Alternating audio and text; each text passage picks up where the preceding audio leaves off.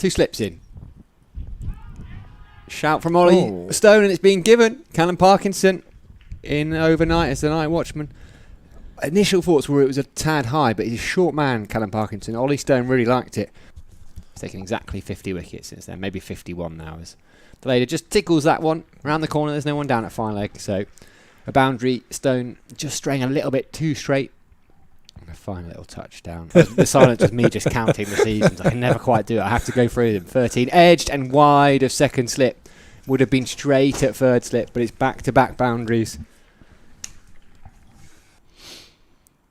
To turn himself. Nicely That's played a great shot by Deleda, using the pace of Stone, flicking it away to square leg for 4. Ollie Stone in again from the Lumley end.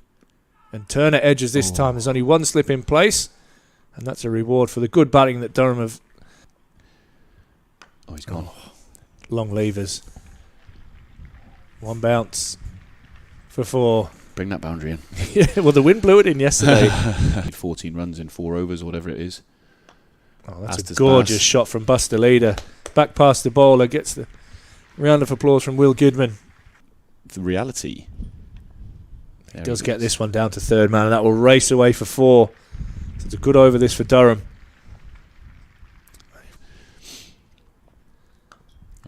Turner times that nicely through mid-off.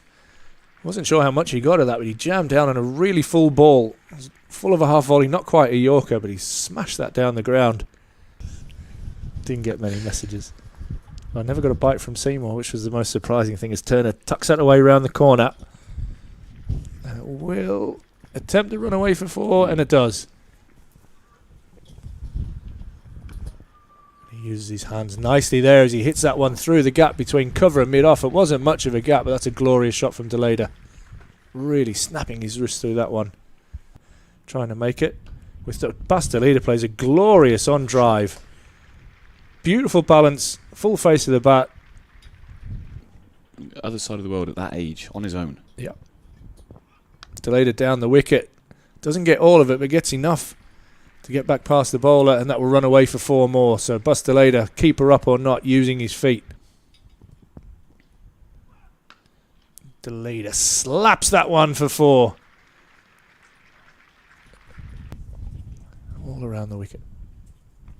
Turner drops that down into the offside and sets off for a run. Turner go. And a bit of footwork, and Ashton Turner will come back for a second and bring up his century. A brilliant century from Ashton Turner. The wind seems to have really picked up. Deleda looks to use the wind and some, and that is huge. That's a big hit. 6 over mid-wicket. Why they've set a field like this, but it's not quite what you want to see. Gone. It's got him a wicket, and will that bring the declaration? Looking at Ashton Turner. Durham on the attack. Starts with a boundary though, just doesn't quite get the angle right, and Hamid just tickles it down to fine leg.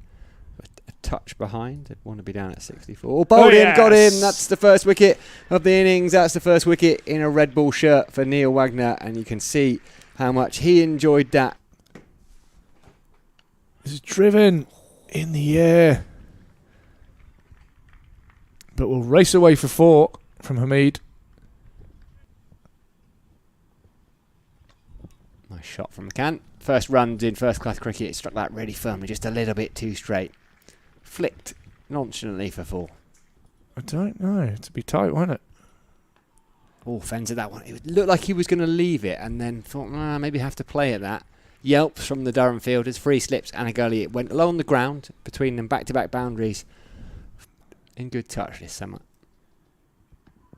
And again, triple boundaries. I don't think you can do back-to-back-to-back because you can only really be back-to-back. Come back on yourself, wouldn't you? Yeah, but again, Wagner throws his head to the sky of Surrey, who are almost champions-elect already. Oh, edged. Gap. It's gone through that gap again.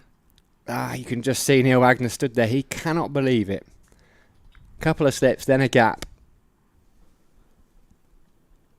Oh, I think that's an outside edge. Wagner's fallen. I don't know why I call him Wagner. Wagner has fallen over. He put so much effort into every ball, and McCann has another boundary. Cup took his first wicket in that win at South North against Hampshire. Oh, and he's found the outside edge of Hamid. Straight away, he's going to concede a boundary. It's going to be 4 runs. I'm not sure if that quite carried.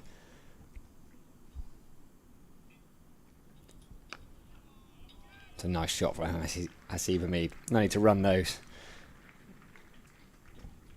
Just a little bit too full. Been told what he can, can't say. McCann drives nicely through the offside, and that'll race away for 4. Really like what I see from the young left-hander. Another no ball. McCann driving again. This time gets through, and it will run away behind point for 4. This is driven nicely through the covers by McCann. And again, it will run away for 4. 2 slips in. I mean, he just flicks that off his legs nicely. Slightly over pitched by Basileda. Is that going to race away for 4? Yes, it is. Sharp. Same again, but it hit even better from Hasib Hamid, who looks in good touch. He's looked in good touch all season.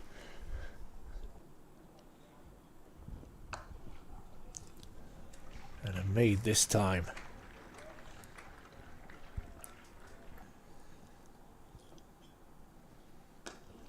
And that is beautiful, just beautiful from Hamid. Over pitched and nailed through extra cover for 4. Is that a glove down the leg side? It is, and it's worked straight away. And Wagner, maybe a little send-off or a massive celebration. With him not being a tall man, it's quite difficult to face. Quite skids on. Opens the face up there. McCann, is that going to run away It is. for 4? I think it is. It's going to bring Freddie McCann a maiden first-class half-century. Edge gone. Yes. Second wicket in the space of 2 overs. That just cramped him up for room. And it's a catch by Ollie Robinson. A simple catch. A little tickle from Deleda around the wicket. The first one. Oh, nice shot. Lovely shot from Jack Haynes. Just back of a length. Sat up quite nicely. It's top edged in the air and caught. And Wagner absolutely loving life. Good catch from Parkinson. That carried down to fine leg. Judged it nicely. And he helps this one around the corner for 4. Well, Wagner's going to continue. Montgomery guides that one away down to third man. It will run away for his second boundary.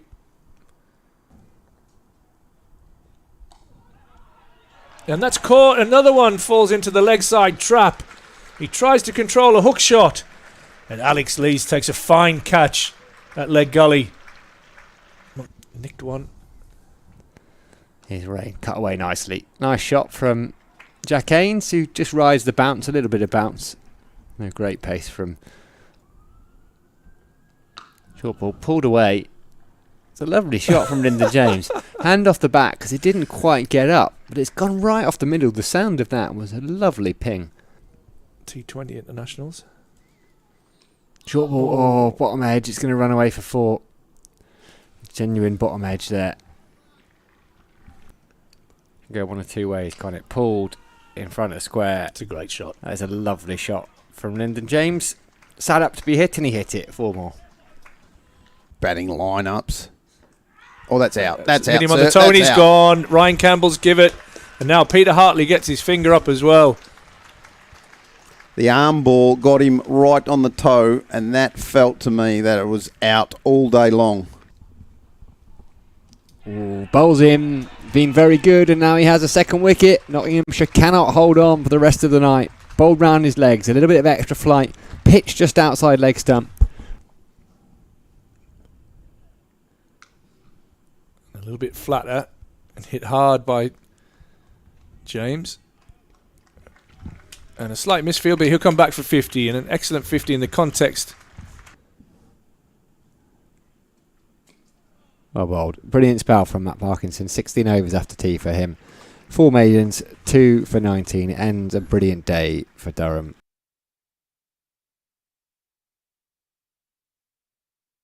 Yeah, we probably assessed yesterday that it was a pretty good wicket, but you know, for our bowlers to be able to come out and make something of the surface, and you know, 8 wickets down, we feel like we're really driving the game at the moment. So a really satisfying day.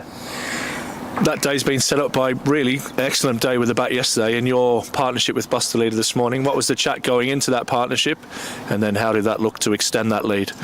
Yeah, I mean, sometimes when you get a really good start, like we did yesterday with the opening batters, it's easy to take it for granted and quickly you can find yourself losing wickets. So we wanted to consolidate that good start and make it really count.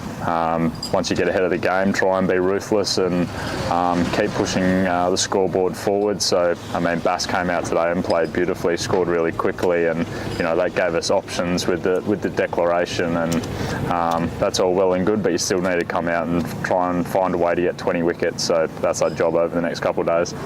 Yeah, and that timing was perfect, wasn't it? Got the wicket just before lunch, and then Nottinghamshire batted really nicely, didn't they? They got a partnership between Hamid and McCann on debut, and then Wagner went to what we all know Neil Wagner can do, went to the short ball, and that seemed to pay off.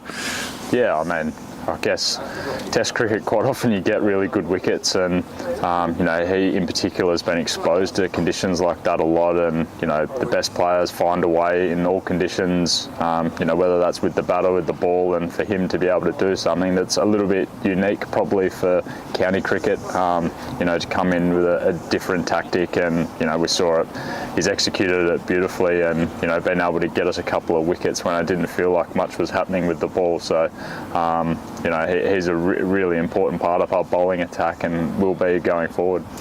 Another huge part of that is going to be Callum Parkinson in the rest of this game. I thought he bowled really tightly and just got the odd ball to bite there. Yeah, we're starting to see some abrasion in the wicket. Hopefully those patches will get bigger, and you know, his impact will only become more and more influential throughout as the game develops. But you know, he's bowled beautifully. You know, as is typically on pretty good wickets, the spinner's role to play a holding role and you know, create some scoreboard pressure. He did that whilst getting a couple of wickets. So you know, he will have a big job to play over the next couple of days. And a discussion tonight, hopefully 2 early wickets in the morning. Do we put them back in or do we bat again? And I guess you're probably not going to share that with us, but that'll be the chat for tonight, I guess. Yeah, I'm sure Scott will have a good long think about that, and you know, we'll come with some ideas tomorrow.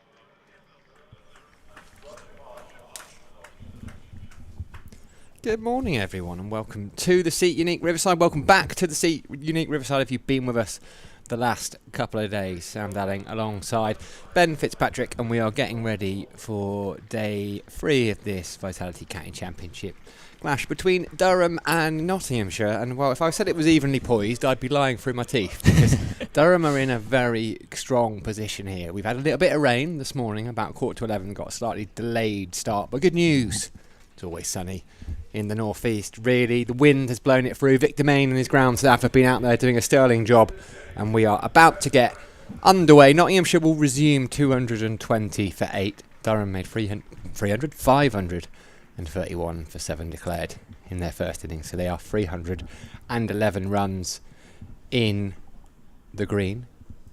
That's the good news for Durham. The not so good news is that Neil Wagner, who bowled superbly yesterday, 4 wickets, picked up a shoulder injury late on in the day, went off the pitch. He's had a scan this morning. They're waiting on the results. I don't think he's going to play any further part in this game, so Durham potentially a bowler down.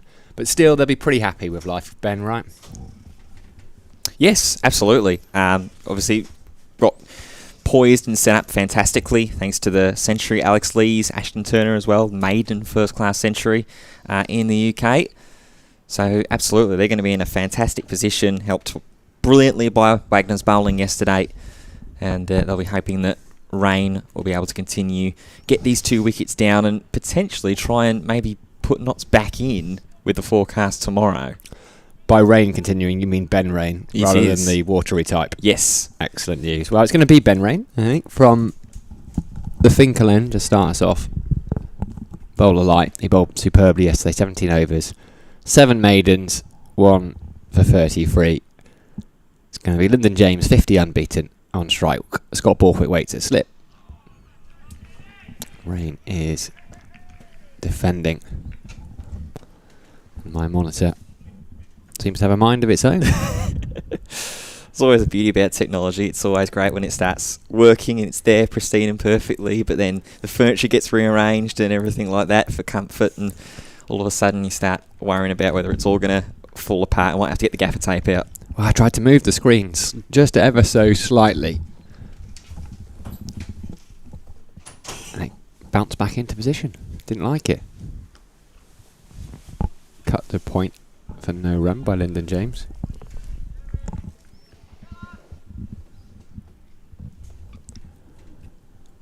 .220 for 8. James batted superbly yesterday.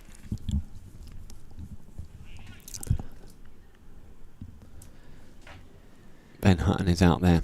Not Ben Hutton. Ashley Forbes did that to me the other day. He said Ben Hutton. Ben Hutton used to bat. Went to Durham Uni, actually, opened the batting of Andrew Strauss for Durham Uni, but that was back in the 90s. He's not playing, but Brett Hutton is at the non-striker's end.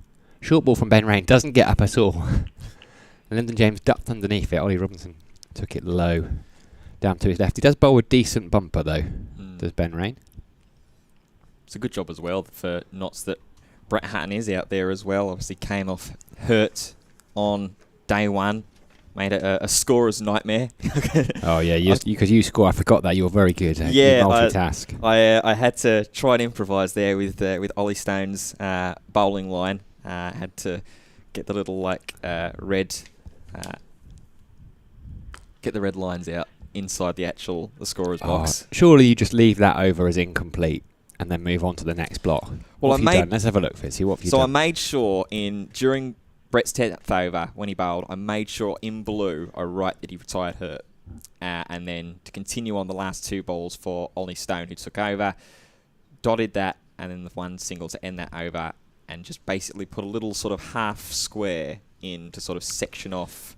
I don't know whether that's official scoring practice or not, but it's... You've lost me. I can see what you've done. Yeah. I would have done it differently, I have to say. Okay. I reckon I'd have just put those couple in and then just... Because, yeah, you've had to then cordon off 2 balls of every over right through to the 20th. No, fair play. Fair play to Ben Fitzpatrick. Just looking at that scorecard. It's a good scorecard, that, for Durham as well. It's an incredible scorecard. Very, very impressive. Especially the little cameo in the partnership that Baz DeLader played as well. That's 79. Yeah, it's amazing. That is a cameo in the context of the innings, but 79 innings is of its own right a blooming good score. Nice shot from James. Brings the first run of the day. He was just wide of the fielder at mid-off, who I think is Paul Coughlin. On as 12th. As Neil Magnan not out there this morning, as I was saying. End of the over. First one of the day done. We haven't lost any play. 96 overs still in the day. 2-2-1 for 8. Yeah, he was the most likely player, I think, when sort of the whisperings came about of Neil Wagner's scan and inability to complete the rest of the game, as it was probably going to be Coughlin to take his place in 12th. It will be Callum Parkinson, though, that is going to start things off over in the Lumley end. A little bit of spin to start. Bowled pretty handily as well yesterday. 16 overs, 5 maidens, 2 for 19. Is going just a tick over 1 run. Oh, just a tick over 1 run and over. It's not bad, that, is it? That is very, very nice. Especially for a spinner, frontline spinner. Well, they didn't bowl him until tea. He was warming up vigorously at lunchtime trying to catch the skipper's eye. That's a nice little cutaway. Might just get to the boundary rape. It will. Good start there for Lyndon and James, and they'll need that. Will Knotts. What's that? Could that be the first boundaries conceded, or is there another one in there? I'm just having a look at your score. For Parky, yeah, that is the third. Third boundary. Third boundary he's conceded, yeah. Not bad. So he didn't bowl until tea, and then he bowled unchanged. And the thing is, I wouldn't be surprised if he bowls the majority of the rest of this innings, with Durham being a seamer down. No Neil Wagner. Got young Daniel Hogg on debut. Bowled beautifully in that second spell. Ooh! Half a cryo catch there. Robinson, usually so safe with the gloves, just eluded him. Still down on one knee.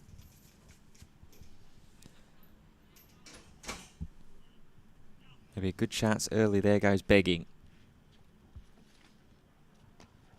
And this time, James is forward in defence.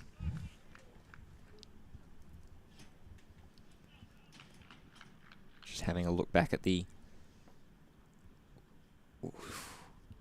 Parkinson his head in hands. This time trying to drive forward on the up, but straight to mid-on.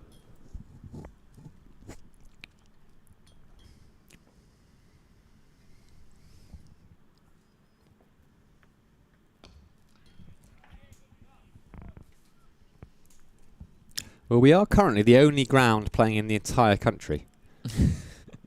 There's rain everywhere else, including at the test match. Not a bad drive. They'll run, try and scurry through for 1. And the ball will find its way past the stumps. Good hard running there. James, the plan, certainly simple. He's going to hog a lot of the strike. 5 runs off it. It's 2-2-6 for 8. Yeah, they've got to continue to be positive, Nottinghamshire, just to chip away at those runs. Look, chances are they will be batting again. I'd imagine they will. Well, they'll do very well to avoid the follow-on. Couple of wickets left, but while Lyndon James is still there, you just never know. Bowler light, so they won't have. I mean, it wasn't just the short ball he bowled Wagner; it was the way he does it. Ryan Campbell spoke brilliantly about how it's all about plans. Wagner was watching Nottinghamshire bowl the short ball, just going, no, they're not getting this right. You need to not give them an out, not give them the single. He'll sort of set the short ball here, though. There's a deep square leg, a long leg. Dan Hogg is quite deep at mid-wicket.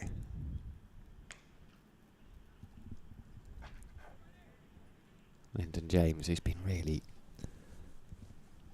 comfortable for his 135 ball 56 so far.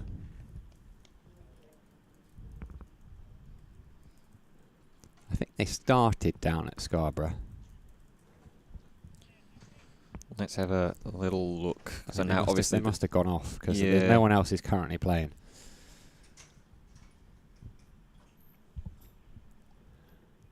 There's that short ball, there's an edge, and it's taken. The short ball ploy has worked. Lyndon James, who has batted beautifully for 56. Well, his innings this morning has come to an end pretty quickly. Ben Rain digs one in from the same end that Neil Wagner had so much success blowing that short ball. Gets a little tickle behind. Ollie Robinson takes the catch. He's always taking that catch. 226 for 9.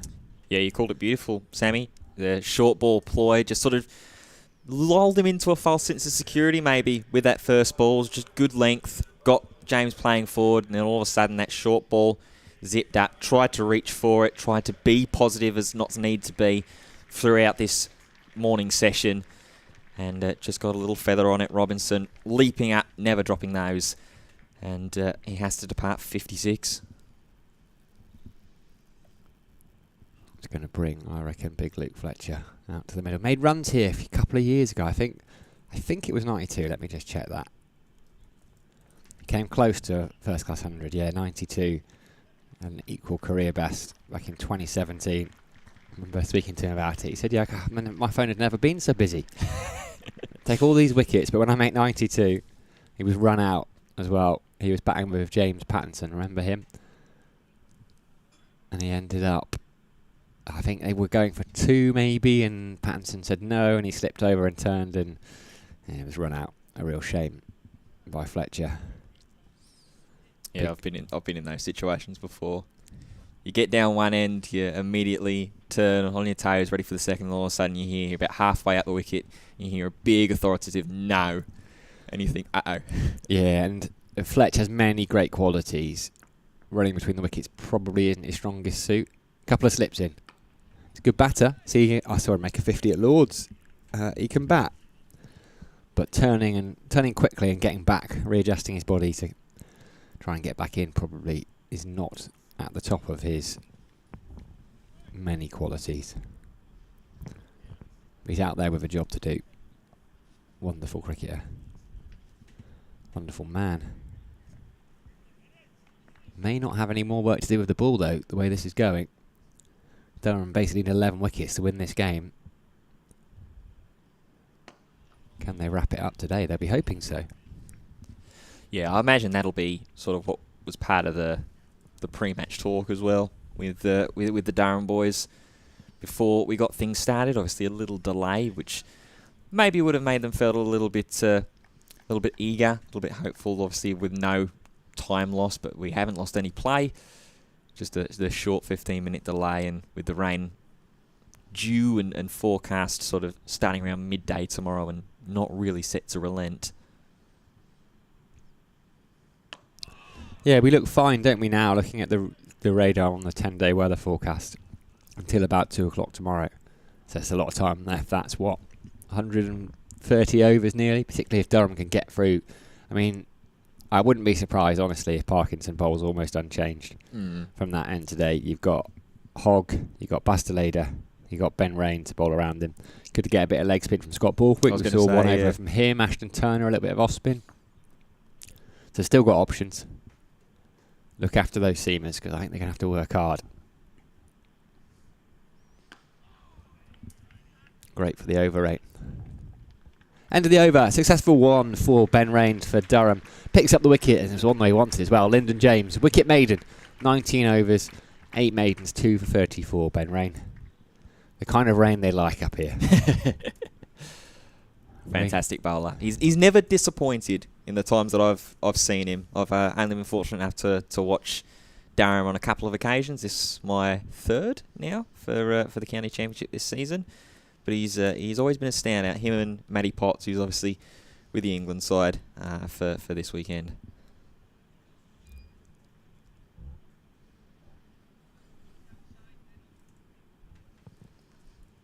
Still in rain delays across all the other Division 1 games.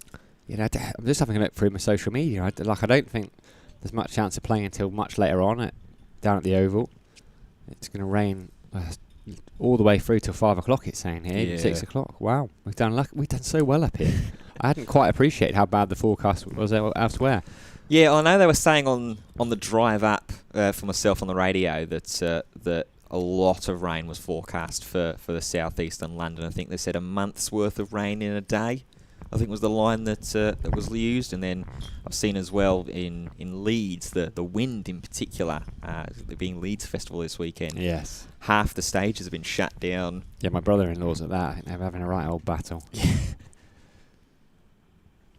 Parkinson continues on this over from the Lumley end. Yeah, there was videos of tents flying everywhere. I mean, you get tents flying across Leeds Fest on the best of weekends, but even more so this time. Raining down at Derby as well. It's going to rain all day. But we shouldn't be surprised because the Riverside, it's a unique Riverside, is the driest ground in the county championship. And the sides around, the cities around here. Upish drive to the field and no run. I think the North East is 3 of the top 11 driest cities. Now, this is sad little knowledge, isn't it? I think Durham's the 11th. Sunderland, Newcastle are the joint 5th driest. Number 1, any guesses? Ooh. So we've already had Sunderland, Newcastle, Durham gone. Yeah, it's not in the North East, so it's not in the North East. It's not in the North East. Top 11 driest countries in the UK. Countries? Cities. I'm going to guess somewhere maybe middle? Yeah, middle-ish. Okay. Another Upish drive, but this time finds a little gap. And Hutton will be able to get through for one. And the end of the Parkinson over. So Hutton will try and protect the number 11, Luke Fletcher. Just the one run off it though, 227 for 9. And the fact that you say that it's middle-ish means it feels like there's a debate about whether this city is part of the middle of the country or not. Well, is it one of those? I mean, I'm not sure there's a huge debate over it. Okay. It's just middle-ish. Ben Rain is going to come out of the attack straight away. Scott Borthwick going to use these bowlers in short spells. I think a little bit of extra pace, trying to get Daniel Hogg. He's not got a wicket yet. 7 overs, 2 maidens, not for 33. Can that little bit of extra pace be what does? It's kind of Middle East. Cambridge basically is the answer. Oh, okay. Hogg in.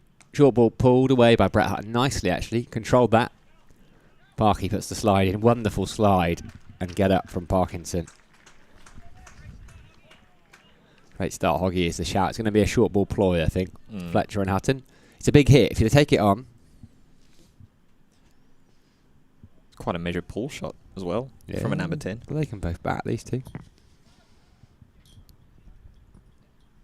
Always remember the great Ricky Ponting saying about talking about how to play the pull shot. Was the master of it during the late 90s, early 90s of Australian international cricket.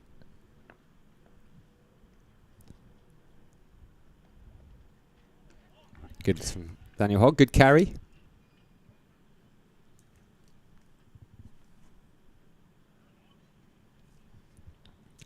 Two, 8 for 9. Currently 303 in arrears. Well beyond the follow-on. There'd be a hell of a partnership between these two. If they're able to get anywhere near it, really.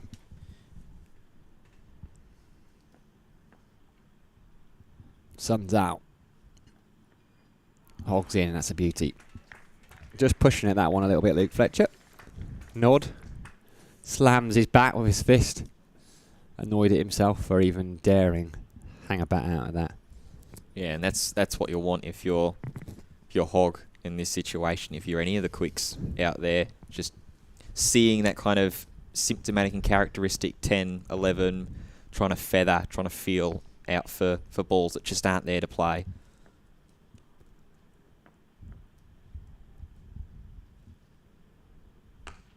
Solid. That's what Hogg's got to do, is make Luke Fletcher play, make Brett Hutton play. 9 down, so no Wagner to bowl today, so I suspect Scotty Borthwick will already be thinking about the second innings, which may also have played into taking Ben Rain off, keep him fresh for the new ball in the second innings. You've got Parkinson, I assume, will continue to operate, so we might see Basteleda And Ben Rain with that new ball in the second innings, and then plenty of Parky free seamers rotating. Be hard though, it's going to be hard work. Edged, and it hasn't quite carried. Just dropped short of Scott Borthwick there at first slip. It's been really difficult, him and Alex Lees remonstrating with each other with smiles on their faces. It's just the pitch. You don't want to get too close. There's not been massive amounts of carry. But if you get too close, what inevitably happens is one flies past you. Yeah.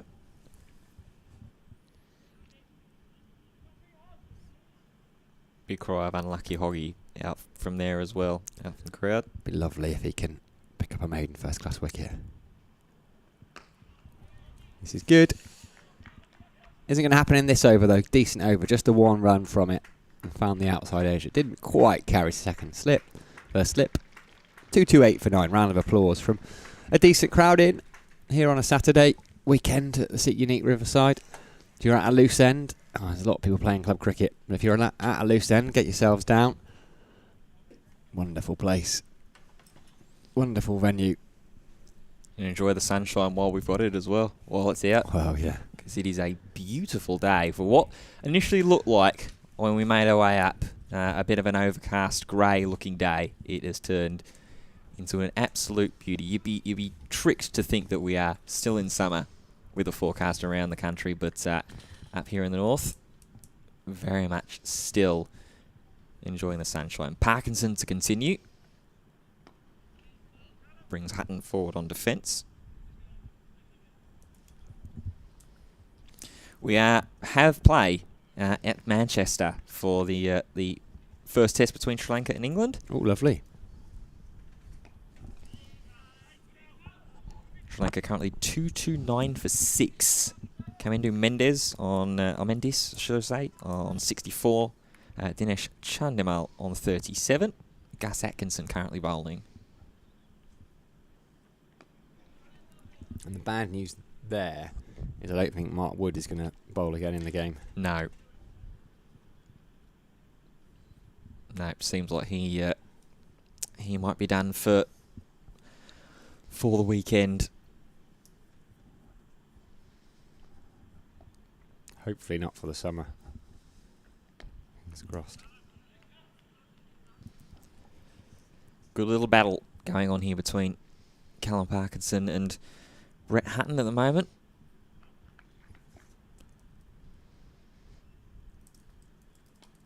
That one, a little bit more pace on that. Seem to just drag that down out of the hand there. Parkinson, they'll get one for it. It does mean that Luke Fletcher is going to face a ball from Parkinson. Yep. Short leg in. Just plays it calmly. Forward on defence. Another 1 run of another Callum Parkinson over. They're slowly starting to try and chip away from the follow-on target, but they're going to need a lot from these two tailenders to get there. 229 for 9.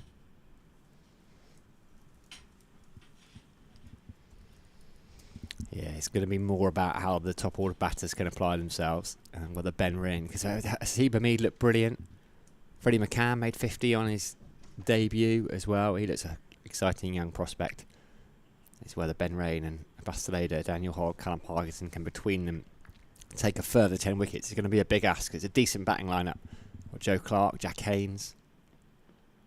Here's Hogg with a beauty. He is looking very, very sharp this morning. He's looking very good.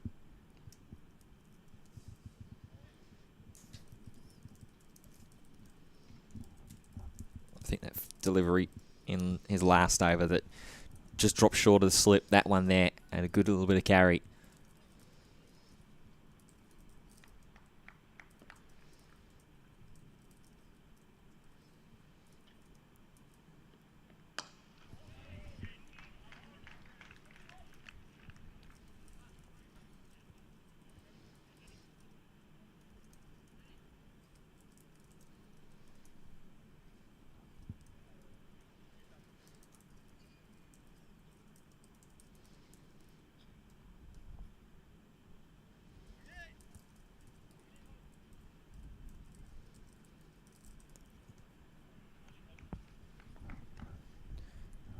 2 slips, mid on, mid off. Ooh, got him. That is the end of the innings. Daniel Hogg has his maiden first-class wicket. A beauty of a delivery. Brett Hutton was unsure whether to have a little dab, whether to remove his bat. Well, he had a little dab. He gets a fin tickle through to Ollie Robinson, and there's hugs from Alex Lees. High five from Callum Parkinson. They are very high fives. Callum Parkinson needs a little footstool really to get up and high five Daniel Hogg there. Hope he hasn't strained his neck. Callum Parkinson, a lovely moment for Daniel Hogg. He's having a brilliant summer. That's a beautiful delivery. I'm just seeing the replay. Look how excited Scotty Borthwick is about that. It'll mean so much to him. It means so much to everyone at Durham when they do well, when youngsters through the academy do well. Took his maiden Metrobank One Day Cup wicket at South North Cricket Club. His maiden first class wicket is that of Brett Hutton, and it's here at the Seat Unique Riverside, and he will remember that for a long, long time to come. In the context of the game, though, it means Nottinghamshire are all out for 229. They trail by 302 runs. I cannot see a world in which Durham do not enforce the follow on, and in fact we've just been given the nod that they will. It's given the nod by Will. Dobson, the Durham scorer, has just popped his head in and said they will enforce the follow on. No Neil Wagner. He picked up 4 wickets. He was the pick of the bowlers really. 18 overs, 2 maidens, 4 for 68. 2 for 34 from Ben Rain, who was economical. 19 overs, 8 maidens in there. Basteleda, 13 overs, 1 maiden, 1 for 59. Callum Parkinson, 19 overs, 5 maidens, 2 for 26. 19 overs on the trot, by the way, he bowled. He was excellent, picked up a couple of wickets. LBW, Cavan Harrison and Ollie Stone bowled late last night, and then young Daniel Hogg on debut. A little bit expensive, his first 3 overs, a few nerves in there, but also Hamid and Freddie McCann were batting beautifully, having bowled 3 overs for, I think it was 23 runs. The next 5.3 overs have cost just 11, and he's picked up that wicket. 229 all out. Freddie McCann he didn't top score. Lyndon James top scored with 56. Freddie McCann top scored with 51. Haseeb Hamid made 44. Difference in the scorecards, Ben, is that the 3 biggest scorers for Durham all went on and made hundreds. 145, 121, 114, whereas Nottinghamshire, the batters got in, just didn't kick on. Yeah, and even the 4th highest scorer, Basteleda, eclipses the highest as well for Notts in at Lyndon James, 56. But we called it perfectly, and we said as well, didn't we, that Hoggy looked really, really sharp. That 3rd ball, getting the little tickle from feather behind, and Notts will have a big, big job to do. Equally, Durham will have a big job to do as well, though. Particularly, it's going to fall on Ben Rain and Basteleda to have a good start with the new ball. We will be back to see that follow on, to see Durham bowling with the new ball. We're going to take a quick break for 6 or 7 minutes or so, and then we will be back with you. Go and grab yourselves a brew and come and enjoy the follow on.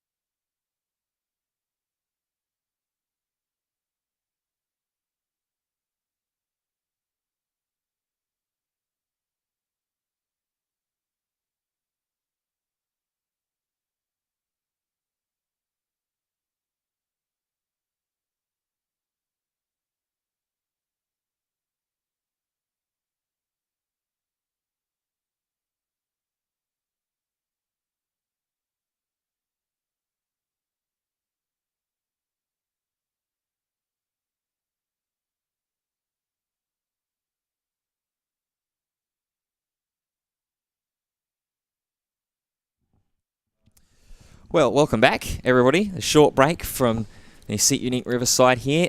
You're just joining us. Notts started the day on 220 for 8. They have been bowled out, 2 wickets falling in quick succession, with Daniel Hogg getting his maiden first-class wicket, and Durham have enforced the follow-on. So Notts will bat their second innings. They're still trailing by 302 runs. And just as we thought it might be before the break and the innings break there that Sam Dowling by my side picked out, it is going to be Ben Rain to start things off with the new ball. Was bowled in just a short 2-over spell to start things off this morning to get him ready for this new ball. Yes, critical this. I think we'll see him and probably Basteleda rather than Daniel Holt, but just the free seamers now for Durham with no Neil Wagner. So I think Callum Parkinson is going to have a big role to play. But Nottinghamshire, to be honest, they were pretty poor.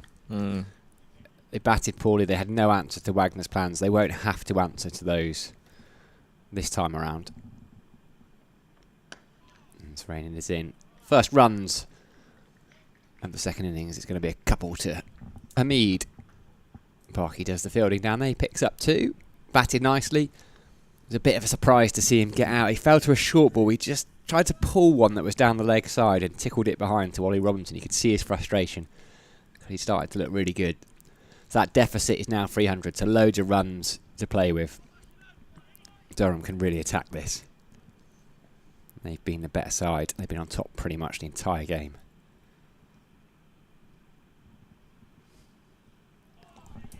Ben Rain will just probe away. Yeah, and on the other side, Notts will be just looking to try and bat time. I think realistically, try and bat the day out, and hope that if there is any play tomorrow, obviously we're saying that we're seeing that the forecast looks pretty grim tomorrow in terms of the rain. Well, you've been on till 2-3 o'clock. I think you get the morning in.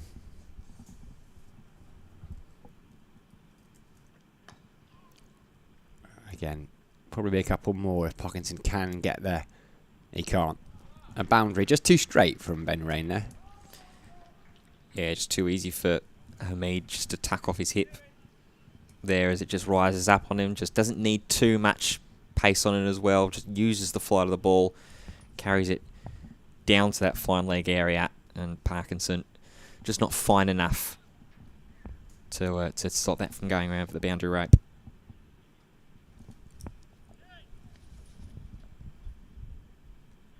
Two slips and a gully.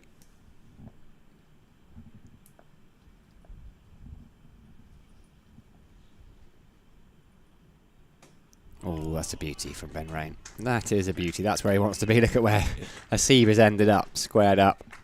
Back foot slightly out. Exposed. Genuinely played at that one. Perfect response. Perfect response. After you've just been tucked away for 4. Just try and really reassert yourself, especially in these early contests when you're dealing with these top order batters, new ball, top order bowlers as well, like Rain. You've got to be the one that's got to make your mark in the early stages of the contest as well, because the longer it drags on, the more the batsman's going to be comfortable.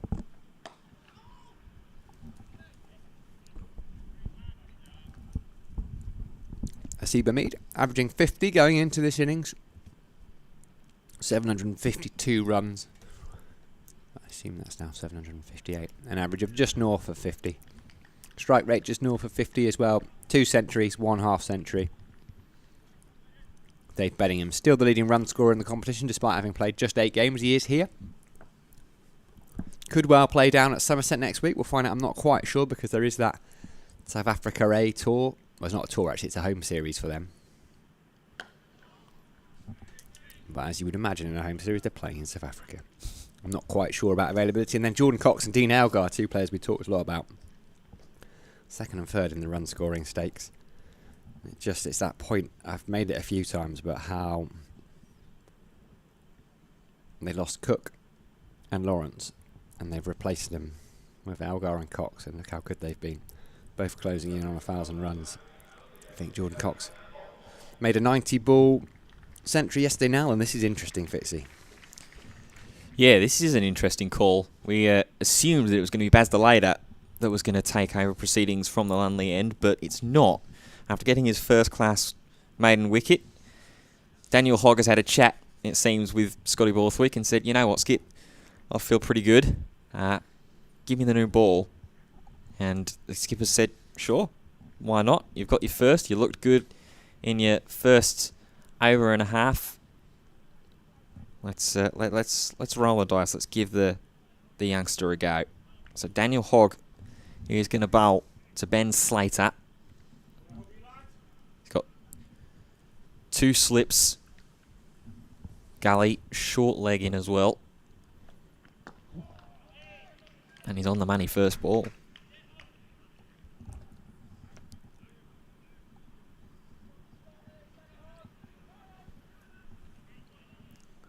Plenty of encouragement out there for him as well. A couple of members of the coaching team behind Callum Parkinson offering their encouragement as well.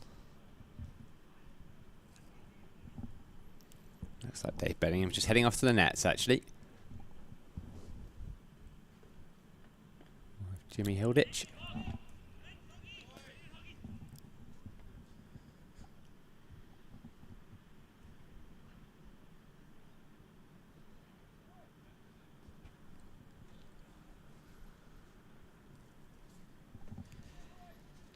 Ben Slater, who made just the 2 in the first innings for Nottinghamshire before getting the stumps belted out of the ground by Neil Wagner. Can Daniel Hogg try and channel some of that mentality? Oof. That's a beaut. That is a nut. You hear the rapturous applause as well around Seat Unique Riverside. There's a good little crowd that's in here as well. And definitely sharing the ethos of the Durham players out there to support young Daniel Hogg, who has bowled fantastically so far to start off this day 3.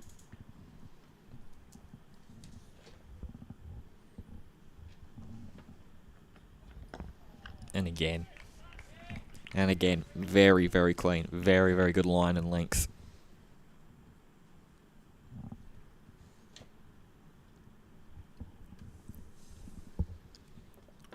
He'll be busy over in those nets. A couple of Nottinghamshire players heading out there. Kevin Shine, I can see, going to go and sling a few balls.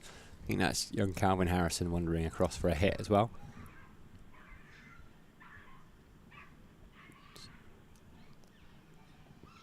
There's a dog somewhere in the city riverside that doesn't like the fact Calvin Harrison's going for a hit.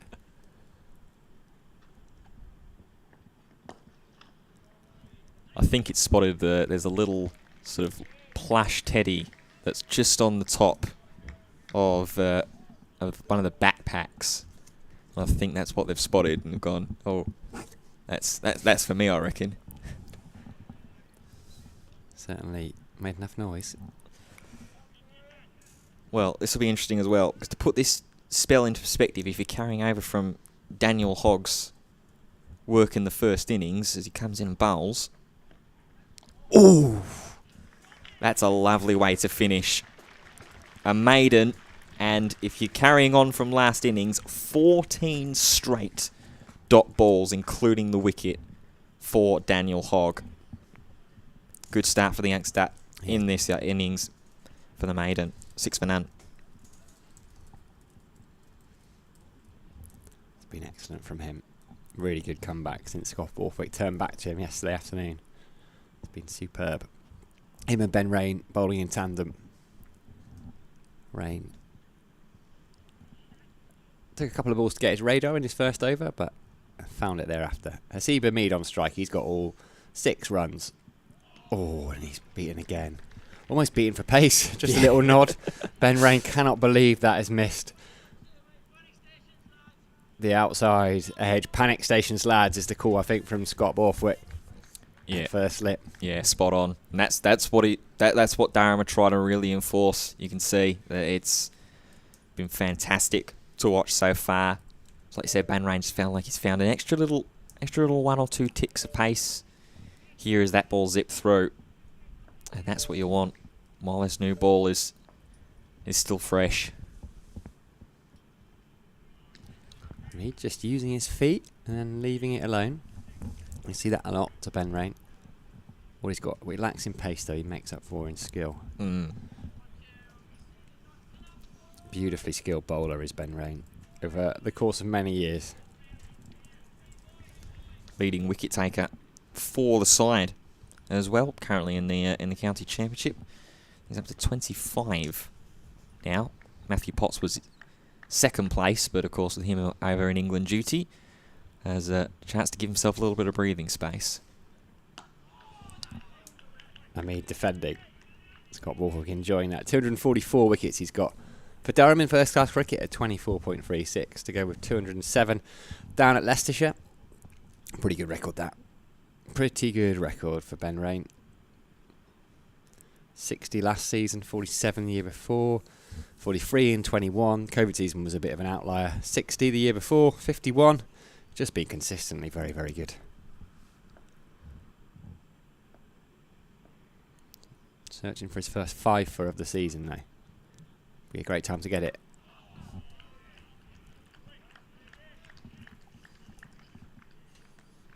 That seems like where they really want it, Durham, at the moment. That sort of 4th stump line. Just trying to get it to sort of either nip in, try and clip the top of off, or just get that one to stay true as well. Have, similar to the way that Brett Hutton was dismissed, just feeling for one and try and get that little outside edge. They thought they got one early in this over.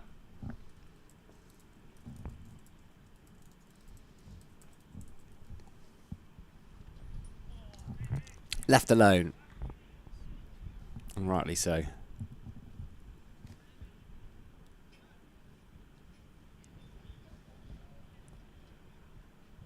What's Ben Rain pointing at there?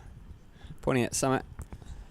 Yeah, it might be one of the foot holes. I think when Hogg was bowling from this Finkel end, he was having a look. The umpire was having a look. I think even Luke Fletcher was having a look from the non-striker's end as well.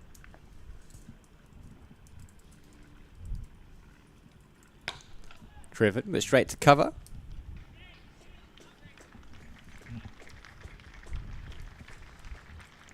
Another good over from Ben Rain. Another maiden over. No surprises there. So a bit of pressure on Nottinghamshire now.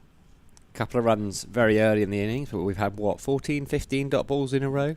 2 overs and maybe 3 balls of the first Ben Rain over. Yes. Is that right? Yes, we've had the 2 maidens now with Daniel Hogg and then those extra 3 as well. So we're on 15 in a row. The last scoring shot was that 4. That was just tucked off the hip of Hasib Hamid. Hogg is going to continue to those 2 slips still there once again. Borthwick, one of them. Ashton Turner, the other, to his left-hand side.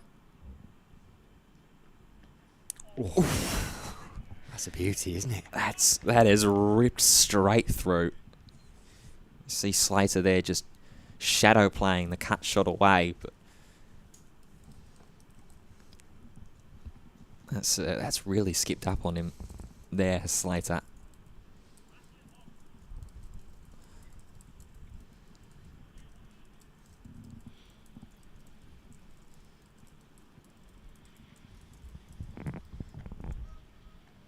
Left alone this time. It's going to be a no ball.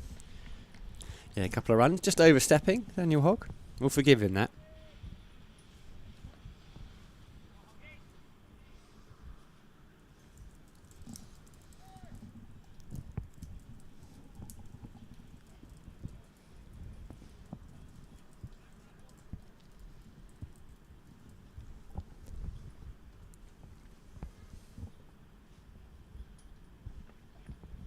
Oh! Half a shout there. Hands on heads at short leg. And I think out Leasy as well. Sporthwick still down to a knee.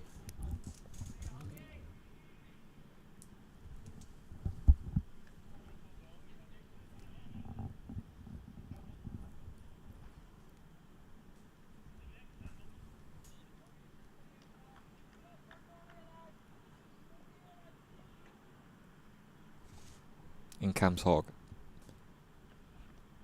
Oh, and again.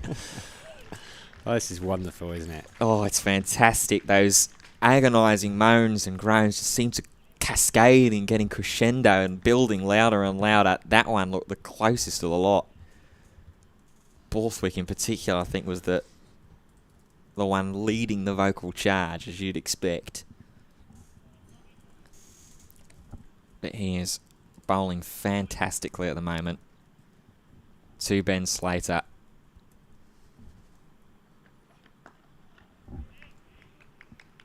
That one just darts in on him.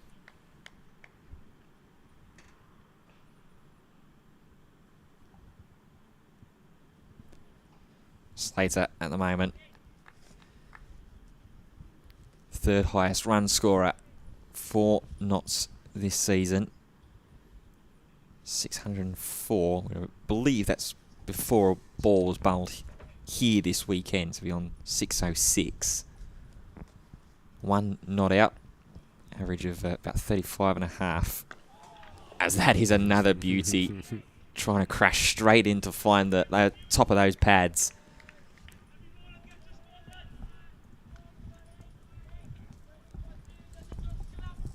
For one more ball to come in this over.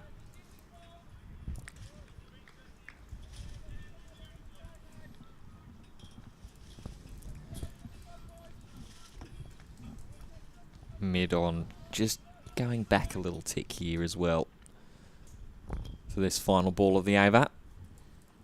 A little gap at mid off though.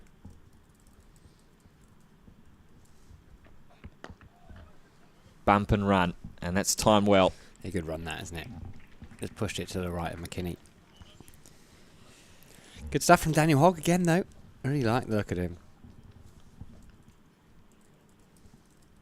Really like the look at him. Now we're going to have a little bit of running repairs on those footholds, I think. Ben Rain was looking accusingly at them.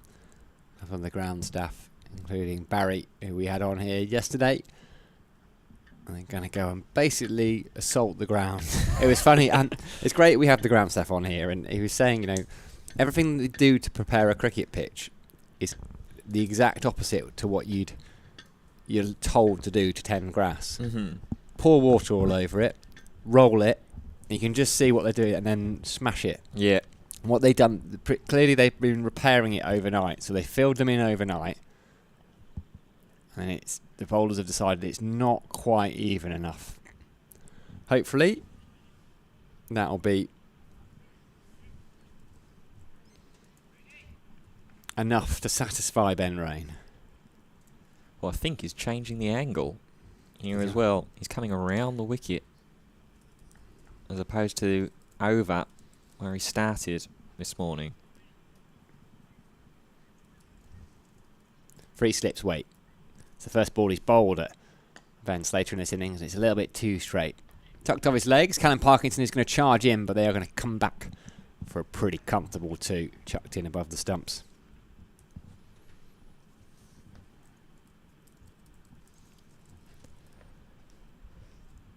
It's always interesting, I think, when you see fast bowlers in particular, or pace bowlers in particular, decide when's the right time to change the angle of approach. Whether you're coming over or around the wicket was something that I admittedly myself, whenever I played only really sort of casual club cricket, something that I never really got down to a T or got down to a fine art was when I needed to start to change things up. I pinned it down to just whenever I felt like I was out of ideas and that there was a batsman in there that had just gotten themselves in a little bit too comfortable. Think, right, okay, let's just try and sort of change the angle, change the eye level maybe. Well, Flintoff made it very trendy, didn't he, in the 2005 Ashes, coming around the wicket to Gilchrist. I mean, it's almost the standard now. In fact, it is the standard. They start around the wicket a lot of the time, as Ben Rain is doing to Slater. He's leaving that one alone through to Robinson. 10 wickets to take still in this second innings. Nottinghamshire following on. If you're just joining us, there's rain elsewhere in the country, but do stick with us here, because I reckon we're going to get a full day's play if indeed Nottinghamshire can hold on. We finally have play in Division 2 Oh, yeah? Sussex and Yorkshire Down at Scarborough. down at Scarborough are live at the moment. Sussex 34 for 1 in their second innings. They've been forced to go on as well. Johnny Bairstow playing in that game, wasn't he? I believe he is, yeah.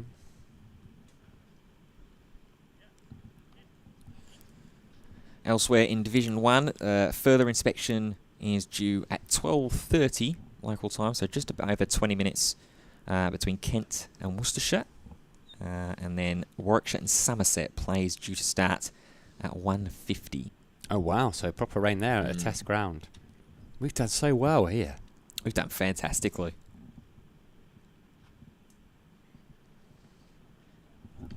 Good carry from Ben Rain. Searching away.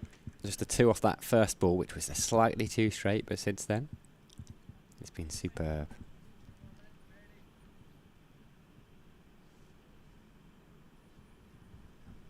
Still keeping 3 slips in at the moment as well to Slater. Perhaps they feel like he's the one that they can try and attack, try and target.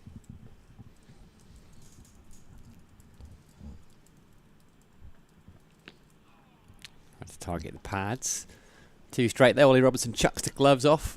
Gets the slide in. Quickest to the ball. Just that leg by then. To end the over. 5 overs gone. 82 minimum left. Today it's just gone 12 o'clock. It's 10 past 12.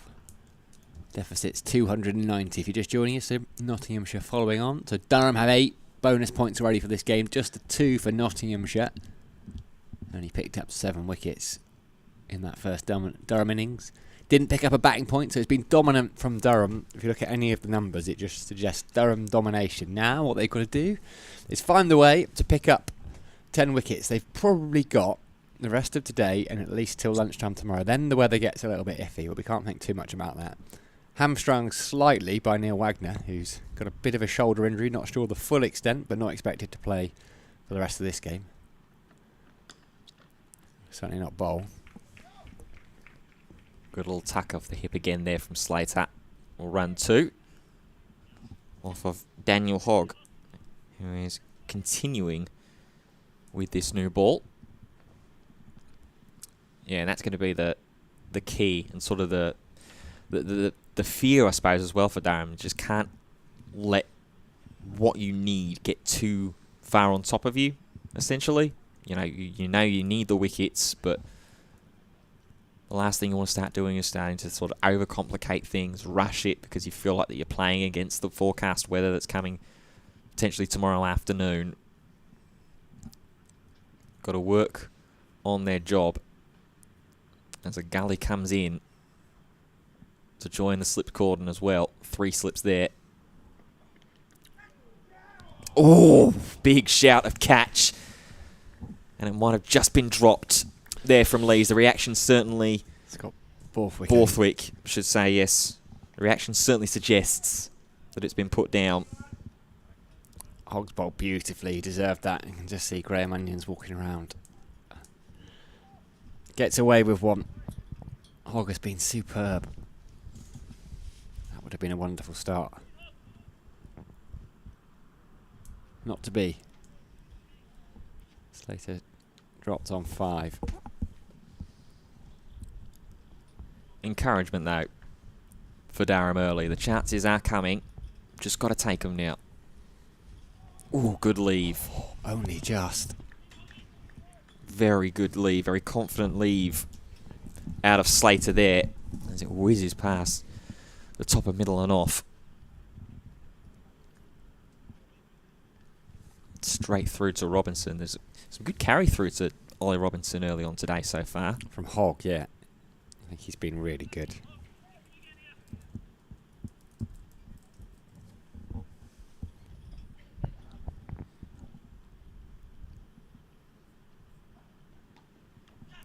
Oh, and again, that definitely sounded like it got top of the shoulder of the bat. This time, it is Alex Lees that's on his back. That third slip, Borthwick back with his hands on his head.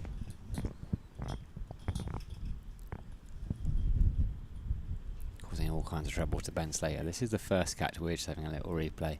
Oh, that's in and out from Scott Borthwick. That's as simple as you like. Yeah. Just snatched at it. We've got a replay in front of us. That's just a little bit behind. Oh, Daniel Hogg. You'd expect Scott Borthwick to take that every day. He'll expect himself to take that.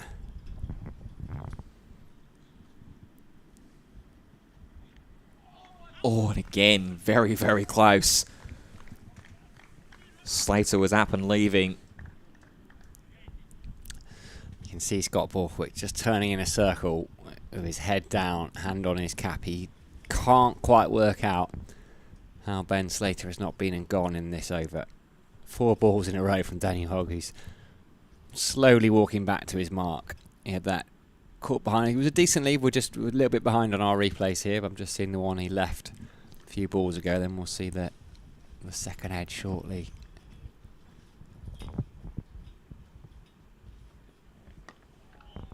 That one dabbed down this time from Slater. 2 half chances. The one from Borthwick probably should have been taken, but still promising signs for Daniel Hogg. Just 2 runs off the over. It's 14 for none. Hamid on 6, Slater on 5.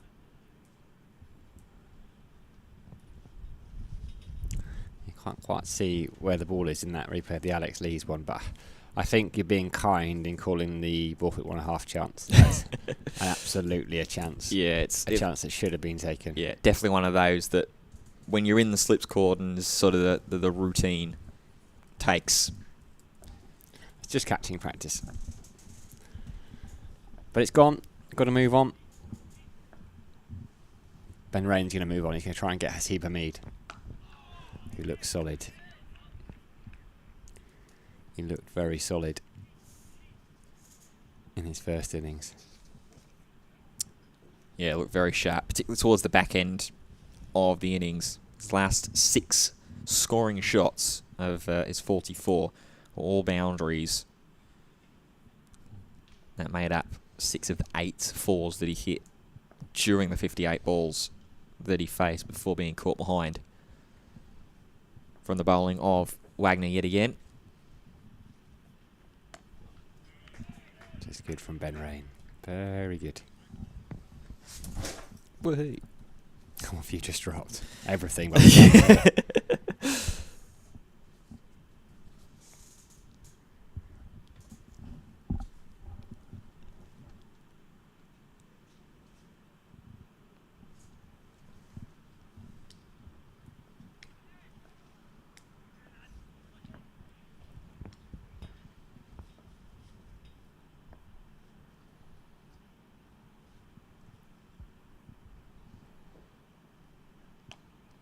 Opens to face Hamid. I think that's going to run away for 4. There's no third in there. Tend not to. That's Ryan Campbell's bugbear, but that is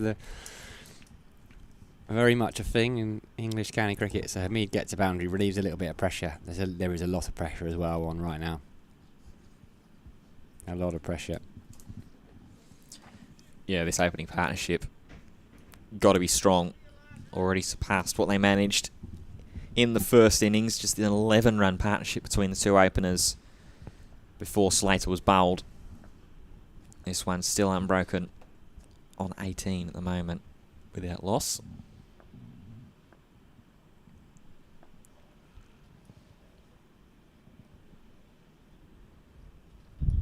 Oh, that's a beauty from Ben Rain. Look at where Hasib Hamid has finished there. Completely squared up yet. That's done a fair bit, hasn't it, Hasib? His right foot is batting. It's ended up at the second set of off stump. That's an absolute beauty. This is brilliant from Durham. Will they get the reward? They should have been rewarded, really, with the wicket of Ben Slater. Scott Borthwick, you can see at the top of your screen there. He's down. I just can't quite believe he's down on his knees. He'll feel they should have had at least 1 wicket, if not 2.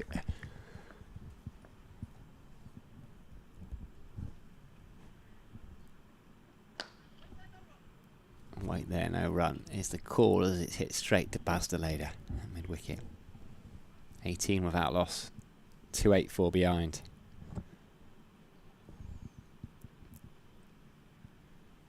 he has been striking the ball quite decently so far this morning for Stephen Mead. It's always been, seems like, especially to those ones that hit straight to a man and straight to the field at. There's a lovely sound that comes crunching off the bat.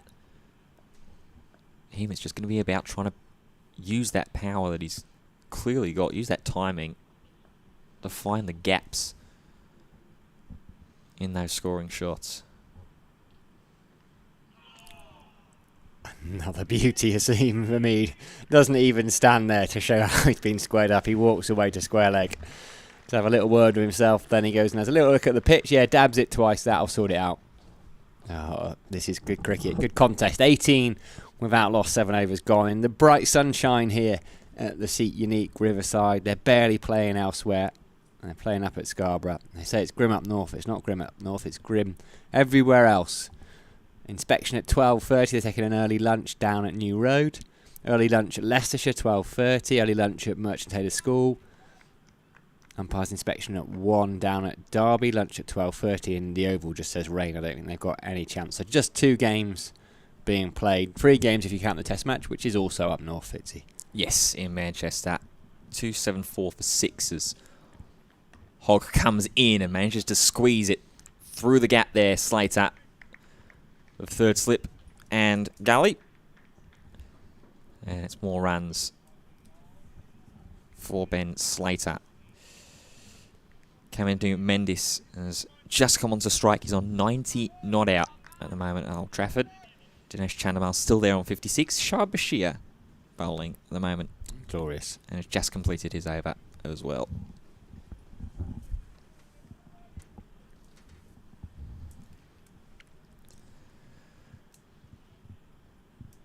Here at the Seat Unique Riverside, though, Daniel Hogg, who's been bowling brilliantly to start us off today.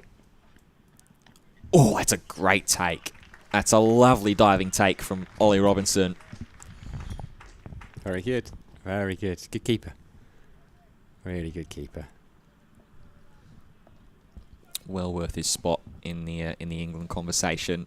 As we can just see down below us, Callum Parkinson having a little loosen up. He's just motioned, I think, to Scott Borthwick there.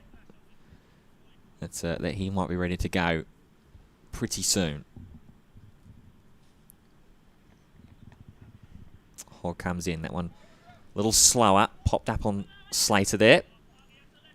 Sailed to stay at the non-striker's end by Hamid. Just the one.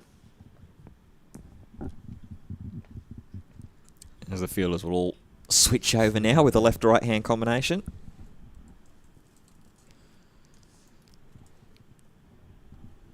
Who's that has been chucked the lid? Graham Clark, I think. He's been given the helmet. Staying with 3 slips in the gully, though.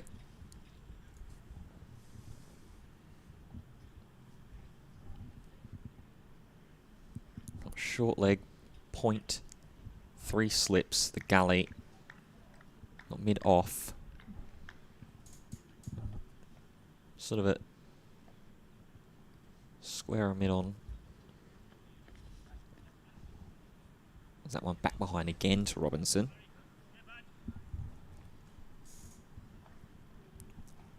Still got that sort of fine leg, long leg position that Parkinson's taken up as well. Deserve the wicket, doesn't he, Hogg? He does. He really does. Bowled really, really well to get his maiden first class wicket. I'll get that ordering right at some point during the day. No, I think you did well. I knew what you meant. Ooh, Good bounce he's getting.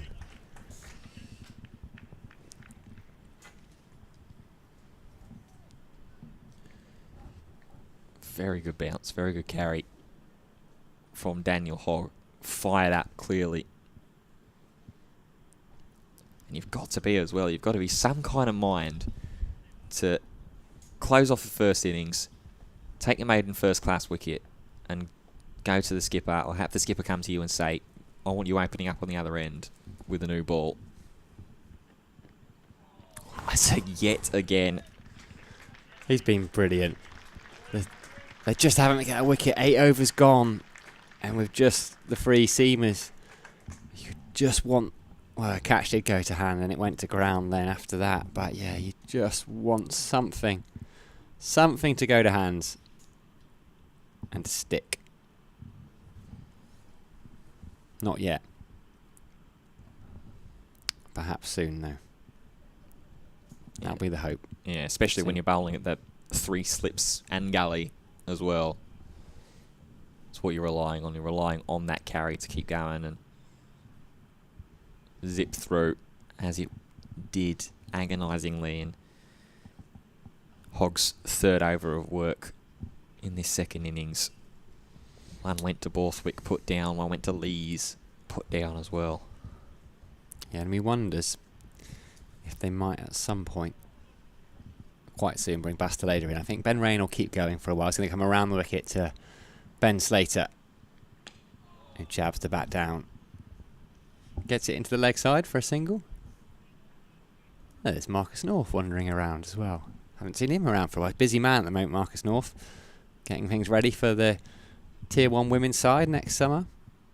It's brilliant that. It's wonderful to get that news. People forget how much, well, they don't know how much work there is in basically building a professional sports team from scratch. Mm-hmm. That is a lot of work to do. Yeah, it is. He is working hard, that man. Especially in the women's game as well. Obviously, we've seen so many eyes on the women's game in other sports, football in particular, with the Lionesses in the Euros, then their performance in the World Cup as well, and WSL attendance numbers going through the roof to record heights. Pulled. Shouts of catch it. It was up in the air for a little while. Heads on hands. You can look at that. You can't quite see it in shot, but keeper, first slip, second slip, and gully all just stood there with their hands on their head. Ollie Robinson still has his hand on his head as Heba Mead practices a shot that involves pulling it down into the ground. A short ball ploy nearly works. They're trying everything, Durham. They bowl beautifully, but still Hasib and Slater are there. Even Rain in that exchange as well. As opposed to hand up on the head, he was head down into hand as Rain started to plod back to his mark. Can't let yourself get too deflated though. Keep at the plan. Tad straight. Shout of 2, I don't think they'll get to. Parkinson is quick out there. He covers a lot of ground and covers it quickly, Matt Parkinson.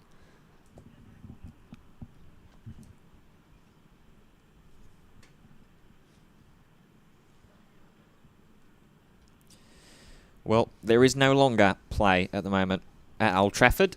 They've gone off, have they? Test match has been delayed by rain. See, get yourself to the Seat Unique Riverside. That's where you should be playing your test matches. Beautiful up here. Well, we will be. We'll be hosting international cricket in 2025.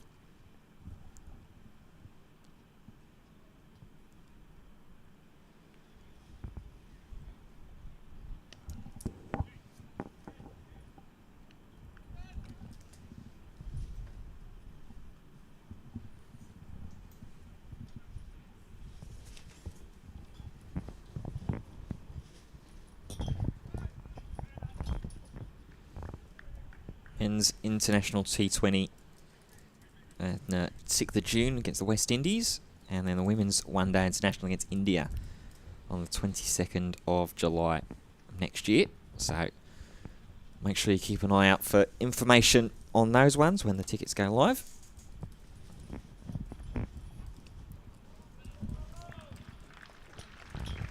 It's brilliant take by Holly Robinson. His keeping is superb.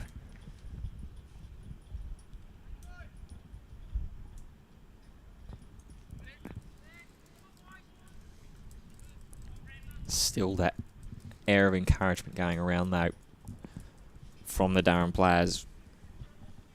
Rain at the moment, this is tied for his most expensive over of this innings. 6 runs from it already.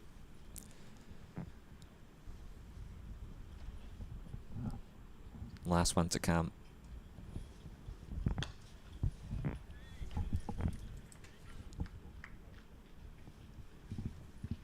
Finishes with a dot ball, gets his cap back. 29 without loss here at the Seat Unique Riverside. Nottinghamshire following on. If you're just joining us, I think Daniel Hogg might be about to... No, it's not him who's going to pop up. pop off. Might be Callum Parkin. No, it is going to be Daniel Hogg who's going to pop off. So it's going to be that change of bowling we expected, really. Bastoleda has his cap off. Daniel Hogg will probably go and take his bowling boots off and sit there and wonder quite how he hasn't picked up a wicket for what was a magnificent spell. Yeah, incredible work from Daniel Hogg. Most expensive going for 5 runs in that last over. But that isn't really the story, like you say. It's the work that he's done. 4 overs, 10 runs. The maiden to start off the spell as well with a new ball. But Bastoleda will take over and look to try and get the breakthrough that maybe Hogg couldn't quite manage to find. There isn't a third slip here for Deleda. It's just the 2. Good drive down to a knee, but straight to the man at cover point. So we'll see a spell of Deleda here and then Callum Parkinson. He will probably bowl a decent chunk of, say we've got 78 overs left today, I reckon he'll bowl between 30 and 40 of them. The other seamers will rotate around them. So that still leaves you bowling 40, 45 overs of seam up. Just advancing there was Hamid. He was done a lot so far today. It does depend what happens. You know, if they take a couple of quick wickets, they might keep going with the seamers, but they'll have in mind the fact that they might have to bowl 120 plus overs, and so you've just got to be really careful with your seamers. Especially a guy like Rain, obviously. No Potts to England duties. Coughlin doing the 12th. Having lost Wagner as well to that shoulder injury. That's a lowie there from Deleda. Well, and it's someone like Daniel Hogg as well. He's bowled beautifully. It's his debut, and you have to be really careful. You have to be careful with all bowlers, but young bowlers in particular. The workload, the adrenaline they've had. He cramped up a little bit yesterday after his second spell, so they'll just be watchful. I suspect the fact he's popped off to change his boots. He's Ryan Campbell going, we need to make sure this guy gets the fluids into him, because he just cramped up yesterday, and Campbell went straight off and went, right, he needs to be having a drink. So I suspect he's doing that right now. Again, lovely shaped shot down to a knee from Hamid, but finds the man in Clark at point.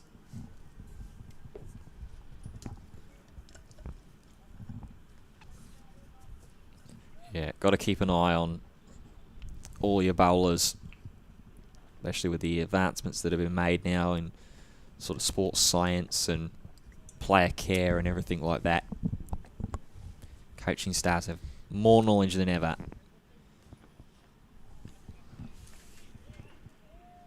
As Deleda draws another leave from Hamid, who's sitting on 15 at the moment. Slater on 11, backing him up at the non-striker's end.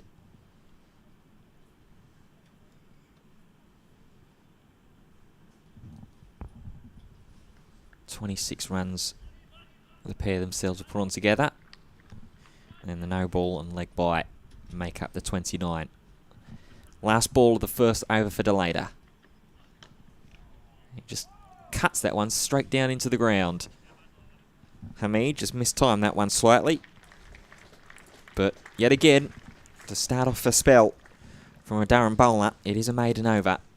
So we are no further and no shorter than where we left off. 29 for none.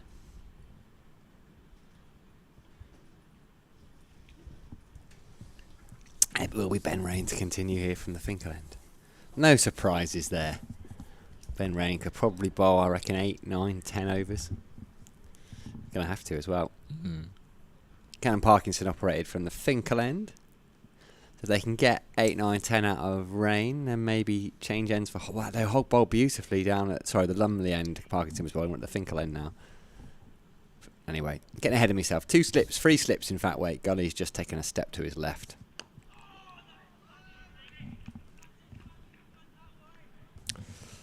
I think they were calling that magic from Ben Rain. Again, he's squared up Hamid and now he's squared up Ben Slater. He's hooping it around a bit. You can tell because both batters have ended up a couple of times now, you know, like basically looking straight at Ben Rain, jumping around on that crease. Yeah, they've not looked particularly comfortable out there. There's not been an opportunity where they've just sort of got themselves sort of set in their finishing positions as they play the shot. That's too straight. Yeah, just a little bit too straight. A couple of times he's tried that, but he's probing. He's trying to find a wicket. They've got the beauty of runs on the board, so they can afford to leak a couple, searching for wickets as Calvin Harrison has finished his hit and is just waiting politely in front of us for the over to finish, so he can head back up to the dressing room. He'll be hoping he's not needed to pad up and bat anytime soon.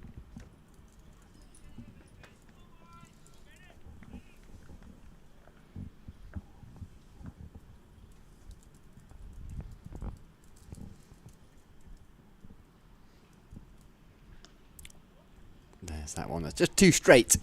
And Haseeb Hamid, it's lovely when he plays that little shot, the little tickle round the corner. It's a really flowing movement. And he flicks that away for 4 runs. He moves on to 19. Score moves on to 34 without loss. Deficit is 268. Welcome to all of you. By the way, I will keep an eye on the comments in the live stream. Please do feel free to interact. Get in touch. Streaming at durhamcricket.co.uk. I see a few regular names. A few new names. Hey, Mike's in there. Hello, Mike. You're right.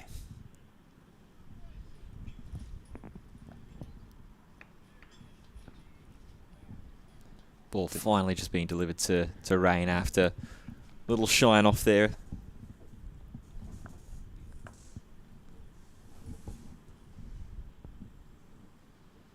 Oh, that's another beauty, and it's a really good take from Ollie Robinson. Haseeb Hamid stares accusingly at the pitch.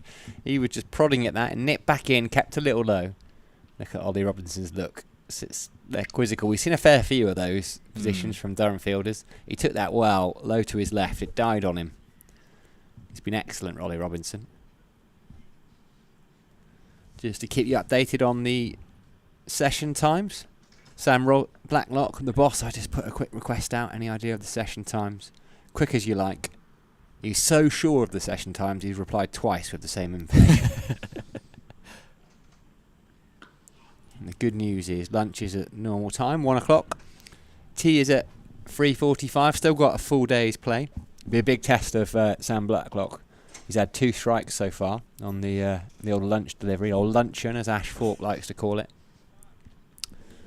Sandwiches, don't mind my sandwich, but no fish. Twice I've been delivered a tuna sandwich. I'm fuming. I've had to let off some steam marching over to the Jeff Cook suite to change my own sandwich. It's not good enough, Sam. I have to look like I have to go in and be like really sly, and I'm just changing my sandwich, which I'm allowed to do, but who knows what would happen if someone questioned me. It hasn't happened yet. I don't want it to happen again, Sam, please. My nerves can't take it. I don't think the Durham fans' nerves can take how close they're finally getting to a breakthrough. Look at Rainey after finishing that over as well. Another beauty from Ben Rain. We don't really need to commentate on him, actually. If someone could just clip up.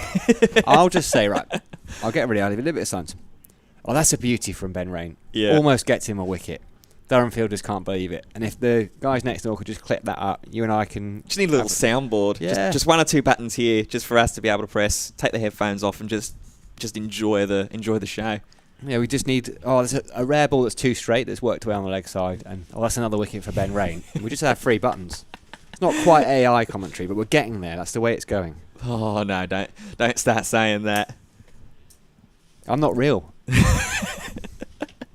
Not actually here. None of us are real if you believe that school of thought. I'm just a hologram. Yeah. I'm like the Doctor in Star Trek Voyager. I need to watch Star Trek. I really do. It surprises me that you didn't get that reference, to be honest. Disappointed me as well, actually. I know. Star Trek is one of those ones that's... I've always said to myself, there's a lot of different, like, cultural, like, nerd, classic kind of, like, shows and things like that I need to get around, and I've promised myself to get around to watching. Star Trek is one of those, and there's just... Because there's so much of it, similar to like, One Piece as well. Over 1,000 episodes of that as Delata comes into bowl. it's just that mountain, that sort of that initial mental mountain of going, okay, if I can just get past the first sort of couple of seasons, the first 100 or so episodes, I know that I'm really, really going to enjoy it. That's 100 or so episodes. I mean, that's a good time. Watch a couple, mate, and see if you like it or not. You don't have to commit to 100. Start with Deep Space Nine. Brilliant. Oh, okay. Bit different. It's kind of like your hipster Star Trek, actually. Right. It's a bit like Star Trek in Dalston or Hackney. if your Enterprise, right, is Star Trek in Islington or Highbury. Mm-hmm. I know that's where I've lived in both of these places. Then Deep Space Nine is your Dalston, your Hackney. Okay. Or it's a bit like if Star Trek Enterprise is based in Jesmond and Gosforth. Okay. Heaton is your Voyager. No, it's not. It's your Deep Space Nine. That's my analogy. Didn't think I'd be Talking Star Trek on the morning of day 3. not comparisons I ever thought I'd make. Delator flicked away. 2 men are going to try and chase this one. There's a good little bit of pace on that ball. And that's good stop. Good fielding there. It's been an enterprising start Well, hey. for for these two Nottinghamshire batters. You know, they've picked up a couple of runs. Yes, they've not looked that comfortable, but they're still there. And Davey Fennick on Twitter, morning, David, lovely to have you with us. Says, is it time for actually Durham to bowl a bad ball and take a wicket? Not a bad ploy, that. Yeah. Short, long hop that just gets looped up into someone's hands. I think they take it right now. Feels like it's going to be one of those kind of days, one of those kinds of at least mornings, if you're going to cap it off and have the headline as Delator comes in. It's another good delivery from him to force Hamid defensively. With all the good balls that Durham have bowled so far, Rain, Hogg, even Delator in his first over for the maiden, they've all been so good and they've created those chances, but for one reason or another it's just not stuck. Or the one that looped up from Hamid there that went for 4 a few overs ago was just sort of in that no man's land territory. It does feel like there's that one sort of was the half chance of catch, but Hamid punches it down the ground, evading the diving man at mid-on, and it races away for another Hasib Hamid boundary. Yeah, he sometimes plays that drive a little bit in the air, but it's still a good shot. He looked good in the first innings, 44, now on to 23. Yeah, he's starting to look himself, make himself look a little bit more comfortable after being a bit unsettled, particularly by Daniel Hogg to start the morning off. And again, just tickles this one down towards the third man kind of area. It's vacant though. And it will hit the Daffabet advertising board for back-to-back boundaries to close off the over. The most expensive for Durham so far today. 11 off it. 45 for none. Yeah, good batting that from Hasib Hamid. And that's the balance they need to find, isn't it? Between, yeah, don't want to lose wickets, but they also need to stay there. No, that's the same thing, isn't it? They also need to score runs and chip away at that lead. If they can not lose wickets, they will by definition stay there. They will indeed, and the runs will follow as well. Well, no, yeah, you'd hope so. Not always. In theory. We love a theory.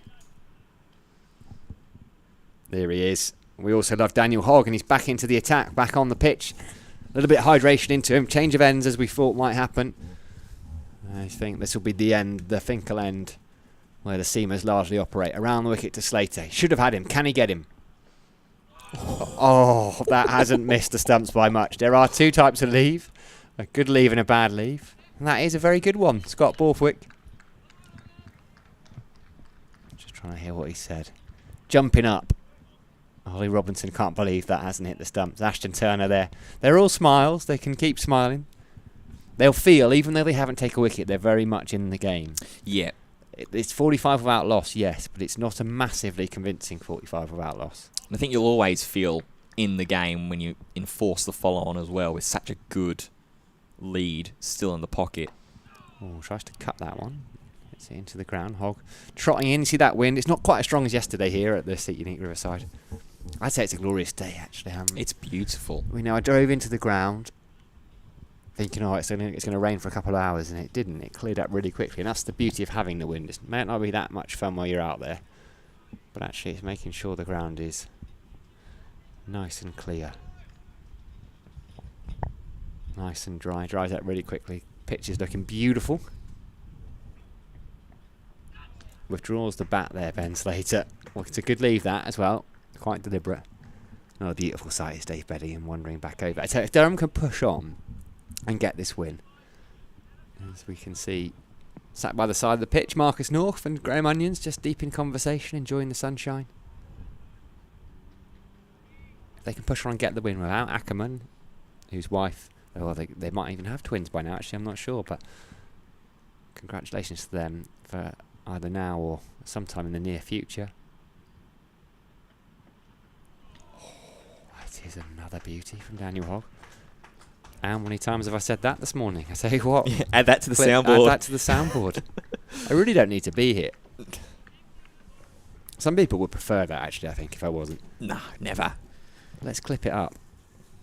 Then we could never have the conversations about Star Trek on. That's true. That's difficult to clip up because it wasn't entirely on, wasn't that predictable. Certainly, Hogg and Rain bowling beauties is predictable.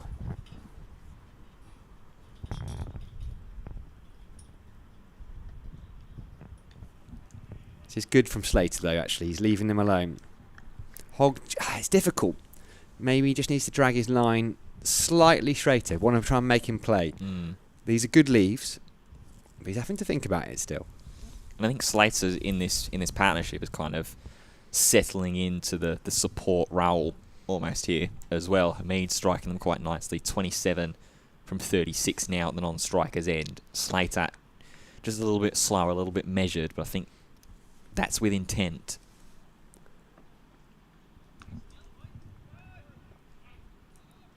End of the over. So you're happy to leave that one through. A maiden for Daniel Hogg through his 5th. 5 overs, 2 maidens, 0 for 10. Nottinghamshire following on here. 45 without loss, trailing by 257 runs. They've got a lot of work to do if they want to save this game. They would have looked at the weather forecast, and I think that would have come as part of their conversation. It's like, look, guys, if we can bat for 4 sessions here, which should not be beyond them, particularly if Durham are bowler light, they've got a wonderful lineup. Hamid, Slater, Montgomery, Clark, Haynes, Lyndon James, Freddie McCann on debut. So they've got a really good top 7 there. So it shouldn't be beyond them to bat for 4 sessions.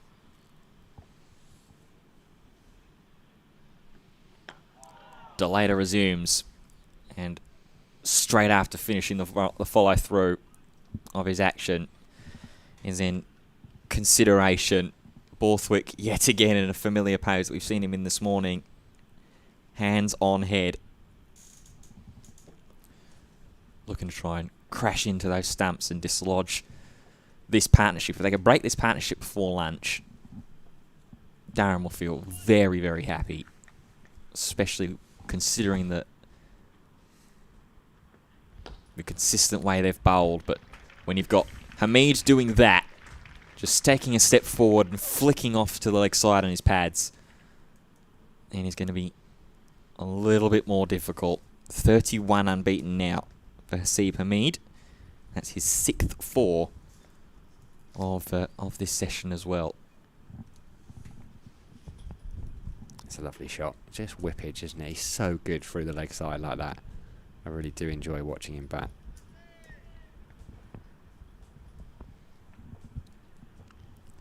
Still trailed by 253 runs, though. Guided and past the dive. Shouldn't reach the rope, though. Hamid will race back for 2. They're going to come back for a 3rd as well. Good running there as well. Yeah, and that little parry saved the boundary as well, I think. It was a good bit of work. 50 up for Nottinghamshire. Those are Hamid's 2 shots, really. He whips it off his legs really nice. He's got a couple of boundaries that way through mid-wicket and a couple that have gone really fine. And he just plays that open-face dab down 3/3. The one drive he punched through mid-on was a little bit offish. He's not as convincing doing that. He's a fine player, and I think it was a different story. Actually, he flicked a couple to mid-wicket in the first innings, but he also punched through the covers really nicely too. Fuller to Slater. And it just feels like Hamid's gone, okay, this is doing a bit, it's swinging around, and so I'm going to put that cover drive away. There were a couple that squared him up from Ben Rain, properly squared him up early doors. So he's put that shot away for the time being. Who've we got fielding down here? Is that the young Stanley McAlinden? McAlinden, I think it might be. McAlinden, yeah. I think it is, on as a sub-fielder. Playing in the twos. I think captain the twos this week as well. Good experience for him. That game at Darlington Cricket Club. We'll keep an eye on the North East Premier League scores as well. Ash Thorpe in action. We'll keep you updated as to those. As and when, we'll keep an eye. Hopefully another Ash Thorpe 100. I wonder when Ash Thorpe's last century was. I'm going to look that up, actually. I'm going to look that up. If we get to tomorrow, I'll have to make sure to write it down and question him about it as well. Well, by tomorrow, his last century will be the 24th of August. Oh. Ooh. That's a lovely ball to finish off the delator over there, straight through to Robinson. But 7 more runs added on to it. 52 for none. With Hamid just 16 away from 50.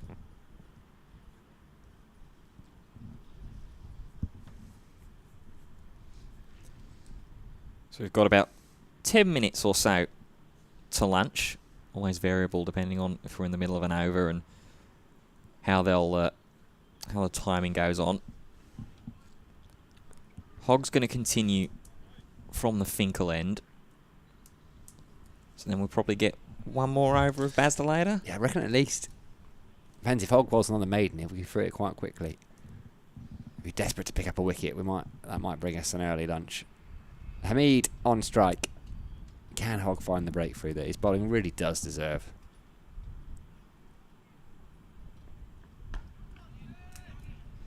Defended by Hamid. Been a while since his last century, Ash Thorpe. I know he bats down the order. He plays a slightly different role. He scored 100 unbeaten for Sunderland when he was there against Benwell Hill back in 2012. Scored 186 for Durham twos back in 2003. He was bowled by Owen Morgan. Wow. Came over and scored heavily for Chester Street in 2000, did Ash. As that drive from Hamid doesn't time it. He had a brilliant period in 2000. He came in 1st of July 179 unbeaten, 15th of July 124 unbeaten, 22nd of July 117 unbeaten, 300s in 4 weeks. That was a good summer. That was the summer of Ash Thorpe was 2000. Forget about the Millennium Bug or the Millennium Wheel or Dome or anything like that. Ash Thorpe at Chester Street Cricket Club. That's what you wanted to have your eyes on. I'd hang the bat up after that. Well, in fairness to him, I think he then went and got himself a county contract, so Yeah. probably fair enough to keep going. Made 60 the other week, only 60. Disappointing as Hasib Hamid defends that, and then and then 91 on the 29th of July. So we're going to do some quick maths. Okay. I'll do it at the end of the over because Ash Thorpe's average in 2000. You got a calculator there, Fitzy? I can grab one. Yeah, let's get one. This is the important stuff here. Hang on, we'll do this the easy way. Yeah. I'll give you the numbers. I'll let you add them up because he was only out twice. That's those scores there. Yeah, that's it. Pulled, caught behind, down the leg side twice in the game. Hasib Hamid stands there because he cannot believe it. He made 44 in the first innings. Went for the pull shot. Ticker one behind down the leg side to Ollie Robinson. Different bowler. Same result. This time Hasib Hamid had made 34. He's walking off slowly, sticking his bat between his visor because he had batted beautifully. He's played a pull shot. Ollie Robinson, who's kept superbly, has taken a catch. Durham have their first wicket of the second innings. 52 for 1. Haseeb Hameed, I feel for him. That is going to be a slow walk-off. It is a trudge. Cricket is very much a difficult game mentally as a batter. He's worked so hard. He's not really done an awful lot wrong there. Daniel Hogg's deserved it, right? He's bowled beautifully. That is far from the best ball he's bowled in his 5.3 overs, but it's the one that's picked him up a wicket. Davy Fennick, you were right, my friend. I was just about to say, it is, like you said, that one bad ball, that one sort of subpar ball, even if we're going on the standard that Daniel Hogg has produced so far in these 5.3, 5.4 overs. He has bowled fantastically, but it is just that one that's just slightly gotten away and has managed to find the gloves of Ollie Robinson. Your initial theory, though, your earlier theory of the wicket bringing the early lunch has not come true. Probably an over too early, I think. Yeah. There's a little conversation with, I think it's McCann, that's coming in as the new batsman. He might not be happy with something on the bat. Maybe just needs a little bit of tape onto either the toe or the face. We're seeing the wicket again now as well. You can see immediately the reaction from Haseeb Hameed. Oh, just can't believe it, can he? No. He's batted well. He's batted well for what his role needed to be. A cry of get on with it from a Durham member who's not particularly sympathetic to presumably Ben Slater yet, who wants some running repairs on his bat, Liam Patterson-White. He's not happy there, Ben Slater. Whatever he wanted hasn't been brought out. He's chuntering away. I think he was after some tape. Maybe just buying a bit of time before lunch. Yeah, it's what it looked like. Looked like he was motioning towards sort of the lower middle portion of the bat, just about 6-8 inches above where the actual toe is. Freddie McCann on strike. On debut, made a wonderful half-century. 51. He brought it up and then was out immediately thereafter. Debutant to debutant. Both having good games. This is a little battle. 2 slips and then a gap. And a 4 for the 5th slip. Durham buoyant. Deficit's 250. 9 wickets Durham need. Ash Thorpe, to get back to the important stuff. Before the chaos of Daniel Hogg's second ever first class wicket. In July 2000, Ash Thorpe, of this chair, I'm sat in his chair, he averaged for Chester District Cricket Club 285.5 across 5 innings. Well played, Ash Thorpe. McCann pushing it out towards backward point where Paul Coughlin does the fielding. End of the over, wicket maiden from Daniel Hogg. This has been superb. 6 overs, 3 maidens, 1 for 10. That wicket of Haseeb Hameed, almost a repeat of his first innings dismissal. Brilliant stuff.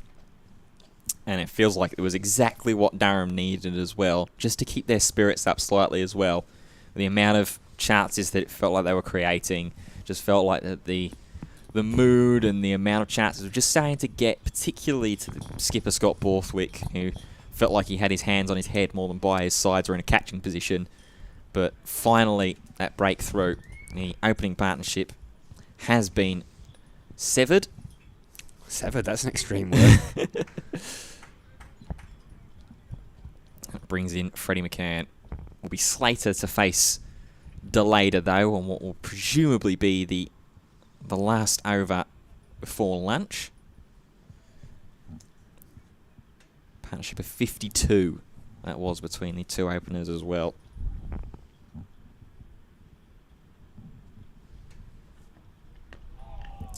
Straight down into the ground from Slater there. From Delader, 18 runs so far off of his 3.1 overs of work to start things off. Has been charged with the 2 most expensive overs from Durham bowlers so far. Next highest would be the 2 overs worth 6 from Ben Rain in his 1st and 5th over. So it has been a little bit pricey since that first over maiden. We'll be looking for a good finish here, though. Just the 2 slips. Ooh. Has that gone down? I think it might have just got through. Definitely sounded like there was bat on it, and it's been signalled as runs from the umpire. There's definitely bat on it. Went wide of second slip. This is good. There's chances. Yeah, it wasn't as much of a sort of animated reaction to the ball going past second slip Turner's there. Slater moves on to 19, 56 for 1, with 4 balls to go until lunch. Bit fuller, that's better. Straight to Lees. He was come in as sort of a silly mid-on sort of position here.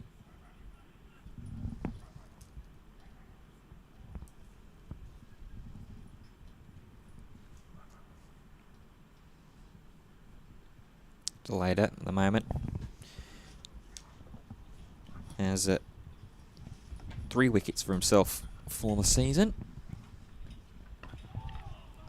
As all of a sudden the slip's caught and getting a little bit more vocal. Fairness, they've been Scotty Borthwick's been badgering away, isn't he, the whole time? That's exactly what you want your first slip to do, first and foremost, but also your captain as well. Just to constantly be around all the boys, especially the youngster of Daniel Hogg.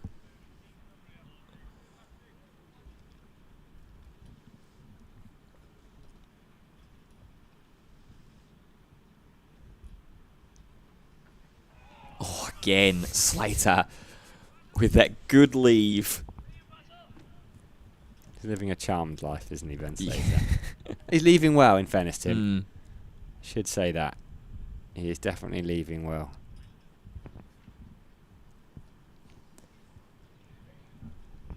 Final ball of the over to come. Field doesn't change too drastically.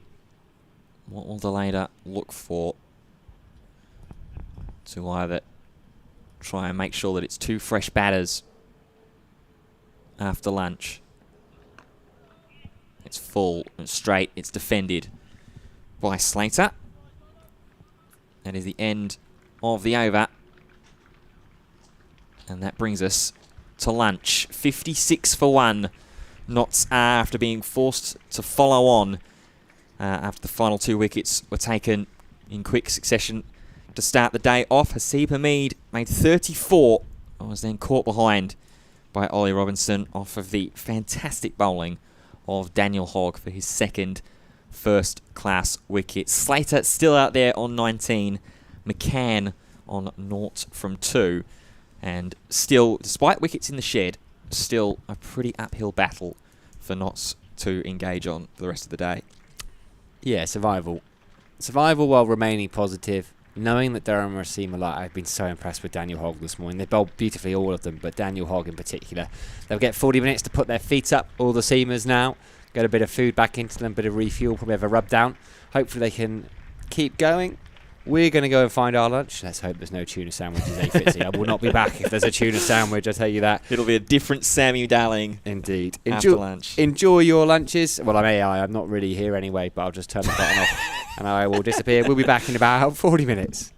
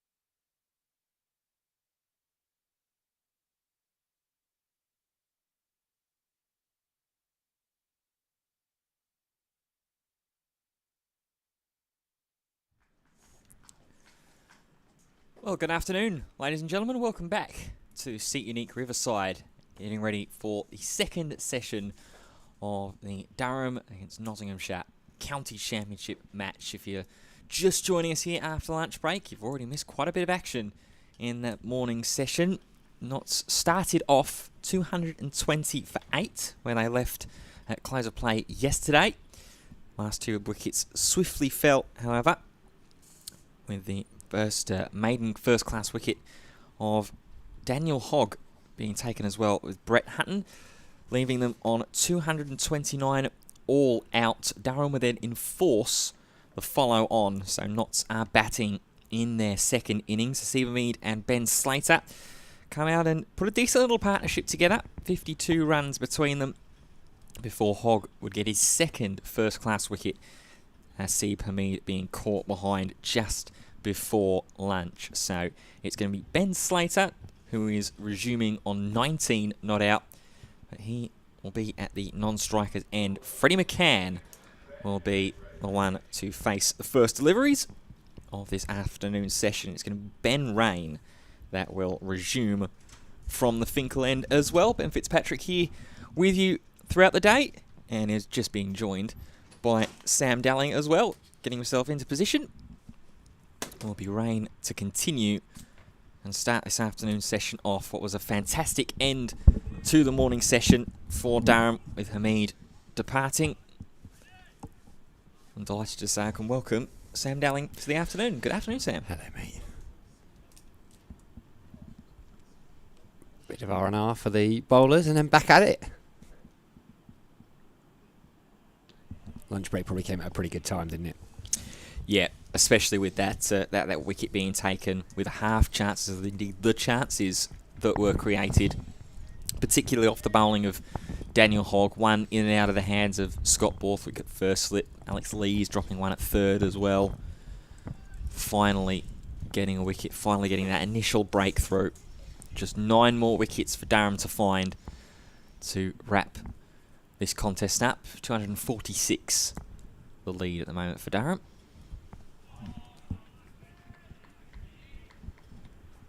Straight back into his work, Ben Rain. Just about to say, he's right back into us using the soundboard. That's a lovely delivery from Rain. Yeah, he's superb, isn't he? He is a superb bowler.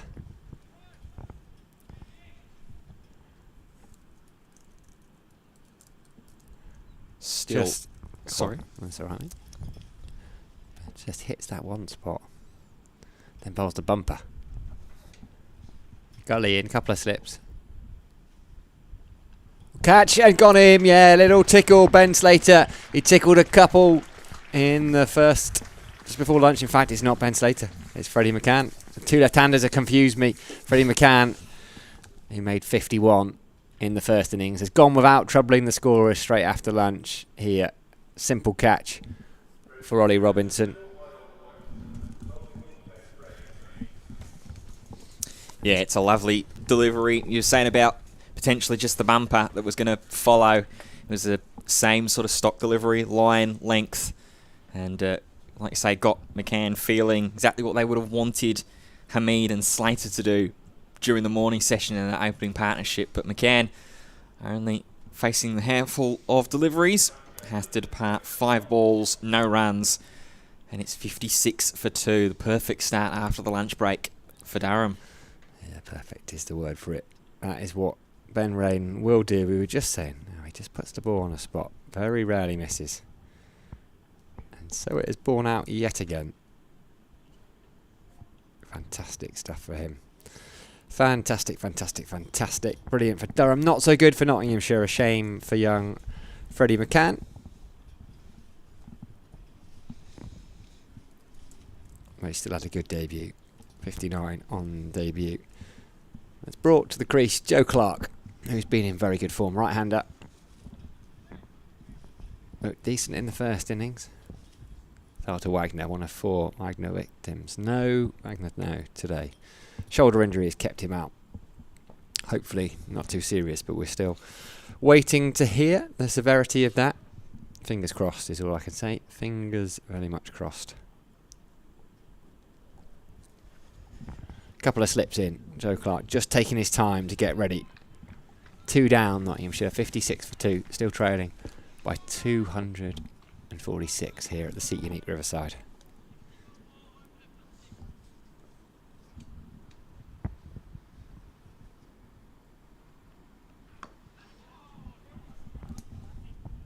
Turned in to the leg side where Basteleda does the fielding. He bowled well as well this morning. Just the 3 bowlers used so far by Durham in the 16.4 overs we've got now. Yeah, it hasn't felt like there's been any Durham bowler that's bowled badly, really. There was that one expensive over from Delata in his second over of work after going .3, .44. But apart from that, it's been really, really clean, really, really tidy, and they've been rewarded finally for all the hard work that they've done, especially in that morning session with 2 wickets.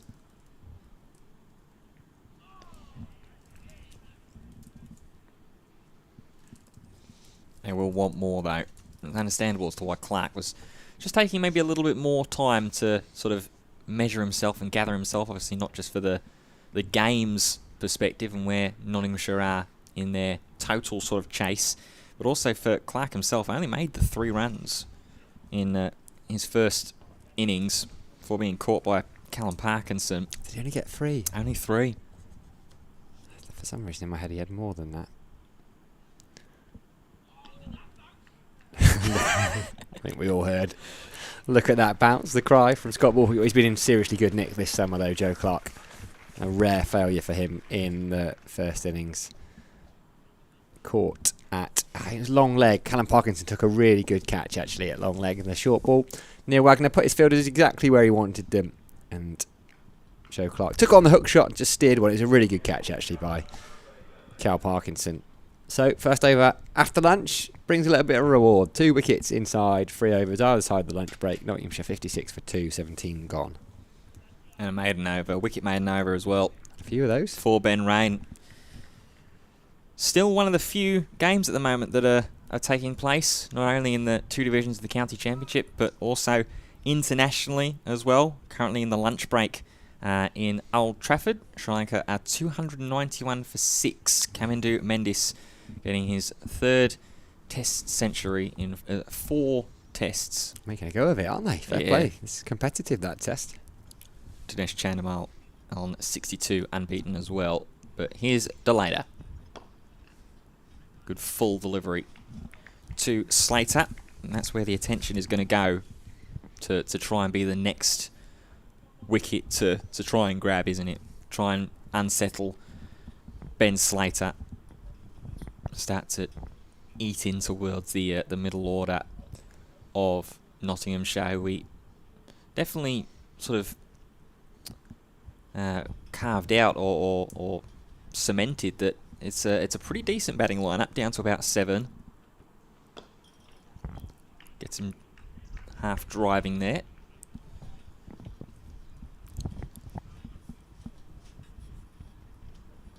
Yeah, you're looking at Jack Haynes, who made a couple, Matthew Montgomery, Lyndon James, probably the biggest name in terms of you're looking at just the scores individually from the first innings that you're looking to really help kick things on and eat into that 246 run deficit.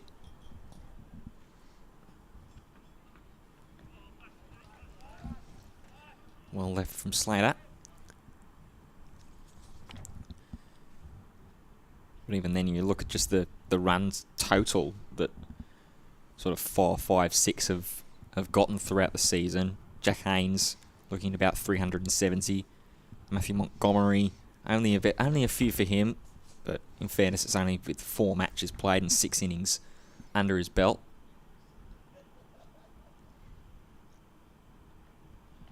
Ooh, big bottom edge as he tries to pull that one away furiously. Slater will get the one as Robinson will pose for the cameras as he feels that ball. Does bring Clark up to the crease though. A chance for Delata to fire 2 deliveries at him at most.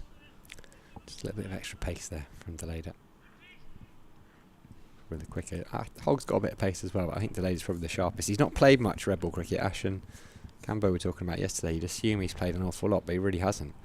Dozen or so games. That year he had with the MCC Young Cricketers, he was playing as batter only.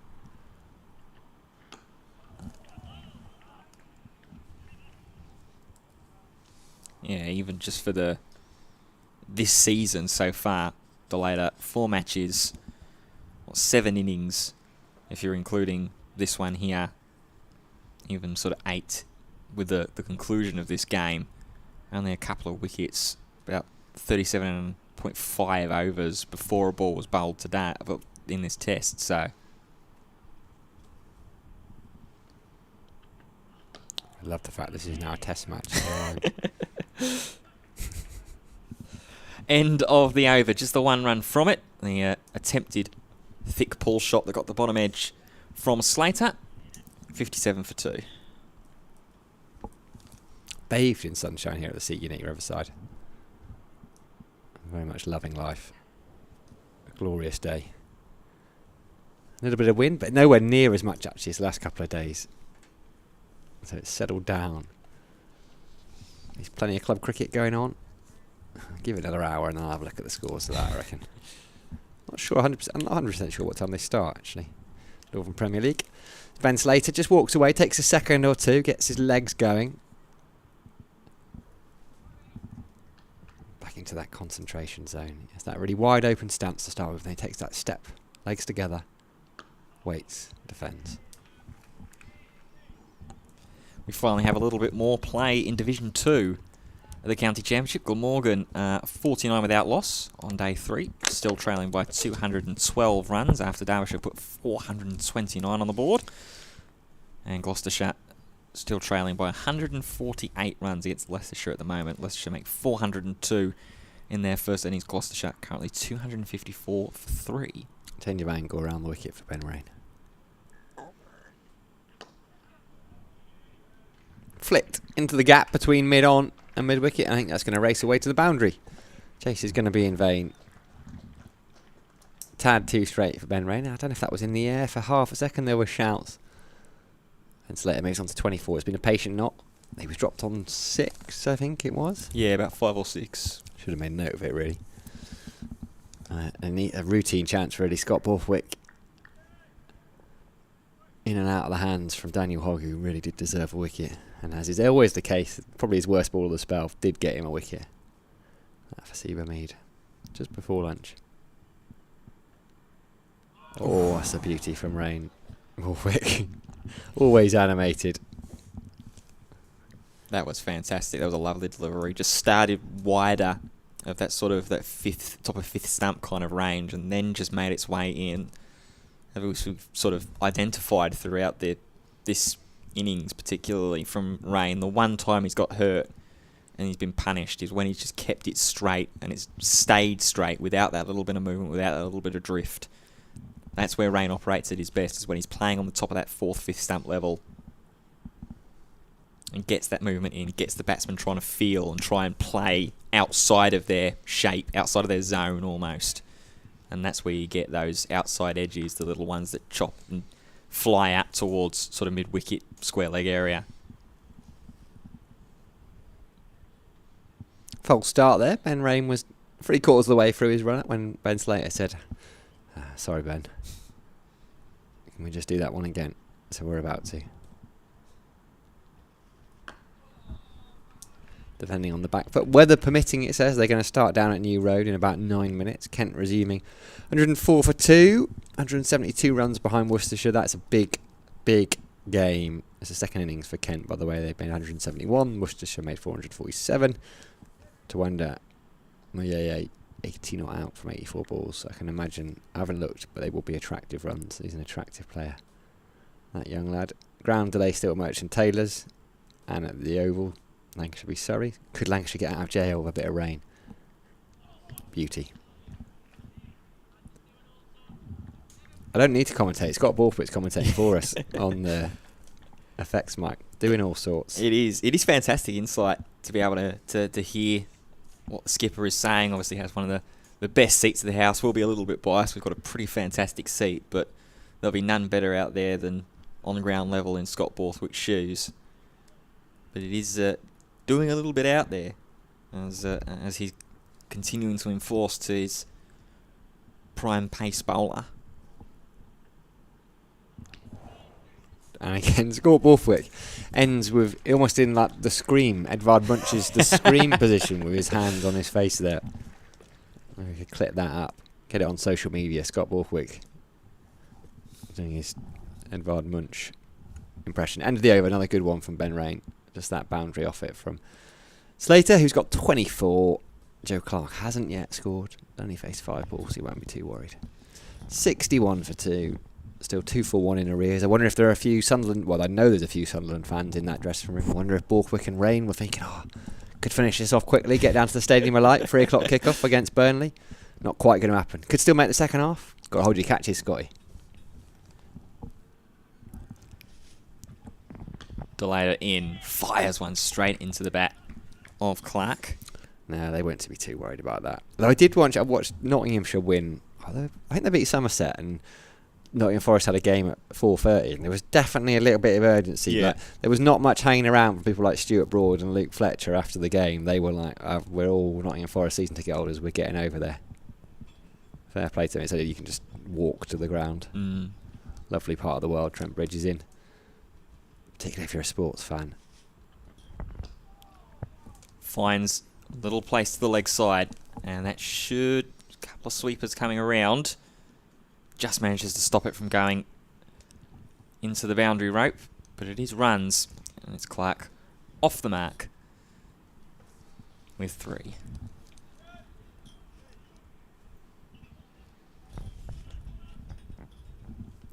Yeah, very envious of people who live in Nottingham. It's a lovely city. It really is. Trent Bridge, it's a West Bridgeford, which is your sort of your Jesmond, like your highbrow, lots of trendy coffee. Peter Siddle used to love his coffee shops in West Bridgeford.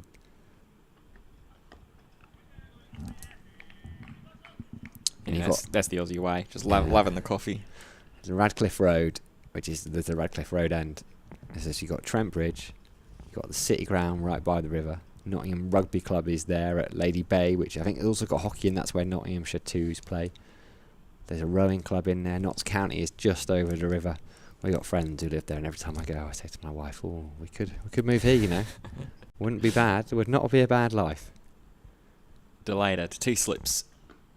Ooh, half a shout from the cordon, but that was pretty convincingly bat from Slater. You can see why Ben Slater was trying to get his feet going. A couple of overs ago, he was just walking away to square leg, just trying to get them moving, because he's a little bit stuck in the crease, and I don't know if that is the scars of earlier on, that nick behind, the ball wobbling around a little bit tentative, just wants to get those feet moving. He has that big, we see it on the screen, there's that big wide stance, front foot open, then he brings it back in to steady himself. A little wider this time from Delator, trying to get Slater driving. And to your point there, that's obviously when you see that shot, that drive, ideally you want to try and get those feet moving and try and get yourself across in towards the path of the ball, so you're not reaching with that lovely extended number 9 sort of arm motion when you're making that on drive. That one goes a little higher, but Slater defends. End of the over. Just the 3 runs from it from Clark. 64 for 2. Still training my 238, Marcus North. Just twizzling a ball in his hand. He used to bowl a bit of off spin, I think, didn't he, Marcus North? Yeah, I believe he did. Played some club cricket at the ground where Ashthorpe is this afternoon. Ashthorpe, he who averaged 285 back in July 2000 at Newcastle Cricket Club in Jesmond. He's taking a knee, ball in hand, sun is shining. Winds drop, Ben Rain is about to bowl. Life is good in the world of Durham cricket. And he'd 8 wickets for a victory that I think would just about put any minor fears of relegation to bed, as there's another false start. This time it's Joe Clark pulling away. Don't think it's Marcus North interfering. Intimidation, I reckon. Just the fact of him being there on the knee with the ball in hand. Wonder if he's going to get the get the jumper off, and all of a sudden it's going to be the whites, and he's going to start twizzling the spin down.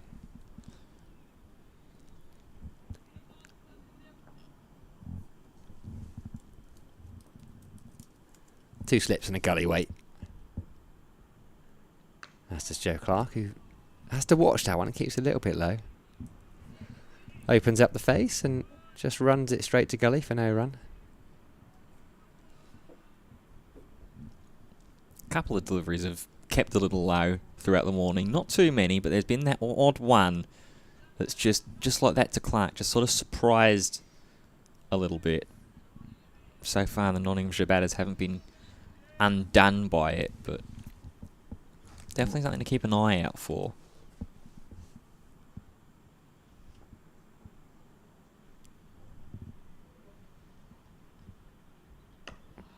Again, Clark defending on the front foot, but hitting pretty low on the bat.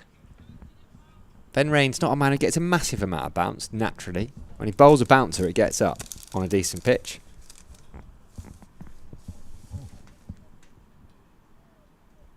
.64 for 2. So I'm pretty pleased. They want to be in a slightly better position. Callum Parkinson warming up at fine leg, I think. We'll see him quite soon. I know I said that a bit earlier, but they've had the lunch break to rotate the free seamers. Remember, no Neil Wagner. I think we'll see a fair bit of Callum Parkinson for the rest of the day.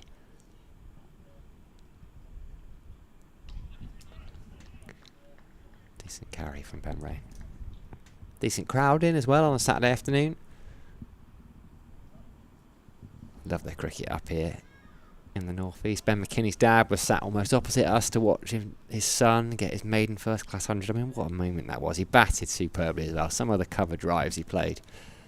And his dad said he didn't move 2.5 hours. He just sat there, completely still, transfixed, scared to move, desperate for his son to do well, and didn't he do well?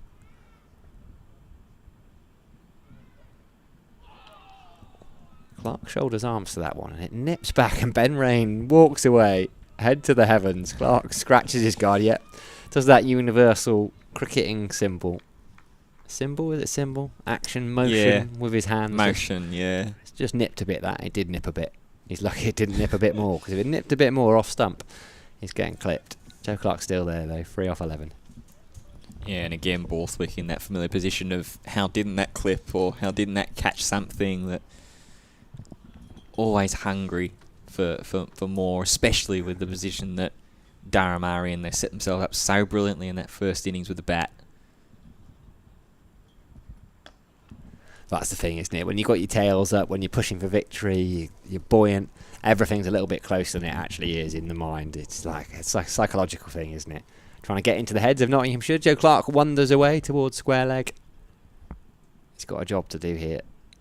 These two more than capable of batting a session, 2 sessions. Nottinghamshire probably need to bat at least 3 sessions and then see. And then at that point they're relying on rain. If they bat 3 sessions, they'll be about par, I reckon, if not a bit further up, 240. I don't think they're going to score particularly quickly. If they bat 3 sessions, it won't be exciting watching. That one does bounce a little bit. Clark plays it with the splice of his bat almost, but down into the ground end of the over. 21 gone. 64 for 2. What else have we got then, Fitzy, going on? Not much in London. I mean, we can pretty much write off play in London, I reckon, today. Having looked at the forecast, having seen a little bit of social media. Wouldn't it be great if Derbyshire could push on and get that win? They haven't won a game for 2 years in red ball cricket. That's amazing, really. That's unbelievable.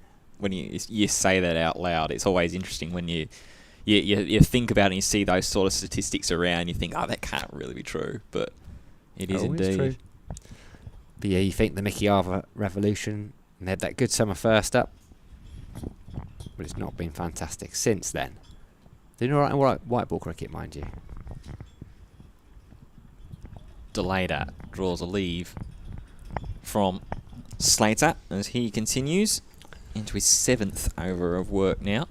Ben Kellaway set the crease for Glamorgan. They remember him, got wickets at the over in the Metrobank One Day Cup, bowling right arm spin and then left arm spin. That's a talent, isn't it? Imagine being that good at a sport. Just turn it around, take wickets. Batting is hard, but I can see how you can do it with batting. But bowling, my word. Delader forces the defensive from Slater. Yeah, any kind of ability to throw or bowl with either pace or skill like that with both arms is such an unbelievable and underutilized, underrated skill. I'm a big baseball fan, and currently I believe he's just been drafted this season out of college. For anyone who knows how the sort of American sports systems work, as DeLater comes in. Shot, Clive, catch it, goes over the head of the leaping man, and it's going to go 1 bounce and 4. Can't have been far over the head of Ben McKinney there then. He's a tall man out of deep square leg. He's about 10 yards in off the boundary, isn't he? Which is where he's been told to be. Interesting. Yeah, definitely didn't look too far out of the reach. Like you say, big man, Ben McKinney, long levers. But just didn't quite maybe time the leap, I think, was one of the biggest aspects of that, leaning back. And it goes over his head and 1 bounces for 4. Slater now moves on to 28. Unbeaten. Clark at the other end on 3. As DeLater comes in once again, still the 2 slips. Oof. Glides across the body there of Slater. Another good take from Robinson. He's kept superbly, hasn't he? He's springy. Worked very hard with Ryan Campbell over the last couple of summers and winters. Probably more the winters, really. Been away with England Lions, keeping as well. And they have their differences in how they see wicket keeping, the Australian and the English way, but they sort of come to a compromise and they work hard together. And you can see he's very graceful, Ollie Robinson. Drives and finds the gap as well. Was punched into the ground first on contact and then races away through the offside, and that will be another 4. Slater to 32 now, 8 off this over for DeLater. So figure this might be, if not the last, maybe one of the last before we start seeing Parkinson get introduced. Gonna have a bit of Parky, bit of left arm spin. Bowled beautifully yesterday and this morning. 19 overs off the reel. What was it, 3 boundaries in them? Off the toes this time from Slater. Will only get the 1 down towards third man. End of the over. 9 runs from it. And Ben Slater starting to get himself a little bit of a total for himself. He's on 33. Leaves Knots on 73 with 2 wickets down.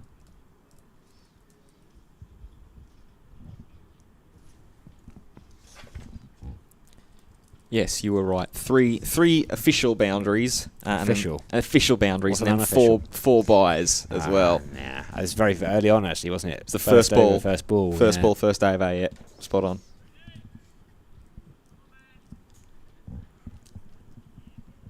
Yeah, that doesn't count to a bowler. Here's Ben Rain from the Finkland. Still Ben Rain. Where's young Stan McCallanden's been moved into a catching mid-wicket, I think. Couple of slips. Just been directed a little bit squarer. Keep going, Stan. Paul Coglin's on the field as well at mid-on. So who's off the field currently? Wagner is 1.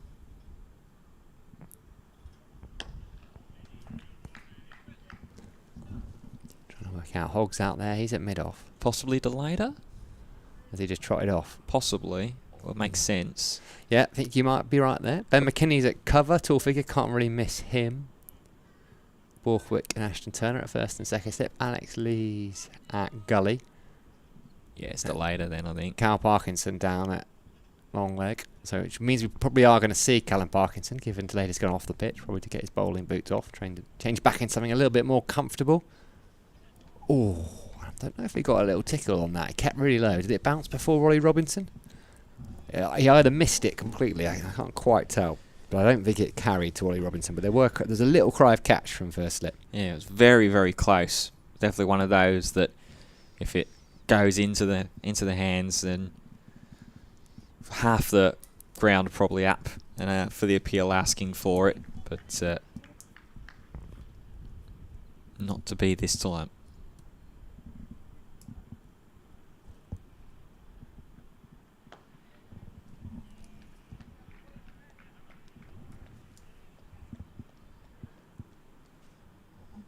73 for 2. Warwickshire and Somerset were in live action. They've just been delayed Again by rain that's now in Birmingham. So frustrating for players, isn't it?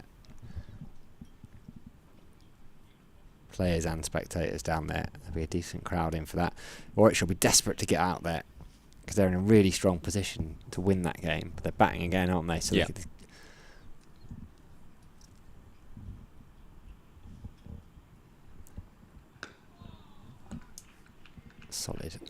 solid from Ben Slater, who's had shaky moments, was put down earlier by Scott Borthwick at slip when he'd scored just 6 off the bowling of Daniel Hogg. He's got 33 from 76 now. Capable of batting along for long periods, just needs to strap in, get into his little bubble. Yeah, that average of about 35.5 before coming into this contest. Definitely a mark of an accomplished batsman. Certainly a very competent batsman at this level and at this position in the game as well. It's these kinds of moments and these kinds of games where you really start to sort of mould your mettle as a batsman at the top of this game as well. I like that as a phrase. When the lead, the deficit is still quite high. You've already lost 2 wickets down as well.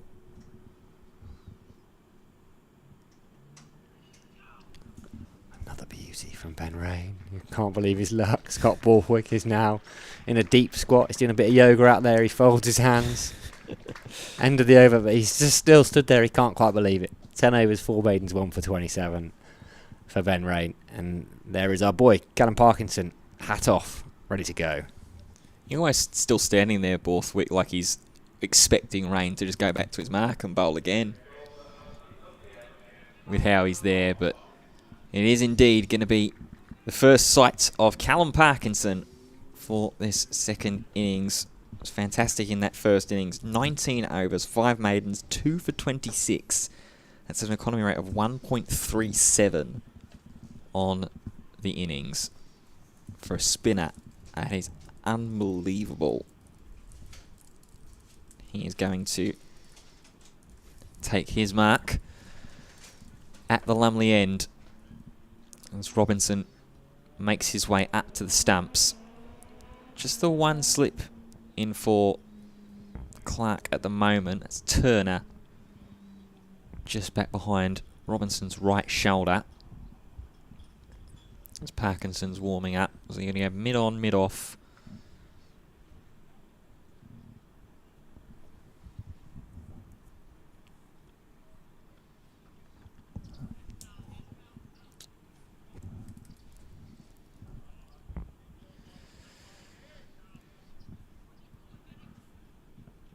Fielding pretty close. Swats, cry of catch. There'll be plenty of those. But drops in safely. Head of, that's McKinney. Out there, and that's Delader. That's come back for presumably Coughlin, who's taken his place back inside the pavilion. Yeah, probably sharing a bit of the load, aren't they, between them?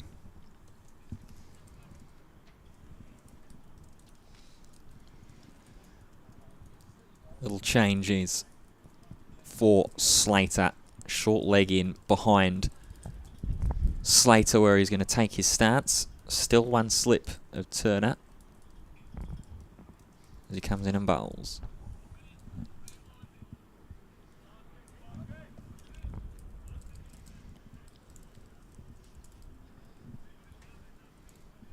It's going to be crucial for Parkinson here to really get through these batters, make them feel uncomfortable, just like that. Just try and get Slater and Clark just back in their crease a little bit, cramp them up, and then maybe just float one down the track to invite Slater onto it. But Slater's timed that well, little maybe too wide as well for Parkinson. slashed through the offside for 4. Yeah, you've got to still put those balls away, haven't you? You've got to still be positive. You're Nottinghamshire. Just chip away at that lead. Don't want to go 10, 15 overs where you only score 10 or 15 runs, because then you really are under pressure. Just keep chipping. And then back in that zone and in that shell for the last ball of the over. 5 off the first from Callum Parkinson. 78 for 2. Will we see Ben Rain continue, or will we see a bit of Daniel Hogg? I think it might be a little bit of Daniel Hogg. Victor Main, as he does, he's crept up on me again, head groundsman. Victor Main. I turned around and there he is. At least he hasn't got his Demon Headmaster sunglasses on. We've enjoyed a little bit of Vic. I believe we're going to have a guest very shortly, one of his grounds team. John Bland's going to come up and say hello. Have a chat. Always brilliant to have that. It's part of the. I tell you what, if they advertise a new job, if they have a new position, they're going to have to put live stream commentary on the ground staff required duties. Victor Main, big smile on his face, and why wouldn't you have a big smile on your face? Because things are going Durham's way. Daniel Hogg, he's having a brilliant day. 6 overs, 3 maidens, 1 for 10. Should have 2 for 10. Let's be honest. Yeah, really should.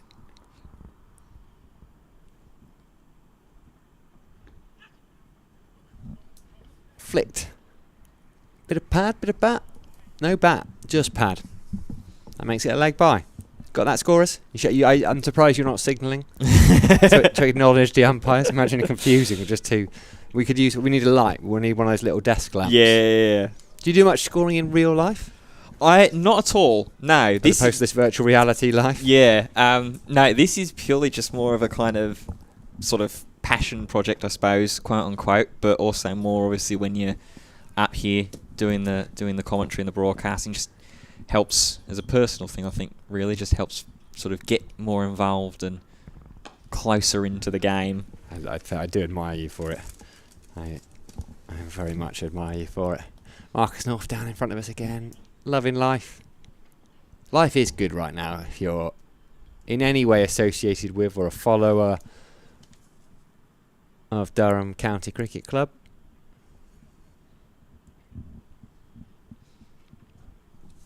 Certainly a lot to celebrate about, especially with Daniel Hogg bowling as well as he has done. Oh, he's been superb, hasn't he? Durham school graduate. You don't really graduate from school, do you? He's in drives. Nice shot from Ben Slater. Just over pitched. He hasn't quite timed it, and it might slow up enough.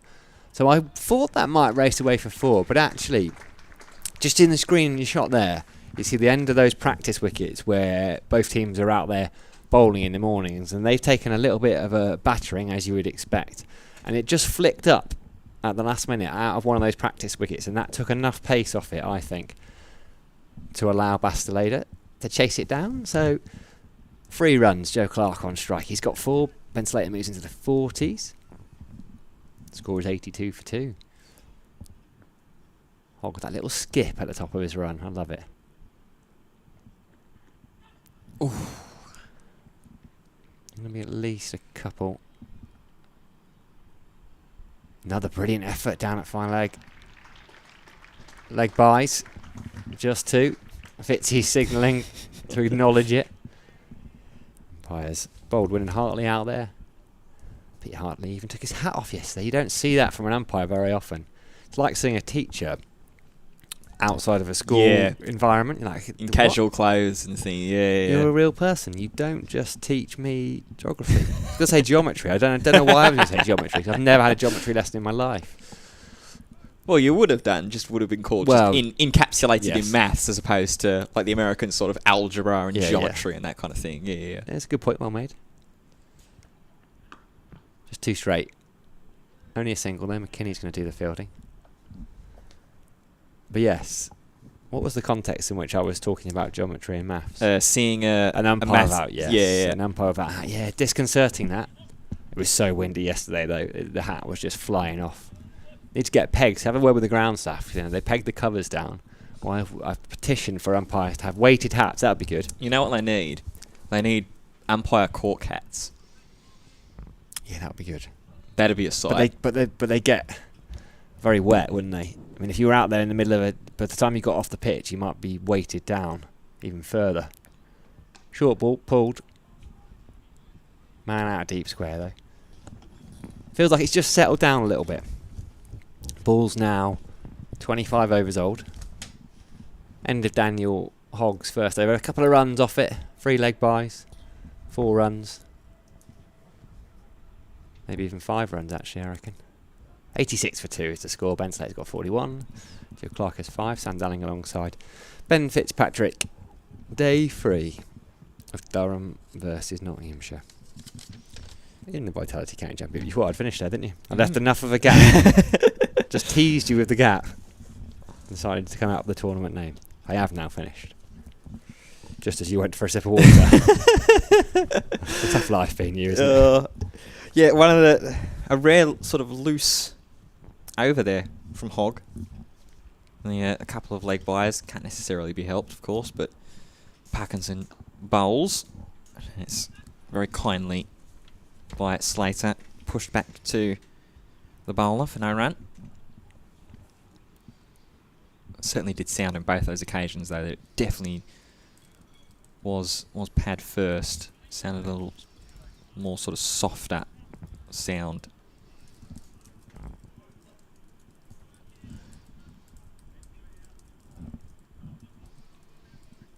And now Slater really is going to be the target man for the Durham bowling attack. We said so when he was about sort of at in the mid-20s score-wise. Was again there Parkinson just pushing Slater back deeper in his crease.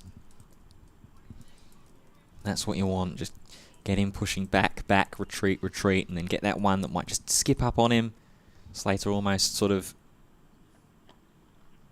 anticipating that it's going to skid back again as that one's tickled down. Sweeper is going to come round in the form of Hogg. Good running between the wickets though.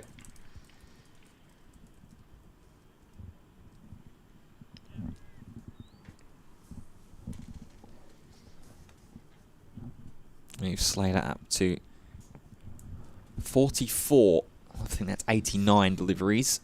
Clark 5 off 18. Still a 213 run deficit for Nottinghamshire.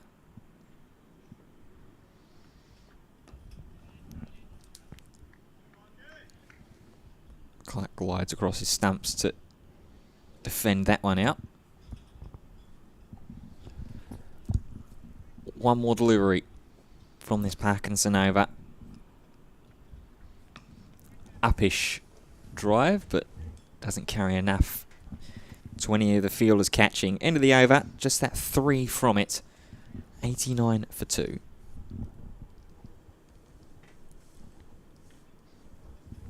Every time I look down, Marcus North there, he's just walking backwards and forwards. He's not doing laps. He's just walking back and forth. Sort of a pensive stride from North while he's just grabbing that ball in hand. Just sort of throwing it gently towards himself, right to left. Very sort of metronomic almost. Trying to catch skipper's attention. Fancies a few overs. Wonder if we can get him up. If you're listening, Sam Blacklock, can we get across? Can we get him up? It's me demanding.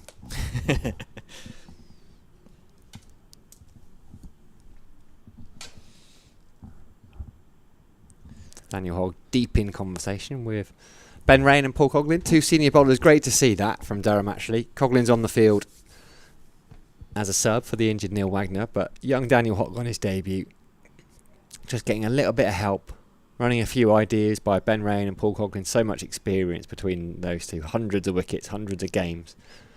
And what they've come up with is to Ben Slater, who's on 44, is to move mid-wicket across the gully and say, go on Ben, you play that shot. Come around the wicket to you. You try and whip it through mid-wicket if you like. We've got a deep square leg out. What we want is that leading edge. Let's quickly bring you up to speed with what's going on in Old Trafford. Kamindu Mendis has departed. For how many? Over 100. Sorry. There's just been another wicket that's been taken as well, actually. Our own Matty Potts. Well, can't call him Matty. Matthew. I've been told off for that. Have you? Scolded. Not literally. No, that was just... I always thought it was Matty Potts. It's not. I think that's just the Australianism to shorten things with that Y or the E. I believe Matthew Potts' mum sometimes tunes in. She might not be today. She might have, I'd imagine, focus on other things, and that would be fair enough. Yeah, can't call him Matty. Yeah. Well, she's just seen him take a wicket, slashed a second slip. Jay Soraya has been caught for 5. So the score is... 321 for 8. And they lead by... 199 runs. So what, 12, 14 overs worth of batting for England to do there? Good leave. Remember, no Mark Wood, so they're a bowler down. Not going to bowl for the rest of this test. Fingers crossed. I have literally crossed my fingers there that he's okay.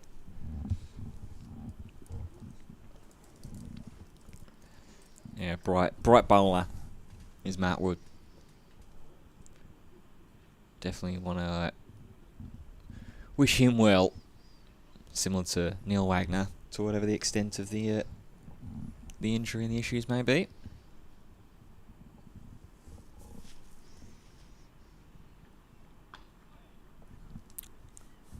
Just a single tucked into the leg side.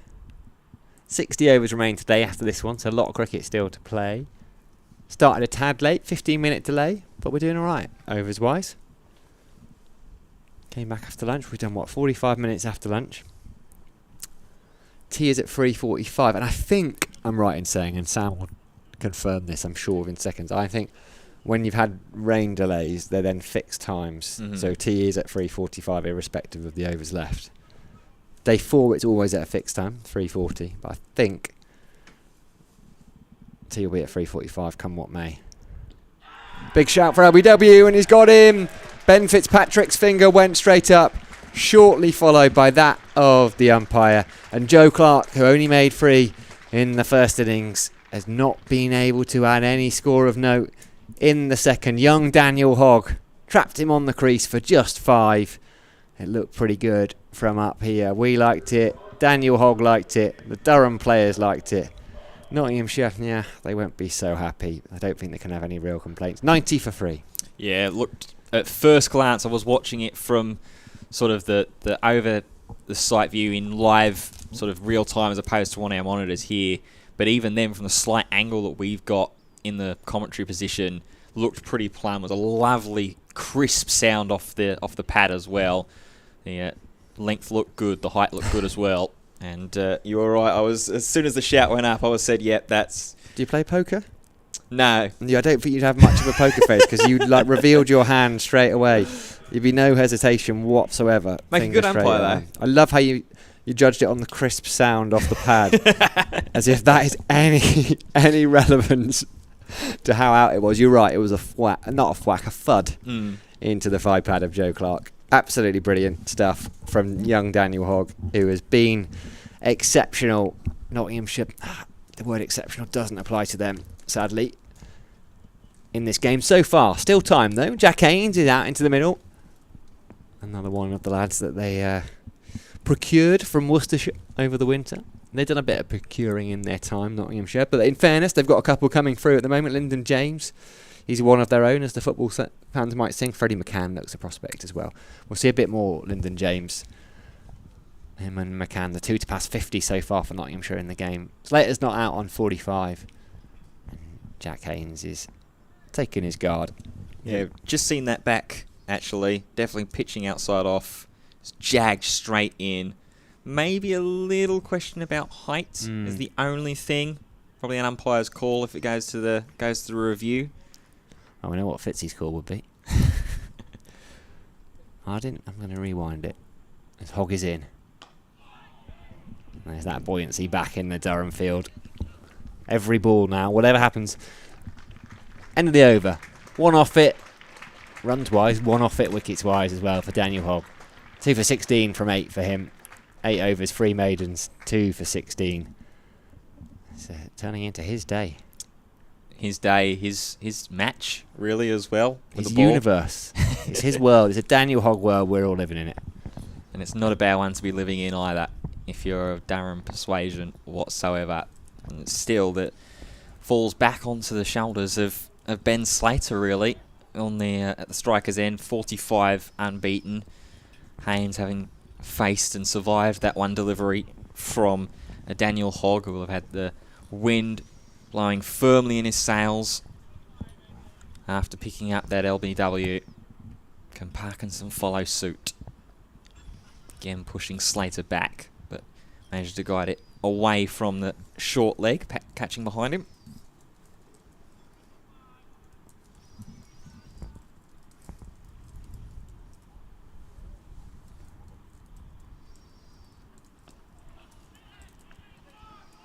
Call there from Haynes, who was off pretty quickly from the non-striker's end, but sent back. Slater just wanting to take on the heftier weight of the burden to try and get Notts closer to that 212 run deficit they are currently in.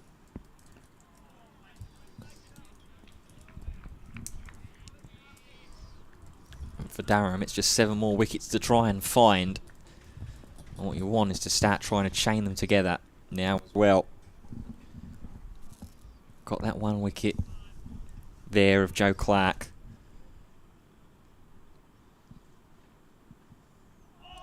Ooh.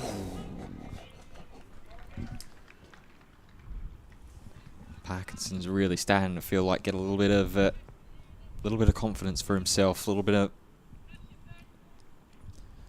certainty in his bowling. 4 dot balls in a row.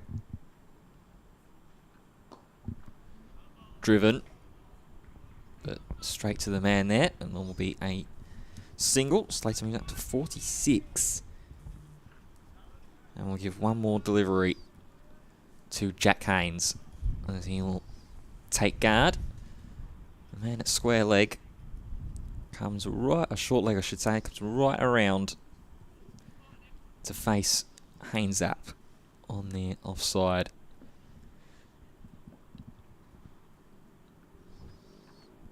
Straight into the gloves. Decent over from Parkinson to combine with the Hogg wicket from last over. Just the 1 run from it. It's 91 for 3.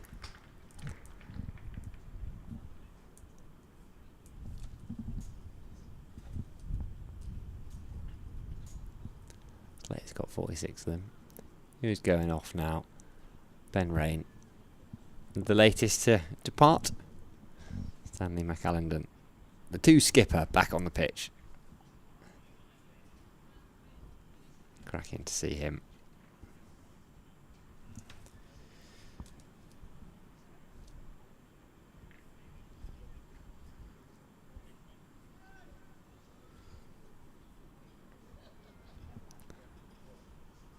Hogg around the wicket. Slater defending, and Ben McKinney. There's a little spring in the steps of the Durham fielders right now. Yeah, and that's what you want, is that belief to consistently be down on ground level, and to push that belief and make sure that belief results in wickets. One thing that, despite the dominance that Durham have had. Oh, it's another beauty from Hogg. Just keeps a little bit low. The knock on the door. Vickers trained his staff very well. It's so polite. The only people that knock on the door. Vic doesn't knock. I just turn around and Vic's there, looming over me. John Bland's in the commentary box. He's going to come in for a chat at the end of the over with Ben Fitzpatrick. Sure. As Hogg gets back to his stride, we can quickly tell you that another wicket has fallen for Sri Lanka. They're now 326 for 9. Beg your pardon. And the final wicket has just gone. Good carry from Daniel Hogg. who I believe, John, did you do some coaching? I know you're not on air yet, but you did some coaching at Durham School? I was a teacher for 35 years at the school that Durham School took over. So John, formerly a teacher at Durham School, but in its previous guise. So Daniel Hogg might be a bit too young then for. No, did a bit of teaching. Daniel Hogg was there, and he played in the same football team as my son. Excellent. School in Durham, the next door neighbour's school. When he comes on air, we'll ask him that question again, because he knows a little bit about Dan Hogg. Well, sound of it, big shout for LBW from around the wicket. Does the finger go up this time? It doesn't. Daniel Hogg's begging for it. A little bit of bat on it. I think there's bat. I think there's just a tickle of bat on that from initial reaction. Otherwise, it looked good, didn't it? It looked very, very close, but I think that's the only thing that might have been saving Ben Slater there, was that he's managed to get a little bit of bat. Try and use my clunky fingers. I know there's probably a way of instantly rewinding this, isn't it? And just teaching the viewers how bad I am at YouTube. There must be a button you can press that goes back 5 seconds. I can't do it. Fitzpatrick's much better at this kind of thing. Hogg around the wicket. Oh, that's another beauty. Scott Borthwick turns away. Hands on the back of his head. Probably still ruining that drop catch earlier on. He should have had Ben Slater for not many. This has been superb for Daniel Hogg. 1 ball away from yet another maiden into his 9th over. And what was very nearly a wicket maiden as well. Very, very nearly. We're just about to come up and see the appeal for another LBW in just a moment.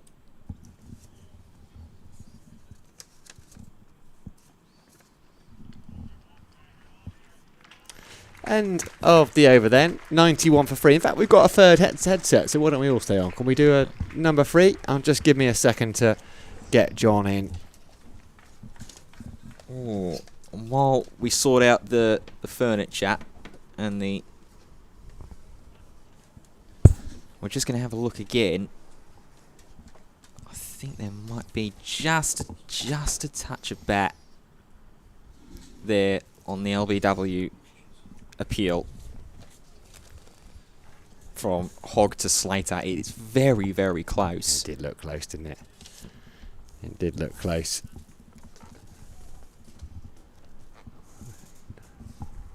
Callum Parkinson to continue.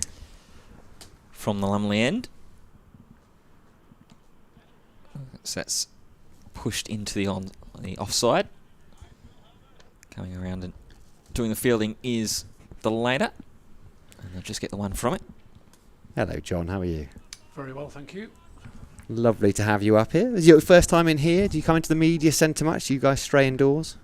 We sometimes go up to the roof to have a good look around the ground. Looks all right today, doesn't it? Looks good. Nicely worked there from Slater. We'll get a couple here. Slater was very, very quick out the traps for the second. Haynes maybe not so much, but we'll still get there safely. For a decent portion of the morning, this was the only ground where they were playing cricket. It's always dry up here, isn't it? Always, yes. It's not what they say about the north, is it? No, but Sam Blacklock was sending me some stats that say, well, Durham and Newcastle and Sunderland are all in the top 11 driest cities in the UK. You get more rain in the west, don't you, than the east? Big swing, but into the ground first from Slater. We had that little shower this morning that delayed us about 15 minutes. So when you guys are out there with the umpires, what's the conversation? Are they leading it? Are you leading it? Are they asking you, is there any more rain forecast? How does it work? They always ask what the weather's going to do, but they've got the same maps as we have, and then it's a decision of, is the rain going to stop and how long will it take you to get all the sheets and covers off? And it's pretty quick turnaround, right? It can be. It was this morning. Too quick for me. My legs couldn't cope with it. It was a bit quick this morning. Vic gave us a narrow window of opportunity of 20 minutes to get everything off. So He's a hard taskmaster, Vic. He's a good taskmaster, though. He's a lovely man as well, isn't he? He is. How long have you been doing it with Durham? This is my 3rd season. You liking it? Love it. Living the dream. Last ball is Parkinson over. Ooh, it's a good one. That's kept a bit low, isn't it? Yeah, kept a bit low, kept a bit straighter as well. Haynes keeps it away from his stumps. End of the over. 4 runs from it. 95 for 3. So before we go into our full-blown Daniel Hogg chat, which I'm very happy to have, can you give us a bit of your background? So you weren't on the ground staff anywhere before. What's your professional background? I was a teacher for 35 years at the Chorister School, which is the school next to the Durham Cathedral.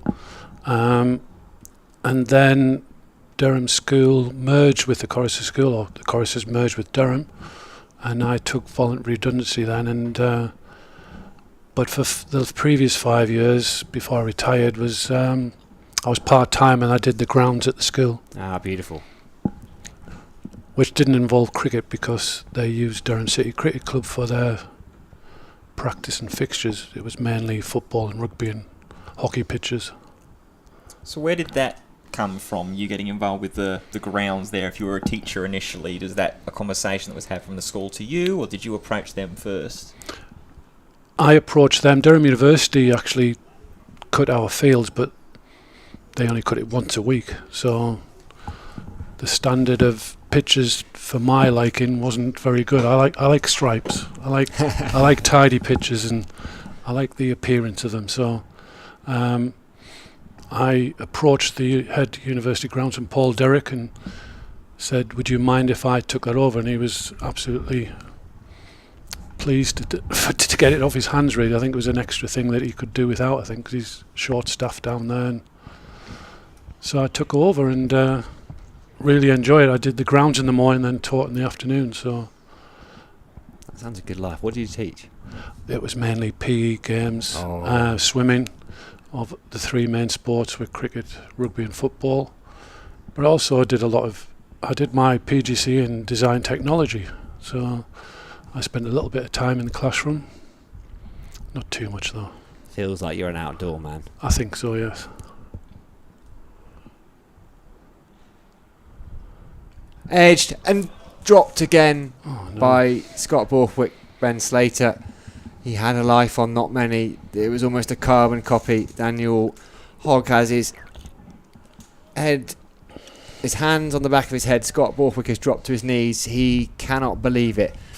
That's 2 catches, 2 regulation catches that Scott Borthwick you would expect to take. You can't say anything to him. He knows. Ashton Turner, Ollie Robinson, just not saying anything, because what can you say? Gee, penny for that man's thoughts. That's 2 massive opportunities in today for Daniel Hogg as well, who of all the players out there and all the bowlers to take catches for.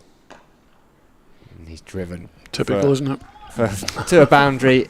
It brings up Ben Slater's 53 from 111 balls. He's batted nicely. He's played some nice shots like that one. He just gives a thumbs up. It'll be a mooted celebration, partly because of the situation of the game, but partly because he knows he'll play better and score fewer runs, because he's been dropped twice by Durham skipper Scott Borthwick, who still cannot believe it. Daniel Hogg can't believe it. He really should have the wicket of Slater. He's still got time to get it. Big encouragement from Daniel Hogg's fan club down in front of us. And you must be a fully paid up member as well of Daniel Hogg's fan club. I am, yes. He's progressing well, isn't he? Oh, just a bit. Did you teach him a bit of cricket then? Did you play with him? No. Like I say, I was teaching across the road when he was still at Durham School. Come across him a few times because he's a year younger than my youngest son, and my son's played against him quite a bit at club cricket for various age groups. So I've seen him progress from a very tall 15-year-old to an even taller 18-year-old, is he now? 19-year-old? Yes. 19. Left alone. He seems to be growing into the game, doesn't he? That initial spell, there was a few nerves. There would have been a few butterflies on his debut, but since then, he's bowled absolutely superbly. I think he bowled 3 overs for 23, very first up. Scott Borthwick took him out of the attack. He felt like he brought him back at the right time last night. Yeah, when they lost a few wickets, wasn't it? Yeah, and so Hogg ended up bowling 8.3 overs, 1 for 34, so 5.3 overs, 1 for 10, basically, that second couple of spells, and then here 10 overs, 2 for 20, 4 maidens. It really should be 3 for 20 though. Yeah, big chances that have just not stuck in the skipper's hands, but he's not let it affect him. That's the big thing, isn't it? And I think that I'm sure that you will have seen as you've watched Daniel Hogg progress as well as that 15-year-old into this 19-year-old now. One of the biggest things will have been that mentality evolvement when you're sort of at that middle teenager, young age. Drop catches like that can affect young cricketers. I think they drop their heads, don't they, usually? But he seems to not thrive on it, but he's not discouraged by the fact and keeps going. Don't know how long he'll keep going though for. That's the problem, isn't it? Probably won't overball him. Ooh, a little miscommunication between the wickets. It's out. And have they got him? Well yes. fielded. Jogging back, I think that's Slater that's going back to the pavilion after just making his half century. Little mix-up between the wickets, and it is Ben Slater who's been run out on 53. Typical, isn't it? No one will be more relieved than Scott Borthwick. He'll be delighted. I'm just trying to see who that was doing the bit of fielding. I didn't see it in real time. Might have been a sub-fielder, you know. It wasn't Stan McCallendon because he's going out now with the drinks. But yeah, that's a real bonus. Coggers, was it? He's a good fielder. He's a very good fielder. It'll come up on our screens here imminently, I think. Silly run at this stage of the game, though, really. Having been given a couple of lives as well, Ben Slater, he'll be furious with himself. I think from his perspective, I can understand sort of why he's done it. It was Paul Coughlin, great spot there, who did the fielding. I can understand from his perspective on half century, trying to be that player, that batter to try and lead the offensive drive and the sort of counter for Nottinghamshire. Wants to get Haynes protected, wants to get him off strike and in to the quick bowlers and not undone by some of the trickery of the spin, and has just took it on himself to try and go and been caught a bit short. Got picky fielders though as well.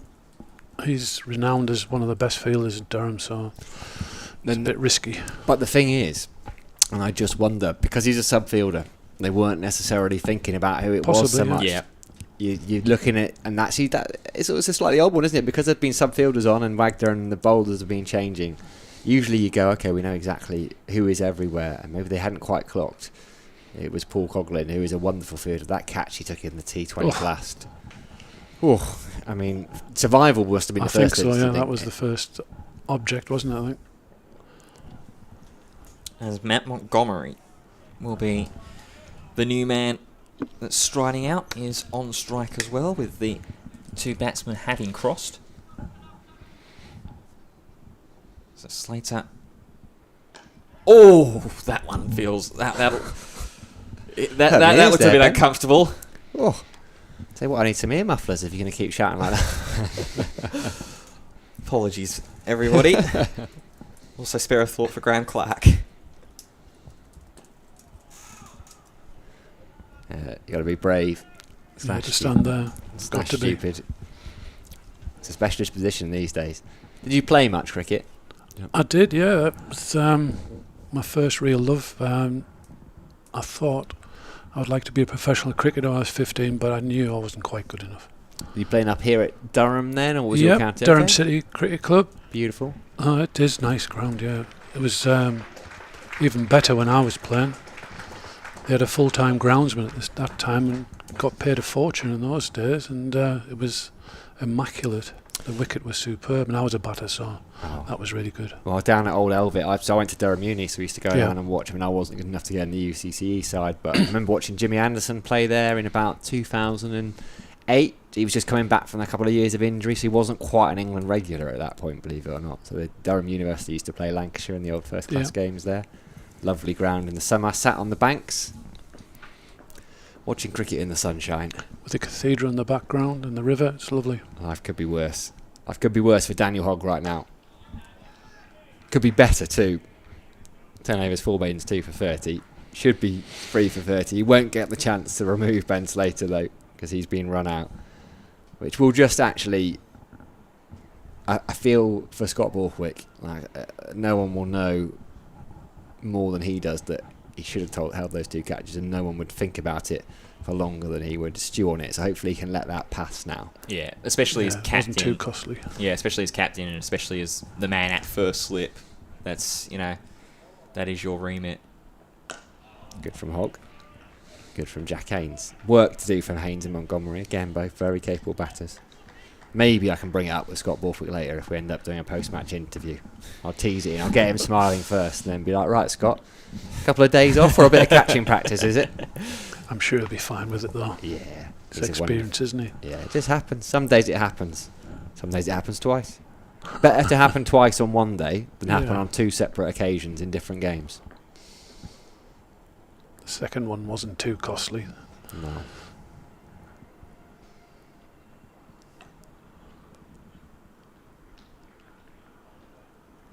Did you play a lot of club cricket then while you were still teaching? Or did you have Saturday school? Did that take you away from it a little bit? That's why I stopped playing cricket. 100 runs up for Nottinghamshire. They have lost 4 wickets though, so they are in a little bit of trouble. As soon as I left school, I worked for my father, who had his own business for 4 or 5 years, and that's when I was playing most of my cricket. And then I got a job at the Chorister School, and as you say, they had Saturday school, and I think they played virtually every other week, so it was difficult playing one week and then missing the next week. So I decided to finish the cricket, but I continued playing rugby, so that was my main sport. End of the over. No, it's not. Nope. It's just a signal. It's well short at the end of the over. The umpire sold me out there. 2 balls 2 to come. balls left. Yeah, I think that might have been the That was the signal there. 2. But actually, I think the sun's come out so much. It's so sunny here, the Seat Unique Riverside. Umpire Hartley is having to change ends. He's gone from square leg to backward point so that he can actually see.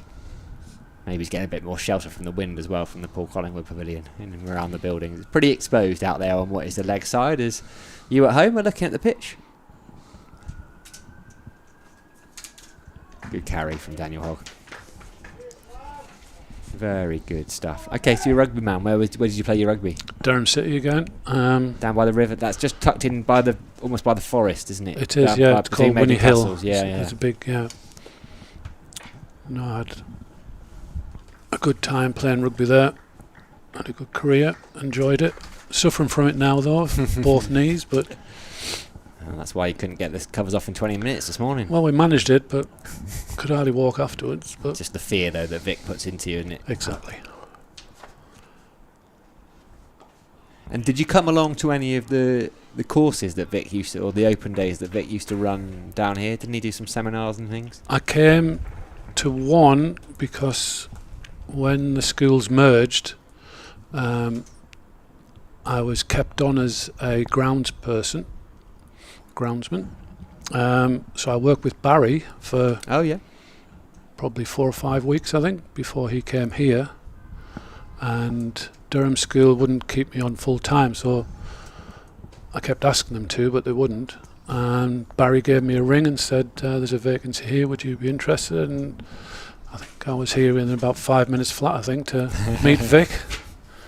And I said I'd love to start. And that was 3 seasons ago. Oh, brilliant. Just having a quick look at the scores around the grounds. In Jesmond, Chester Street are batting. It's not going that well for them. They're 174 for 9. After 44 overs. Our man Ashford batting himself at 10 these days. Ooh. 6 unbeaten, so he's still got the chance. That 100 could still happen for Ashford. Carl Kurtzer playing in that game. Made just 11. Jacques du Toit. He played a bit of Leicestershire, I think, du Toit, but scored loads of runs. Like, must be one of the leading run scorers in the North East Premier League ever. If anyone listening in is following any of those games, do get in touch. Not a bad little backward drive from Montgomery. We'll just get the one. McKinney lets it go past him. Ashington have Felling, 217 for 8. Who's getting the wickets? Young Harmison. Jay Harmison. I wonder if that's nephew or son of. Plenty of them, isn't it, Ashington?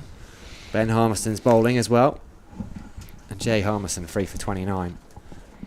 Unless Harmison won't be there. I suspect he's at Old Trafford right now. He's there in spirit, though. Ooh, little edge. It looked like there from Haynes. It's going to run down fine leg region. Will stop just short of the boundary rope. But Jack Haynes will run the 3. South North going well up at time off. Going very well. 294 for 4. Has Sol Bell got any runs? Sol Bell made 32.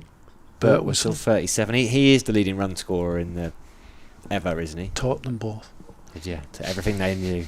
I don't know about that. A century for a lad called Garantler, whose name I don't know. I must confess, I don't know the news that well. He's played here a few times for Northumberland, and he looks a good player. I don't know what his total background is, but he comes here fairly regularly and scores runs for Northumberland or other representative sides, I think. Could be Nikhil Yeah. Garantler, who's been Basteleda. So as we said, he's going to come on to bowl. So rotation of those seam bowlers from the Finkel end with Matt Parkinson, Callum Parkinson down at the London end. He's been playing a little bit for Leicestershire 2. He's had a game for Warwickshire 2. So he's obviously trying to get a contract. 21-year-old. He's been playing for both of those. Century for Warwickshire 2s. A century for Warwickshire 2s against Durham actually Yeah, it was here last year. Yeah. So he's obviously a bit of a player, scoring runs. Maybe it was those kind of innings that got him. And Lee Crozier, he is a wicket machine, isn't he? 700-800 in the Premier League. It's not bad. Basteleda, anyone, please do feel free to correct me, by the way, if anyone's listening and says, Sam, you're absolutely wrong. Don't mind that too much. They do mind that because it's 4 runs, but through the hands at it. Chances though, isn't it? Yeah. Bowlers never like going for runs, but the captain won't mind that too much. But where did it go? My biggest bugbear, 3rd man. Oh yeah, I'm with you. Don't believe it. Ryan Campbell would agree as well. They just don't do it in English county cricket, and he just saved so many runs. That one was behind square, so maybe 3rd man still would have cut it off, I think. you reckon? It was a thickish edge, wasn't it? Rather than we'll never know. But I agree with you generally. Big gap. That's a better shot. Hasn't quite timed it because there's 3 of them chasing after it. Come back for 3. my opinion is the bowler's looking, unless he's got his leg side trap there for the short ball, he's looking top of off stump, trying to get the outside edge, and if you bowl a really good ball, it just misses past 2nd or 3rd slip, it's 4 runs. But if you bowl a ball down leg stump, you deserve to get hit for 4 down to fine leg, so why is he down there? But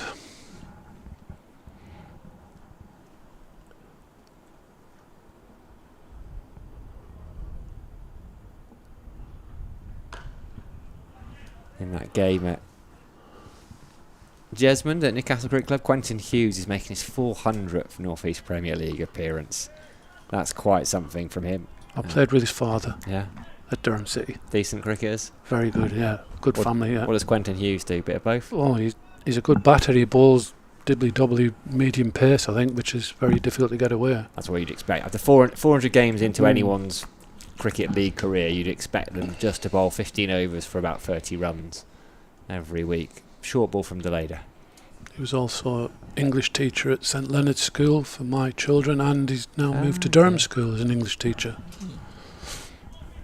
So he'll know a bit about the Hogs as well. Yeah. The younger brother's a rugby player, isn't he? Very good as well, but he's got a serious injury, hasn't he? He's out Has for he? 6 months. Knee injury, I think. It's a, Playing for England over in South Africa. it's a brutal sport. It's getting more brutal as well, I think. Do you think? Oh, everybody's getting so big and strong, and it's just an arm wrestle now, isn't it?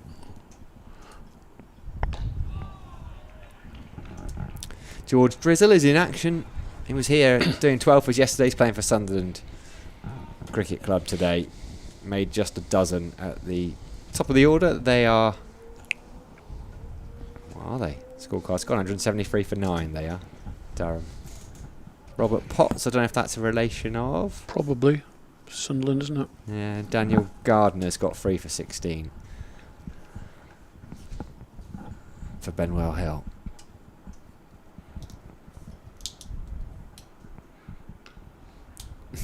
I'm not saying anything. There it is. No comment, I think, is the Tyndale 245 for 7 as Nottinghamshire pick up a couple more runs to finish the over. 114 for 4. I'll just finalise the round up, Fitzy, and then I'll be quiet for a couple of seconds. You're all good, mate. 245 for 7. Mafofu, the opener, made 59. Mr. Kant in the middle order is 58, not out. He was in the wickets. No one really shared around. Oh, and Jake Fraser-McGurk is in action for Burnup Field. Get your cameras down there. Get Sky Sports down there. He's bowled 8 overs, 1 maiden, 0 for 39. F. McGurk.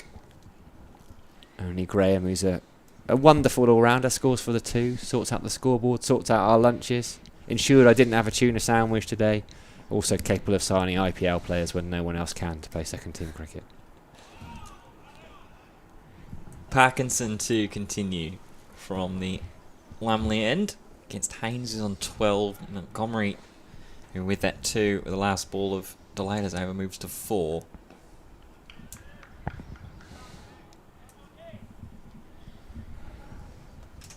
I thought they might have a few more fielders round the bat. Put a bit more pressure on. They've got plenty of runs to play with, haven't they? Yeah, they've taken out the Silly middle. yeah. Silly point or whatever. Yeah, the man under the helmet. They've taken him out. They've still got that slip in of Ashton Turner. There was a little conversation that was had between Parkinson and Borthwick before the start of this over. Again, it's comfortable at the moment for Haynes in this over just to step forward and defend.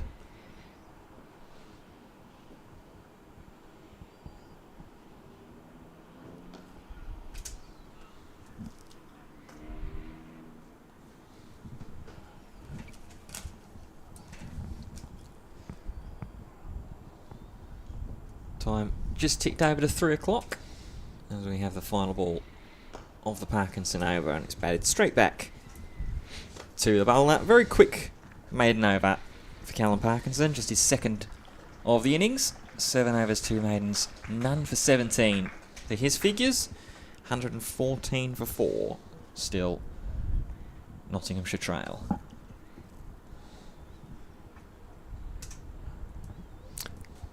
Couldn't have gone much better these last couple of days for Durham, really, could it? Not really.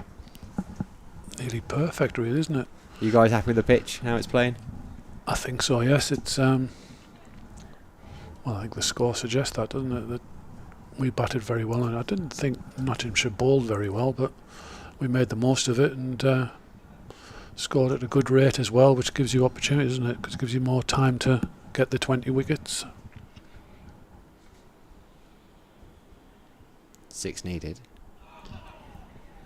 Montgomery just taking a step down the pitch, leaving that one alone in the end.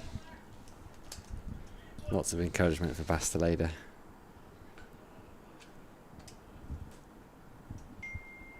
Sun's back out. Chance of a day off? Possibly. I don't think we've got anything for 2 weeks. I don't think so. I think it'd be nice to get some water everywhere. Yeah, you guys probably don't mind the rain in the last couple of days too much. It's strange, isn't it, when you've had so much of it, but then you need it now. Everything dries out. Even yesterday, it was very wet early on, but that wind and the sun just everything dried out so quickly. Yeah, the wind does help and the drainage.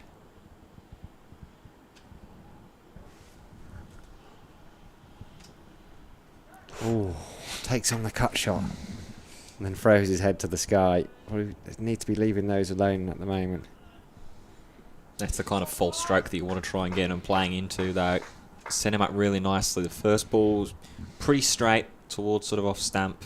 Second one drifted a little bit wider, and then that one really tried to push Montgomery's luck, and the batter fell for it a little bit. Don't mind the batsman doing that, do we? Absolutely not.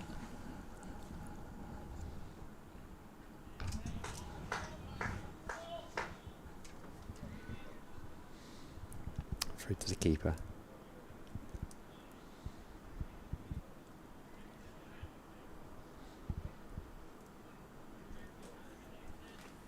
$114 for 4. Deep square leg, long leg, no third. And that pull shot. Bastellani might try the odd short ball as well. Will Montgomery take it on? There is that short ball. Montgomery just drops his hands. It's got to be well directed. If they're going to use the short ball outside off stamp, they should just leave it alone. He looks as though he's tempted, though, isn't he, to try and score from it rather than just leave it. Difficult, isn't it, as a batter in this situation? You don't want to curb your natural instinct too much. I think you just build pressure on yourself as well, don't you, if you just leave everything. A couple of slips waiting.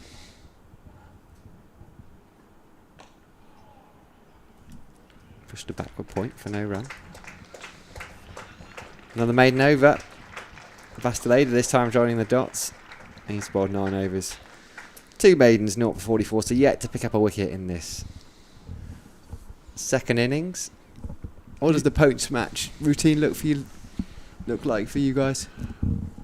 Depends on how it goes. If obviously Durham get the next 6 wickets, I think we're leaving everything uncovered. Hopefully it's going to rain tomorrow sometime. Get everything a good watering. So might take the advertising mats up. That's about it, really. If it goes in until tomorrow's game, everything's got to be covered up again. Earlier on, when a couple of you guys were out there basically hammering on the ground, presumably it was the foothold. Had you filled the footholes in last night? Is that what you might do? Vic had filled the footholes, and I think Ben Rain had worn away at one edge, I think, so it would become a little bit uneven, so get the heavy whatever it's called out and hammer away at it and try and get it reasonably level and flat.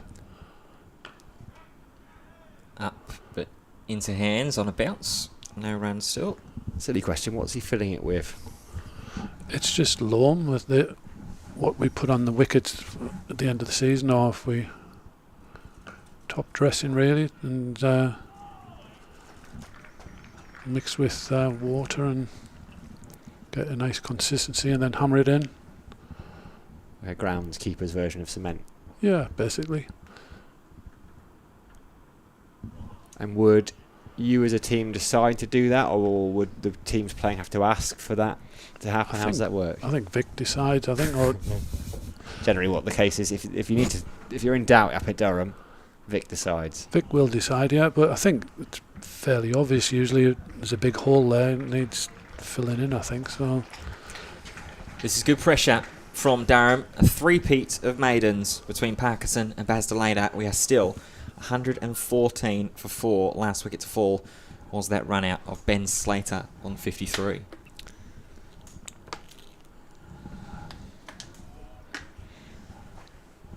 It's good to know that there is some common sense in cricket, because you just never know. You know, you'd imagine you'd just fill a hole in, but then if both teams have to agree, and if the team that doesn't have to bowl again might think, well, no, we'll just leave that hole empty and they can fall over.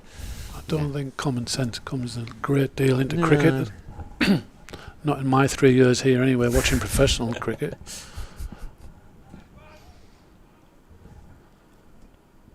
Delayed it.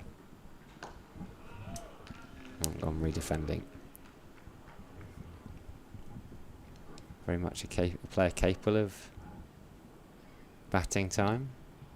Batting long periods of time. They're going to have to, aren't they? Oh yeah. Well, Montgomery certainly didn't in the first innings. Just made 8 of 2 scoring shots, both of them boundaries.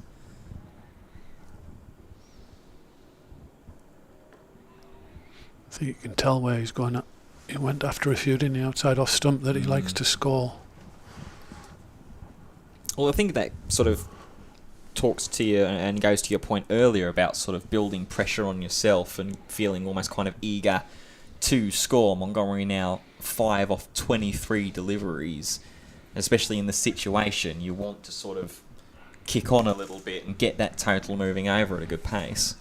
Definitely, and I think he's probably building pressure on himself, isn't he? If he's a free-scoring batsman, usually this is out of his comfort zone, really, to leave the ball or not trying to score. But I think that's the modern cricket now, though, isn't it, really? They tend more to want to score rather than defend. Bazball revolution.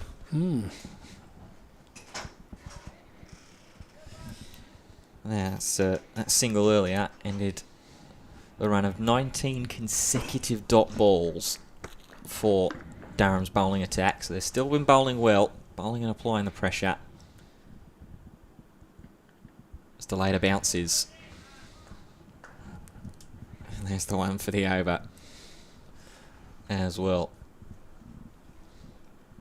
So I want to go back to obviously the quick turnaround this morning as well, because that was I was sort of in your similar camp of quite surprised to see sort of the covers come on this morning without there being sort of too much rain about, and then immediately come back off again.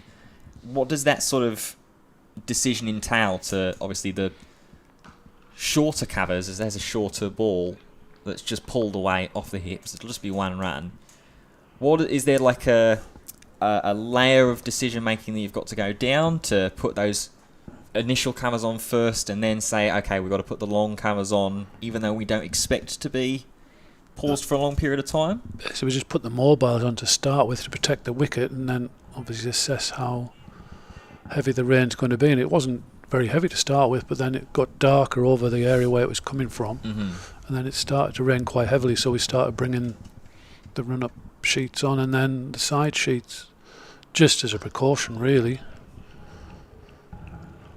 And I think Vic had a chat with the umpires, and he said I think they'd checked their app and there wasn't any more forecasts. So it was how quickly could we get the covers off and the mobiles off and get the wicket prepared, because it hadn't been rolled, but it was only the light roller for 7 minutes, so we managed to achieve it, really. So it was a very good turnaround. Yeah. End of the delayed over. Just the 2 runs off it there, 116 for 4. I suppose that speaks to the quality of you guys as the ground staff team. That you all need to be working in real close tandem to be able to get work that good together. turnaround. And obviously it was slightly easier because there wasn't hardly any rain on or water on the sheet, so we didn't have to try and tip it anywhere. It was just pulling them off, really. So there was no mopping up to do or anything like that. It was straight off and then on to the game.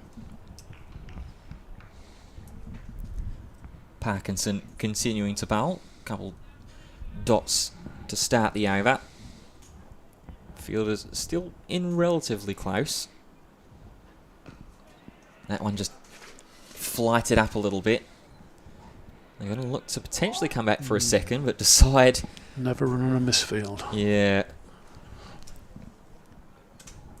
Maybe just recalling that run out earlier on as well. Last thing we want to do while we're trying to build this partnership together. I still think we could have more people around the bat. If they're building all this pressure up, and might make them play a false shot. Yeah, that's generally what you want from your spin, really, isn't it? Is trying to push batters back inside their crease a little bit, and then just have that one that'll pop up onto the shoulder of the bat and jump into the hands of a short leg or a catching cover.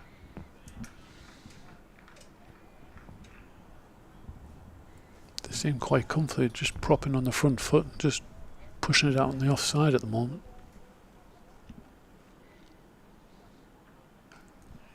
That one cut instead by Montgomery. Straight through the offside. It'll just be the 1 run, so he will get the strike back. 2 runs again off that over. 118 for 4. Let's have a quick check over in Old Trafford, where the second innings for England is underway. They only need 172 runs to take victory against Sri Lanka, 33 for none. Dan Lawrence on 15, Nottinghamshire's own Ben Duckett on 12 off 12 deliveries. what they're scoring at. How many overs has gone? They are in the 6th over 5 and over. right now, Plus. yeah. Current run rate 6.38 at the moment in 60 overs. It's Delata having a chat with Ben Rain to help set the field. I think that's Paul Coughlin down there as well with the cap. I think so. Just bringing the man from behind on the offside to around about square leg as the umpire is going to backward point, it looks like, towards point area. I think they're hoping to get that same wicket just behind square there where the batsman hit it straight to them yesterday.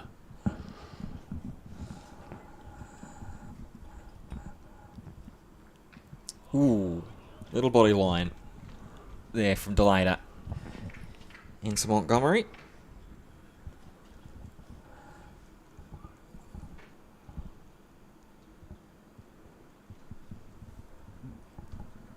Just take a second here. Well, Matt Montgomery looks like he'll be okay. Bringing a short leg in, aren't they? Yeah, Robinson's reached for one of 2 helmets that were behind him. I think is that Graham Clark again that's drawn the short straw to come in close under the lid. Delata comes in. Goes short again.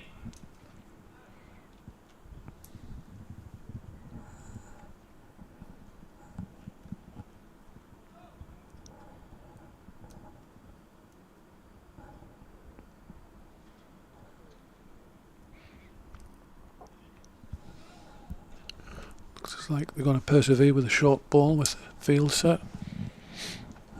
Yeah, the first 2 were any to judge off. Oh, that one again into the midsection of Montgomery. Just making him a little bit more uncomfortable here. It definitely looks uncomfortable, doesn't it? Yeah, and that's what we continue to sort of it seems to be Montgomery that we're highlighting here for the, obviously with a player that seems like he wants to score freely. Just tighten him up. Fire 1 or 2 of those in towards the body, the short ones as well. Make him get almost sort of frustrated. Better defence there.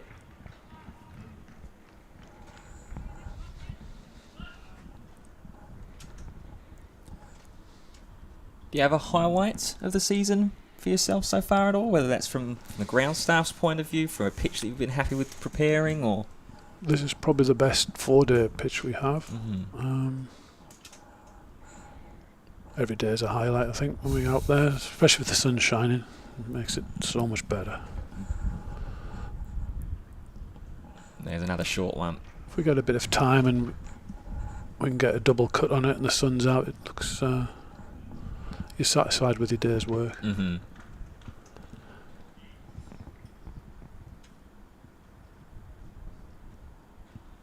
Been a bit up and down really for Durham, and play some good cricket and then not so good really, where they probably should have qualified, shouldn't they, for the Metro Bank quarter final. Yeah. Bit disappointing really.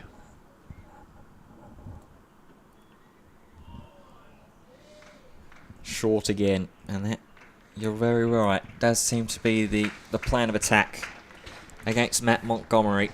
It's another maiden over though for Baz Delata, his 3rd of this innings. I think Baz will be able to keep going as well. He's a fit lad, and I think he'll keep running in and doing that, I think.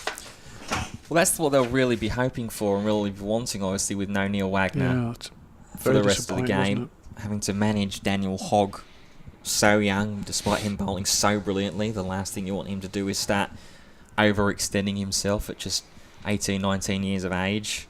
Rain, of course, is your primary pace bowler. You want to measure him as well, so that you've still got him fresh for when the new ball comes or when a couple of wickets start to fall and you want someone to really help fire it in.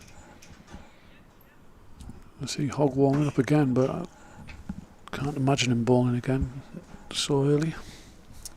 Maybe that's just a sly message to Scott Borthwick saying that He's ready to go. Yeah, he's eager and he's hungry. He's got a handful of wickets. He's bowled well as well, hasn't he? I think he's definitely been the pick of the Durham bowlers in this match. Slight field change here. Rain coming a little bit finer.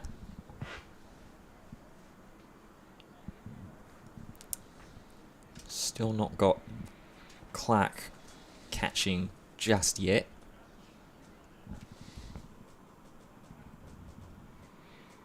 Who's this making the jog around? That's Lees. That's gone into sort of a... It's not catching, it's not serving one now, isn't it? Yeah.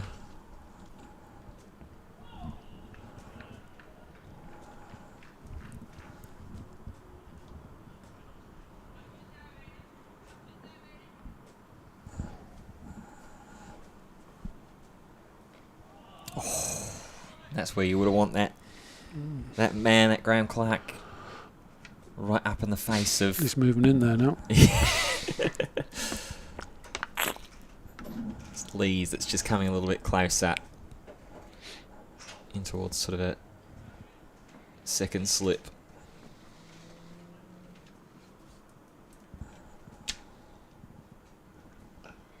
Forward and defending again is Jack Haynes on 14 off 35 now. Montgomery 6 off 33. The dot ball starting to come together a bit once again. There's another one. 10 dot balls in a row between Delata and Parkinson.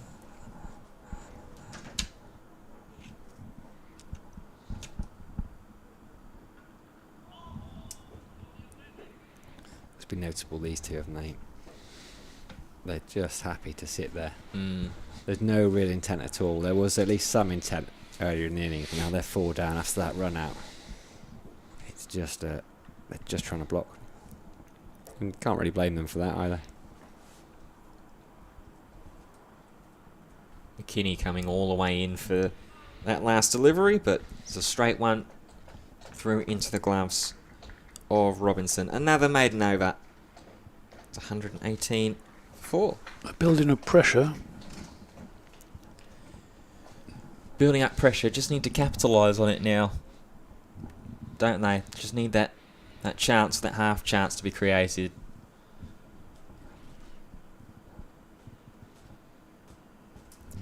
Bastelada then into his 12th over. Man under the helmet. This field now we've got, and I don't know if this was the case the previous over, so I nipped downstairs, but it's similar to the one Wagner had for the short ball. Leg gully, long leg, deep square leg, short leg, there's that short ball. They hit it straight to the leg gully, didn't they? They did. Alex Lees took the catch, he's in there again. Got your two fielders behind square on the leg side, leg gully and long leg was where Matt Parkinson took the catch that got rid of Joe Clark yesterday as well. Deep square leg will be just in front of square. You can only have two fielders behind square on the leg side, so you've almost got a line of three fielders actually. Short leg under the helmet. Mid wicket is a little bit squarer, but not a true mid wicket. And Ben Rain in at sort of short mid on for that ball right there. This is what Wagner was talking about. Ryan Campbell was talking to Wagner about. It's fine having your two catchers out, but where the rest of your fielders, how are you blocking off the runs? Because if all they need to do is turn it around the corner or drop it into the leg side and pick up a single, and I think that's the difference. Away from strike again, isn't it? You can just rotate. Ticking over. Just want to keep them there.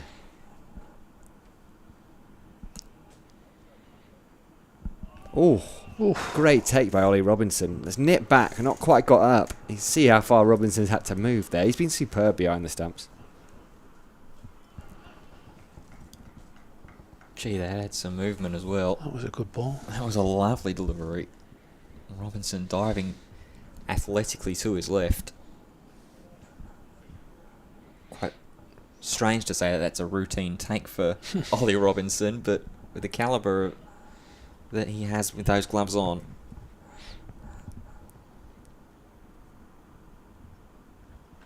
Ooh, and he turned into that one. We'll have a 2-minute.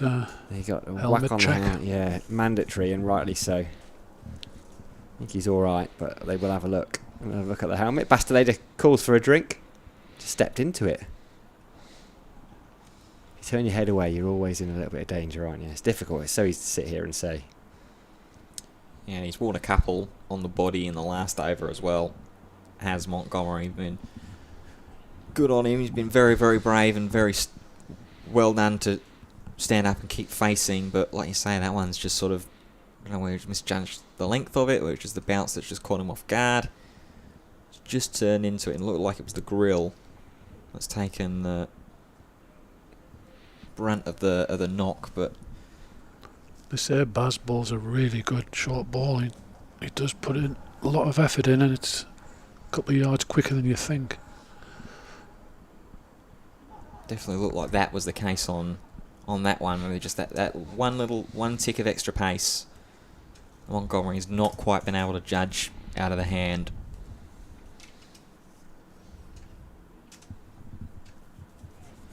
Lots of kit being brought on here. Oh, new bag of helmets, I Probably. suspect. I'm not quite sure which one he wants. Let's have a look around the ground, shall we? What have we got going on? Still no play down at Southampton. So Essex are still 404 for 8. They've lost loads of time in that game. Down at, what's it called now? The Utilita Bowl. Still raining, not draining. Playing again at Edgbaston. Warwickshire 50 for 1. Lead by 148 with 9 wickets remaining. That could be an interesting game because they've got, I think, just under 50 overs left in the day. Plus tomorrow, you've only got 96 overs, so they're going to have to push quite quickly to get that lead, something they'll be comfortable declaring with. You never know, Somerset might fancy a go. Sussex are at Scarborough, and they're 135 for 4, so they trail by 2 runs, 6 wickets remaining. They're batting for the second time. Sussex, Yorkshire only batted once. Kent going all right now, 191 for 4, back in play at New Road, trailing by 84. 6 wickets remaining to Wanda Moyeye. 128 not out off 141 balls. He is some player, that boy. Playing down at Bristol as well, where if Durham is the driest ground in the country, Bristol's got to be the wettest. I mean, how difficult is a job for their ground staff facing all that rain? Must be very difficult. And obviously, I think we've had this conversation with Vic before. Worcester must be an absolute nightmare at the beginning of the season. Gloucestershire had slipped to 57 for 3. 157 for 3. It's not really slipping, that's a decent score. But 363 for 3 now. Partnership with 206 unbroken between Ben Charlesworth and James Bracey. Charlesworth's got 177. Bracey's got 97. And Matt Montgomery is alright. Just jumping around, getting the senses going again. They've called it a Merchant Taylor's School. No play on day 3. An outground, so it doesn't surprise me too much. Difficult, isn't it? Yeah, inspection at 340 at the Oval. And Glamorgan 109 for 3. Yes, Derbyshire. The leader is in. Oh, good carry. Good carry. A smile from Matt Montgomery. Bit of extra pace from Bastoleda at the moment. He's quite quick, isn't he, when he puts his back into it? A bit of nip back in as well. Just off the top of middle and off. It's not a bad delivery to face after a few minutes, just gathering himself.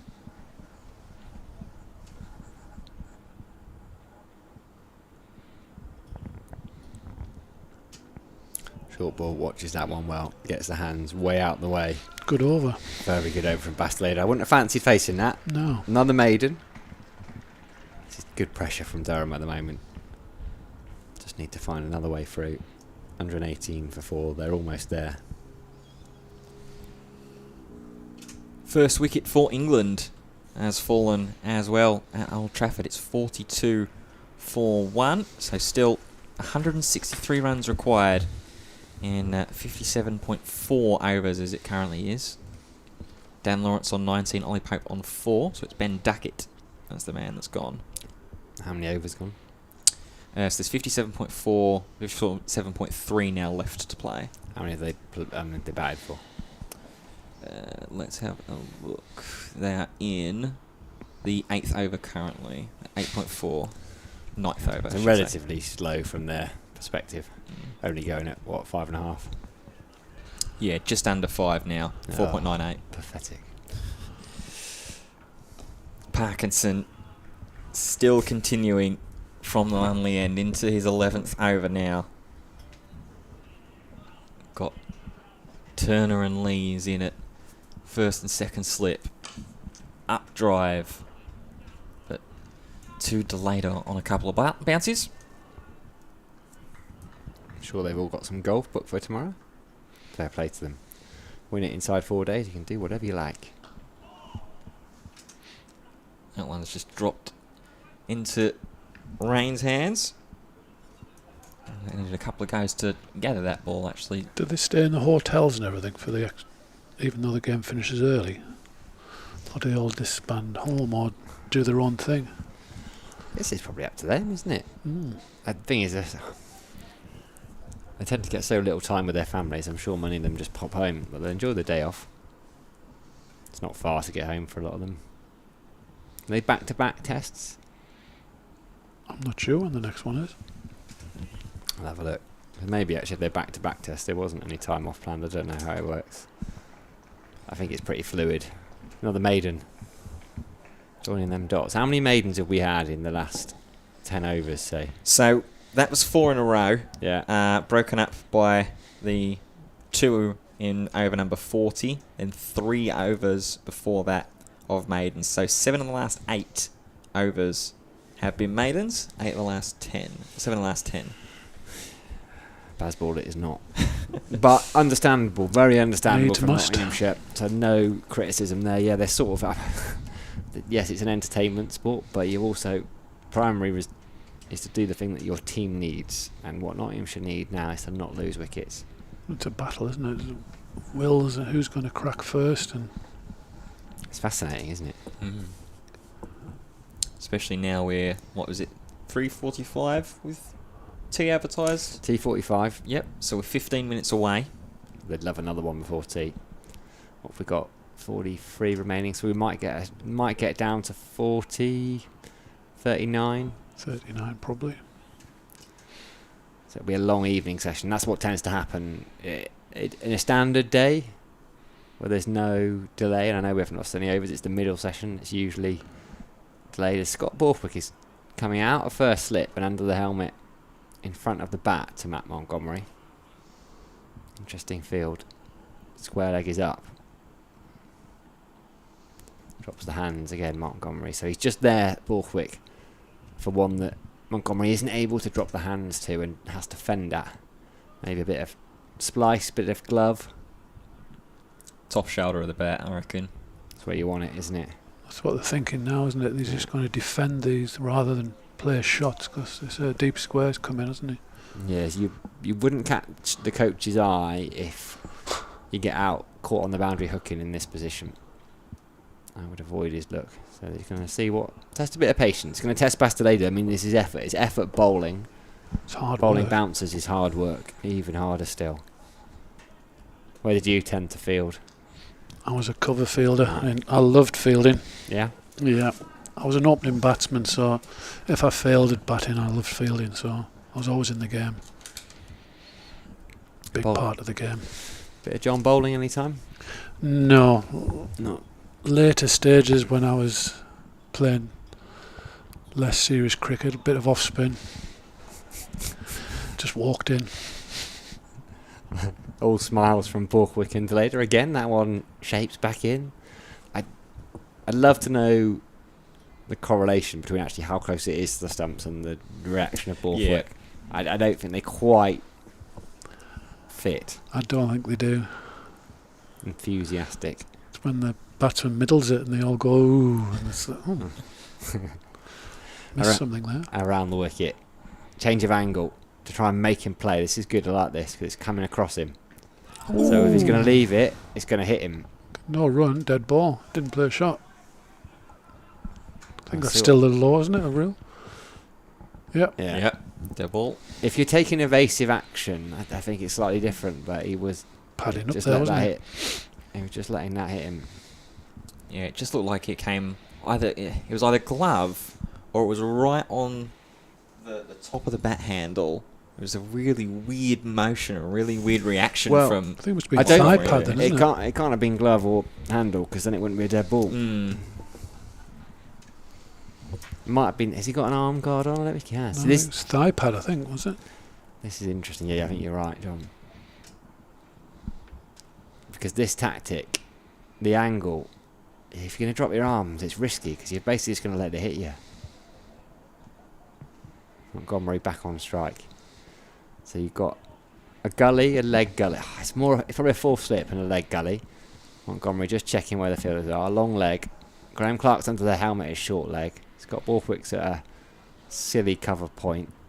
Ben Rain's short catching mid wicket. Square leg. Mid off backward point.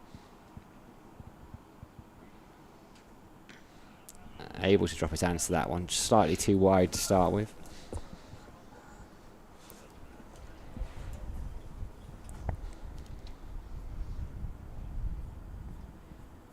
You can get in a bit of a stalemate here, can't you? If they're not directed at the batsman accurately, they're just prepared to leave it. But they're trying everything, aren't they? They're trying different field placings and over and round the wicket. Yeah, because that's the danger here at the moment. You're on the verge of a 5th straight maiden over with Delata bowling shorter from the Finkel end, and then Parkinson on the Lumley end is just having anything that he pushes forward just pushed back on the front foot towards him. I'm surprised we haven't seen a Yorker though as well. Just not every third ball or whatever, but one every 2 overs, just to, because he's obviously deep in his crease looking for that shorter ball. Went for the surprised Fuller one. So Physio's out there, maybe just checking Montgomery's alright from the one that hit him. Maybe a message coming out. It's young Mr. Lord carrying the drinks out, and we're not far away from tea here, so I don't know if they're just trying to eke a bit of time away. And we're going to see a change of bowling. I think we are. First time in the game as well. A slightly different angle, isn't it? Off spinner. Got height. He's Bashir-esque in terms of his height, so he might get that bit of extra bounce. Ashton Turner, a man who played some of his shortest form cricket with the Perth Scorchers. Captains them, doesn't he? Yes, he does. Fantastically, the Big Bash. Now we're going to see him Batted well yesterday. Oh, didn't he just? batted fantastically. This is his first red ball game for Durham. Yes, it is. Well, he wouldn't have been expecting to play, really. It was just No. the Dave Bedingham factor.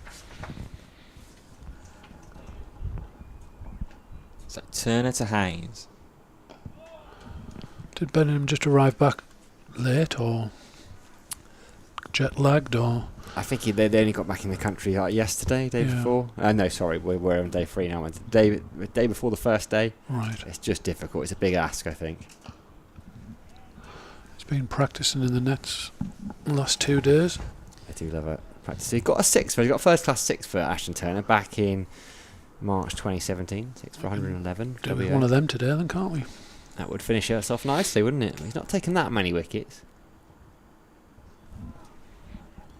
Not taken a wicket since October 2020 in first class cricket. In fact, hasn't bowled that much, in fairness.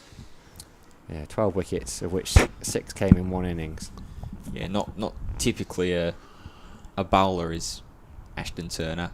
Ooh, that one's Get jumped the up short on leg the- in. Well, there is that one that's jumped up off of the shoulder of the bat, off of the outside edge. Good ball. It was a lovely delivery, and just when Graham Clark wasn't under the helmet on short leg. He's not moving in there yet, however.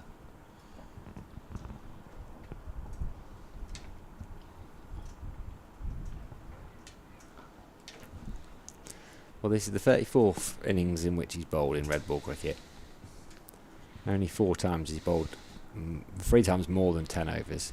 Once he's bowled exactly 10 overs, and twice those were in the same game, the 6th for game. So he's just a part-timer, really.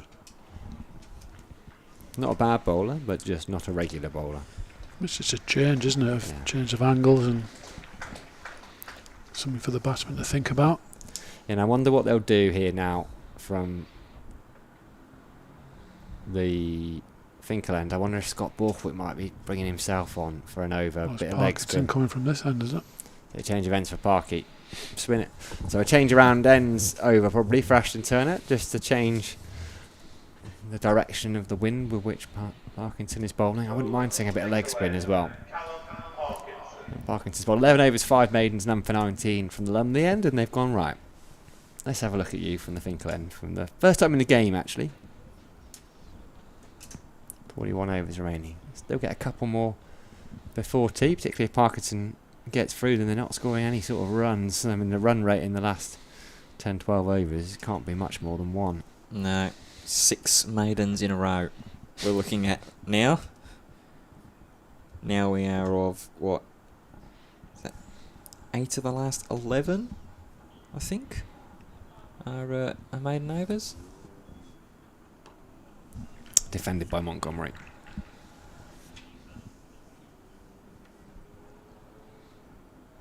Nine of the last 11, correction. Underplayed it, Fitzy.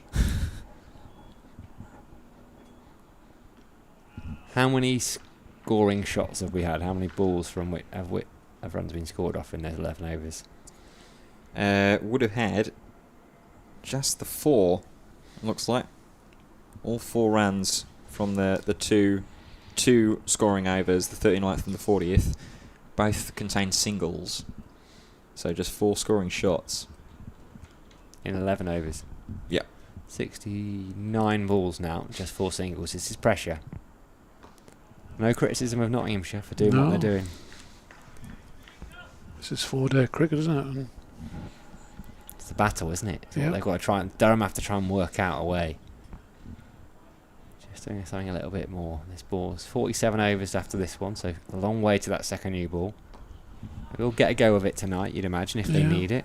after tea as well, Hogg and Rain will probably come back I for think so. 2 or 3 overs each. Oh, from one end anyway.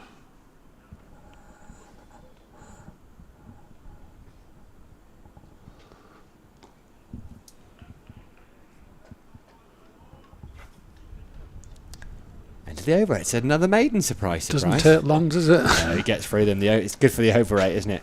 Good for the over it, not if the quick ball was bowling from the other end and Well, yeah, that's true. doesn't get much break. That is very true. So 7 maidens on the bounce. Ashton Turner is going to get a second over of work from the Lumley end. Still 5 minutes away from the slightly altered tea time, thanks to the 15-minute delay we had to start off day 3 here at Seat Unique Riverside. Got that short leg in, Turner. We'll get at least a couple of overs in, I think, before the Yeah, with the spinners bowling. tea. Which, you know, given we lost 15 minutes because we didn't have lunch any different time, so it's not bad going. Tried something different there. Yeah, just let that one go a little wider. Rain's coming around to cut it off from going on the boundary rope, but the offside. They'll get 2. So that breaks the run, breaks the streak of maiden overs and dot balls. Jack Haynes moves on to 16 off 52 deliveries. Montgomery 6 off 51.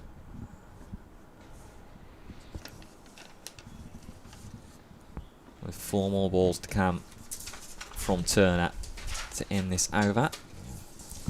The wind blowing through the commentary box here. Paper everywhere. Carnage. Absolute carnage.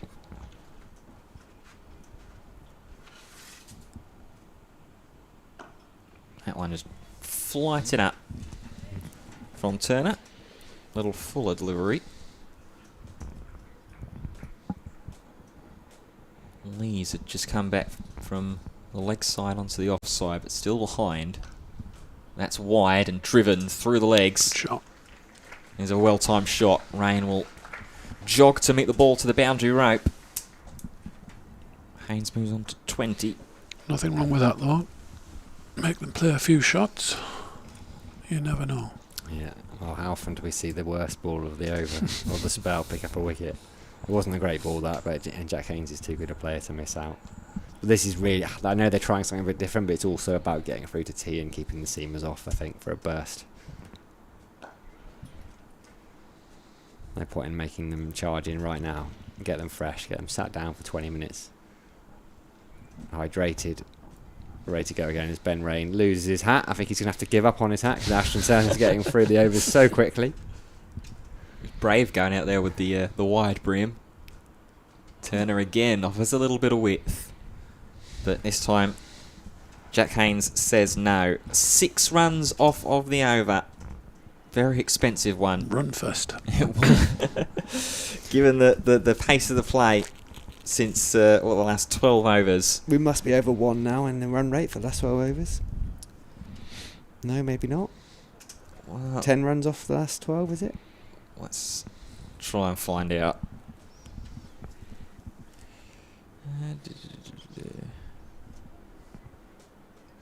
Well, we had 9 maidens, 4 runs, and then, yeah, so 10 off the last 12, I reckon.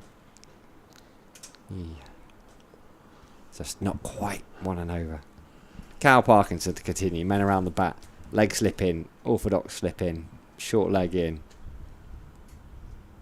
Borthwick's just been directed to go around at mid-wicket.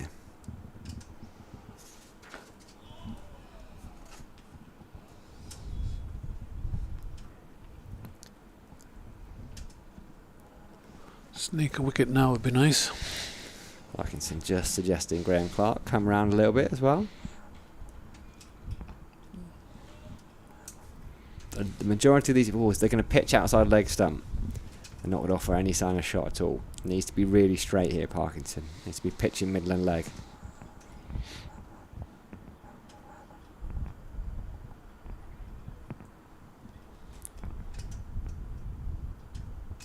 Shake of the head from Parkinson. I think that's about the 3rd time Nottinghamshire batters have pulled out. And that. Just going to pad up to that.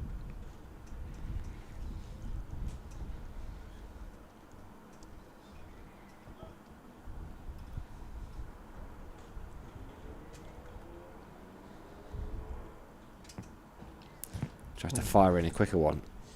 Not quite directed how he wanted it, but nice to see him try something different. Yeah, don't mind the idea there. Change of angle too. Yeah, I like this. That's better. Yeah.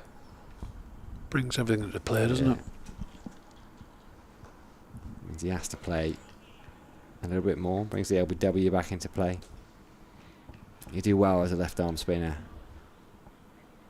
to get an LBW from over the wicket. Even if it's pitching middle leg, it's then got to straighten it. That's a good ball. Come through for 1. Haynes called Montgomery through. He was a little bit slow getting off the mark. T. And that'll be tea. Well, there we go. 124 for 4, Nottinghamshire. So a good little session at Durham, pushing on towards victory, and very much in the driving seat as they have been pretty much since the start. Deficit of 177. Look, it's been attritional. It's not been particularly exciting, but it's been necessary from Nottinghamshire, who are just looking to frustrate Durham, and then maybe, who knows, bit of weather around tomorrow. John Bland, thank you very much. Pleasure. Thank you for having me. It'd be a delight. I enjoyed it. Come up any time. Shelter, particularly when you need a bit of shelter from the wind. Definitely. It's a bit warmer up here. And Ben Fitzpatrick and I will be back in about 20 minutes.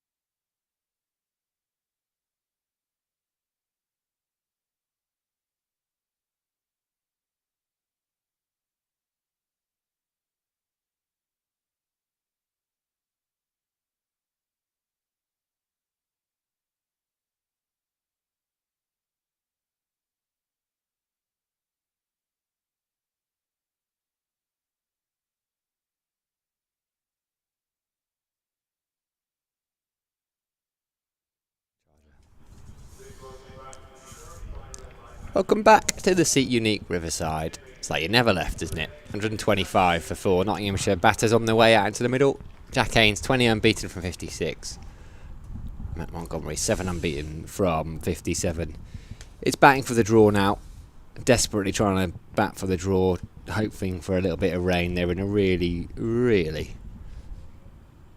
difficult position, tricky position. Sam Downing alongside Ben Fitzpatrick. We've just had tea. Could this be the last session of the game, Ben? Or, well, it could be. Will it? It could be, but I think it takes getting this pair both back in the pavilion in order to do so. I think you really need to start getting on the attack here, really. I think you were right in saying that Knots at this point are pretty much just looking to play for the draw. Obviously, we've said throughout the day about the weather that's going to be forecast for tomorrow from about past the lunchtime session onwards for any prospective day 4 play.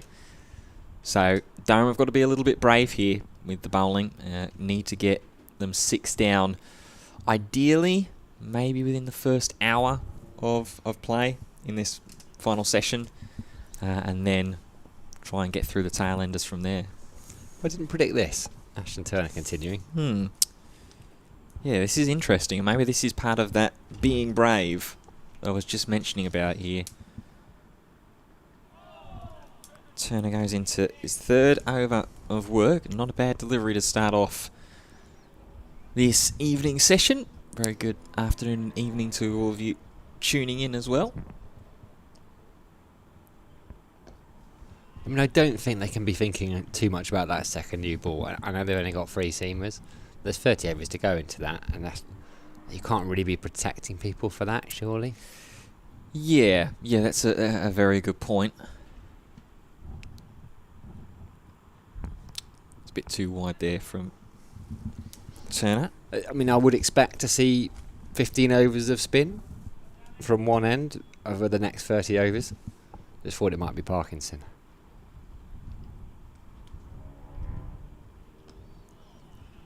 It's a little better there from Turner, just forcing Montgomery, who's on strike, to just make that step forward and play the shot.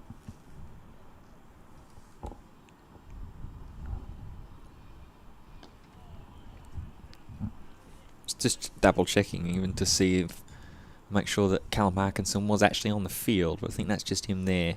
Yeah, he's a deep square, isn't he? Yeah, under the front of the Paul Collingwood stand. Interesting that Paul Coughlin's gone in at slip. Normally Scott Borthwick's position. He's dropped a couple. Just trying to work out who's warming up, if any bowler. Couldn't immediately see anyone warming up. Ben Rain is down doing his shoes up. Doesn't look to me like Callum Parkinson's about to bowl, though. He's going to run away towards final leg. So I reckon we might see Ben Rain, is it? Yeah, 5 overs. Yeah. I reckon we've got 30 to go to that second new ball. I think we might see 5 overs of Ben Rain. Maybe 6 of him. A bit of Bastelada. Or a bit of Daniel Hogg. It depends who they want to give the new ball to. They might give the new ball to Daniel Hogg. And Parkinson did bowl the last over from this end, the Finkel end. So perhaps that Ashton Turner extra over was just a change around. Parkinson will come back on at the other end now. Yeah, that feels like the most logical way to go around it, I think. I think that, especially with how well Daniel Hogg bowled with the new ball to start today, I wouldn't be surprised maybe to see him take it on. Bowled beautifully, hasn't he? Ryan Campbell's in the back of the box. So I think we'll stick the third headset on, if that's all right, when Ryan Campbell comes in to join us. Which chair do you want, Coach? Do you want a high stool or a low stool? Do you not first? Always good to be high at one point in my life. Excellent. Considering I'm generally the smallest bloke in the room. Decent day so far, happy? Not too bad. Yeah, it'd be good if you could catch. Yes. Oh, yeah. Old Slater made 5 for 50 or something, didn't he?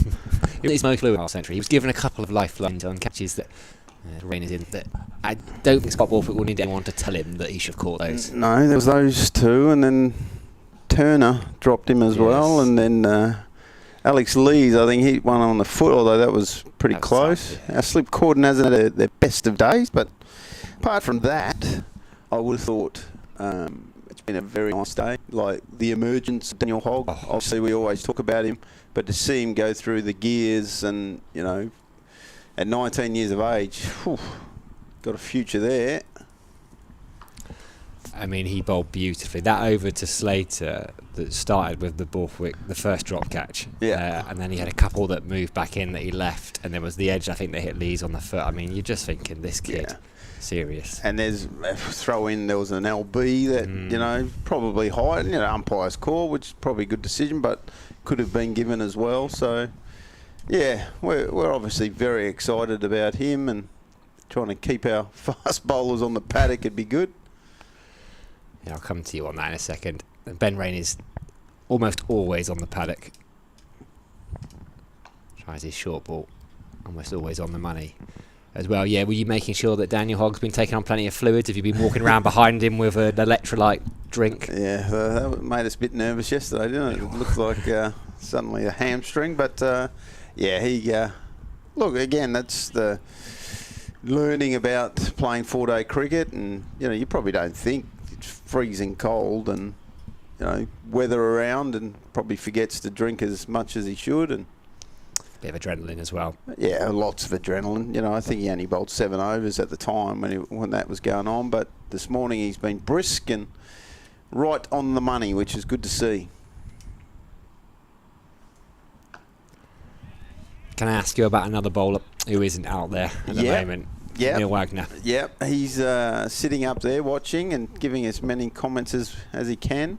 Oh, look, he's been sent for a scan, and we'll have to wait on the results. But, you know, hopefully the news isn't as bad as what every time a fast bowler goes down. It's we haven't had a lot of luck with our overseas fast bowlers so far this year. Yeah, you'd have a brilliant Test 11 with Test bowling attack with some of the overseas you've signed. Yeah, it's just they haven't. I think between Boland and Wags, it's lots of frequent flyer points though for the lads. Yes, indeed. But yeah, look, let's keep our fingers crossed. Hope for the best. You know, obviously, we look forward to Somerset, which is that's one of the things about this game. I know we're always worried about now, but as a coach, I've obviously always got one eye on the next port of call, so to speak, and the one after that. And, you know, we go to Somerset on Tuesday, and then obviously from there straight to London for the T20 quarter-final. Lots of stuff coming up. You know, we're trying to get Coghlan back on the paddock, who's been struggling with an elbow injury, which... Yeah, he's getting better. Obviously, he's out there fielding and amazing, great run out. What an athlete he is.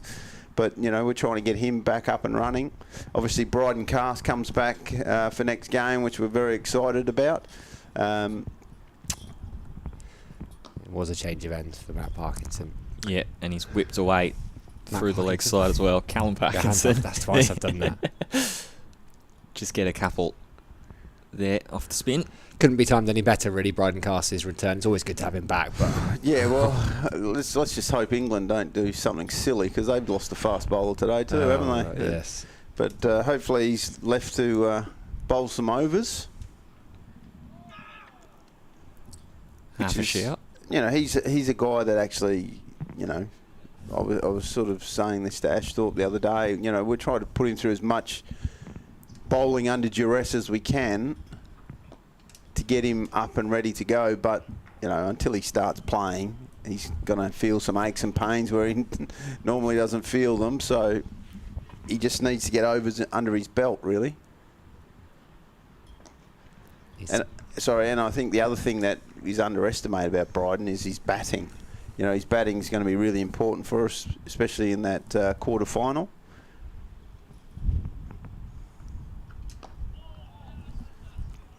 Parkinson bowling well through this over. I think I remember you mentioning early on, particularly leading up to the T20 competition, as you say, about that quarter final, about how important that it was for Durham to make a really good splash in that competition. I imagine you must be really, really pleased to get to this stage, and like you say, you're looking constantly on that one further, and can we go one further in the final series? Yeah, it's look. At the end of the day, I've, and again, probably people, I should stop saying it, but the facts are, I came to Durham and I want us to be the best county in England. But to do that, you got to play all formats. You can't just say, "Oh, we're a great red ball county," which I think we all know that red ball is so important to the people, the fans, and I guess the core ethos of what we are here at Durham. Takes on the range short ball. In decent control of that, though, Matt Montgomery.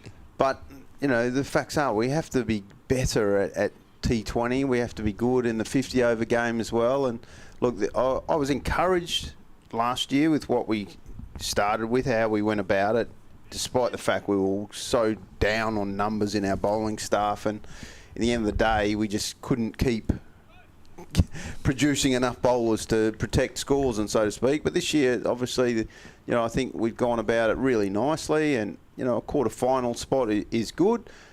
I don't think we should be celebrating. I think we want finals day. We want to go with 3 wins away from winning the whole tournament. So it's obviously a big ask to play the bloody Surrey All-Stars down at down there, and you know, and again, I hate getting politically charged up about it, but the absolute stupidity of a quarter-final being a month after the season, where our our overseas players come. What does everyone expect us to fly them back from Australia? And, you know, every county's going through. It's just ridiculous. I did see that Ashton Agar is going to fly in for one game for Northants. Well, you know, that's going to cost a little. The counties don't have a lot of money. It's not great for the player either. Wouldn't want to get knocked over first ball. It's a long way to come, let me tell you. Bowl a few and get a duck. Bit of expectation. But again, and look, I'm saying that, but Ashton Turner's here for us. Literally, it worked out because, you know, David Bettingham was going to be away for this game. We were worried about the jet lag and all that, plus being away for the next game. So kind of worked out okay for us. But, you know, it's just stupid. There you go. It is absolutely ridiculous that you play a T20 tournament where you bring in separate T20 overseas players and you want it to be the best competition in the world, and it's so exciting, it's so cool, and everyone loves it, but then you don't play for a month. You know, how do they want me to be bloody having T20 practice in between a 4-day game? Like, that's just, yeah. Anyway, I'm sure I'm not the only one talking about that, but they went from one extreme of having no gaps between everything to completely the other, and it looks like the schedule's going to be the same next year if that piece on Cricket Info this morning is correct. We must protect August. Yeah, well, again, I'm never going to speak harshly against 100 because I know how financially important it is. Yeah. So I get that, you know, where it goes to the 100 with, you know, does it change format or, you know, sounds like it's going to be sold all the teams, and, you know, that's also good for the game. So don't get me wrong. So I'm never going to say a bad word about it, but somehow we have to manage this a lot better with what we're doing, because I think is 14 of these matches 4-day matches. I know we got to protect county cricket, but maybe it's just 2 games too many. Perhaps it's a good shot for 4. Pulled along the ground by Matt Montgomery, who's been watchful. And I only throw that in because if you reduce it by 2, that gives you 2 weeks. That's a lot of time, you know, where you could maybe start a bit later or finish a bit earlier. You know, trying to play 4 games of 4-day cricket in September when you're running on vapours and you got injuries and stuff is pretty tough. But again, I'm not the guy to ask for the answers, and I've got a few if you wanted to ask me. But, I do. But the thing is, you know, somehow we have to look at it, and I know there's committees and stuff going about that and doing the work and trying to find the right formula. But I'm the outsider, and I always say that as an Aussie, But this county game is so cool. It's such a wonderful system that somehow you got to look after it. You know, and you got to look after the players. And that's the other thing, you know, the One Day Cup, if we had won that last game, yes, we would have hosted a final, but then the next day we had to driven to Glamorgan to then play on Sunday, to then come back here for a 4-day game. Like, and one point it could have been that we were going to Worcester or somewhere, or Birmingham down to Glamorgan. You just didn't know. It doesn't give anyone a chance, that turnaround. It's that was just all thrown in it, and no one. I don't think anyone thought about the repercussions of if we didn't know. Mate, we had to have a bus on standby, for instance, like trying to get one of those to just in case you have to travel. Well, it's busted accommodation, and it's not like even like finals day, the ECB block books the hotels, so it doesn't matter who gets there because you don't know where the games are going to be, and then the clubs themselves have to sell tickets. But you could get me off on a rant. I had a bit of a written rant about it last week. I went off on one of wisdom, which actually got a lot of comments. It was quite nice. Anyway, we've had our rant. What I want to talk about, I came up here for, is like, I can't believe how Aussie you sound. You're proper, isn't it? You make me sound bloody really posh. Bloody East Coasters, mate. See, East Coasters of Australia, they talk differently. He's also available for the last game of the season as well. If you need that overseas slot, I could go in and offer you some very average medium pace. I'll bring me whites too as well. Don't worry, we won't be short up here. Everyone mucks in. We're thinking of maybe putting a bloody advert out on social media. Anyone can bowl some medium pace. Looking for a spot.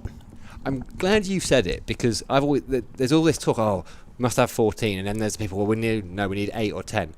Why don't we just compromise on 12? It seems quite. But no one has. I've not heard anyone actually say that before. Well, the thing is, it's not an even competition anyway. Well, exactly. You don't play each other twice. Well, that's right. So you just need to work out. Okay, it's luck of the draw, or pull out of a hat, or whatever.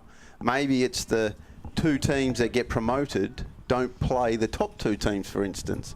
That might be a good start. But, you know, I just don't think you can play 14 games.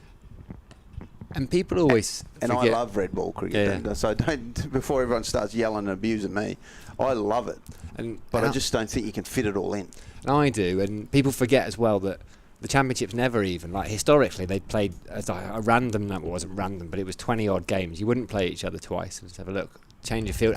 So actually, I've noticed today, you talked really well yesterday about Neil Wagner's field, like saying he was looking at Nottinghamshire and going, you can't just bowl short with 2 men out. You've got to plug the gaps. And the fields you've been setting today, are they Wagner inspired at times? Yeah, of course. He's had a conversation, but once you start going through it, you understand the ploy behind it. You obviously you start looking, I reckon, with a bit more of a microscope, so to speak, about your fields. And, you know, let's be honest, it's a pretty good batting wicket we're bowling on here. So we're trying to manufacture a few dismissals that, you know, as you saw when Delata bowled that short stuff to Montgomery, it looked venomous. You know, I've already raved about how well Hogg bowled. So you are trying to manufacture things. It can be a bit of a grind at times, but it is what it is. Keep her up then, and we've got a ring of fielders, a V, starting with Ben McKinney at catching mid-wicket as a catching square leg and a leg. I probably would call it a leg gully actually, and then a first slip. Rain has just been exceptional. You can just rely on him, and it's not just that he's reliable. You can rely on him to be blooming good too. Yeah, he's always thinking, trying to think outside the box. You know, like I say, especially when you got to over 8 finally, it's the one thing I'm always banging on about to the players. But if you got a +5, you can actually take your time and sort of say, okay, no rush. Let's just work out what we want to do here.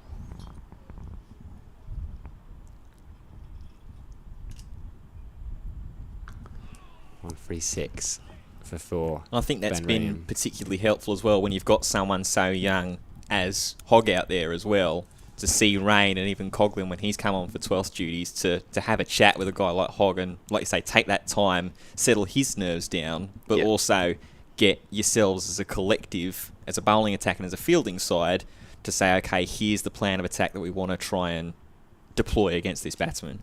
Yeah, and that's why, you know, when we talk about our youngsters,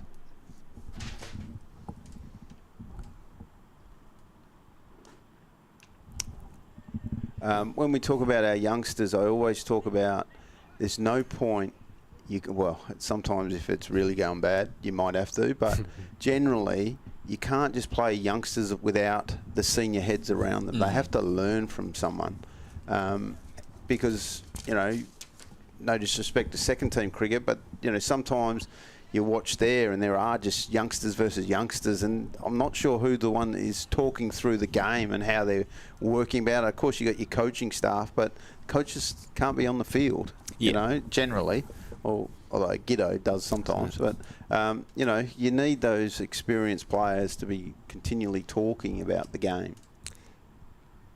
I was going to ask actually about Giddo, because he comes up here and he's such a brilliant talker and thinker of the game. And you see it in football a little bit now. Manchester United have started doing it. So someone like Tom Huddleston, who played for England, played for Tottenham, and he's suddenly popped up playing for Manchester United under 23s, and everyone's like, why isn't he playing? But they've got this role for people who are coming to the end of their career.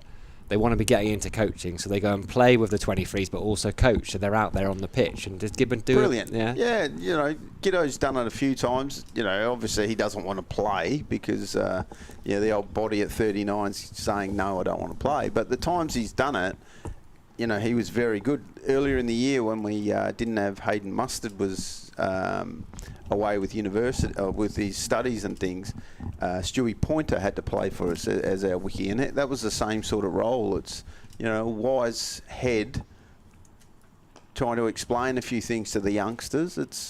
It used to have, I always describe it in Australian grade cricket, there used to be always the old pros playing, you know, the old guys who would always been there, done that, and keep in school the youngsters, give them a hard time, and that's where you learnt your game.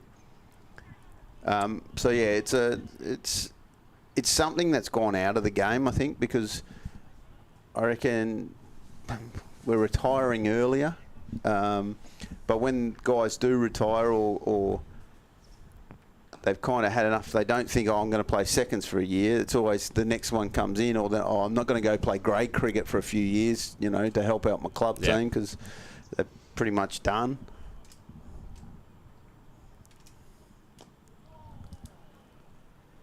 But yeah, it's a tough one. It's, you know, we can only contract so many players, and that's the thing. You know, you're trying to build a strong squad that has players that are going to play in the second team as well. But yeah, difficult to get the balance sometimes, especially, you know, again, it's not an even playing field that we're all in. There's some counties can afford bigger squads, some can't.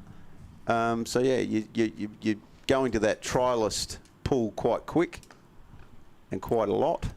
It's a nice shot there from Haynes. And it will just race over onto the boundary like as well. What was going to be a maiden will end with 4 runs charged to Callum Parkinson's name. 142 for 4, still trailing by 160. Look, at the end of the day here, it's sort of meandering along at the moment. Not a lot's happened. There's been a couple of good spells, but I'll always say, and the boys will always be talking about it, just imagine get one and you might get 2, and then it all changes again. You know, we know there's weather coming tomorrow, but it's something that we can't control that. You know, down south have copped it all today as well. So, you know, it's just about right here, right now, how can we create? We need one, maybe a grubber or something, I don't know. You know, one to misbehave, false shot. This little run out again. Well, another run out would be fantastic. So we've got a catcher. Almost a silly mid-off. Trying different things here. Is it Paul Coughlin's gone in there, right in the line of sight of young Matt Montgomery.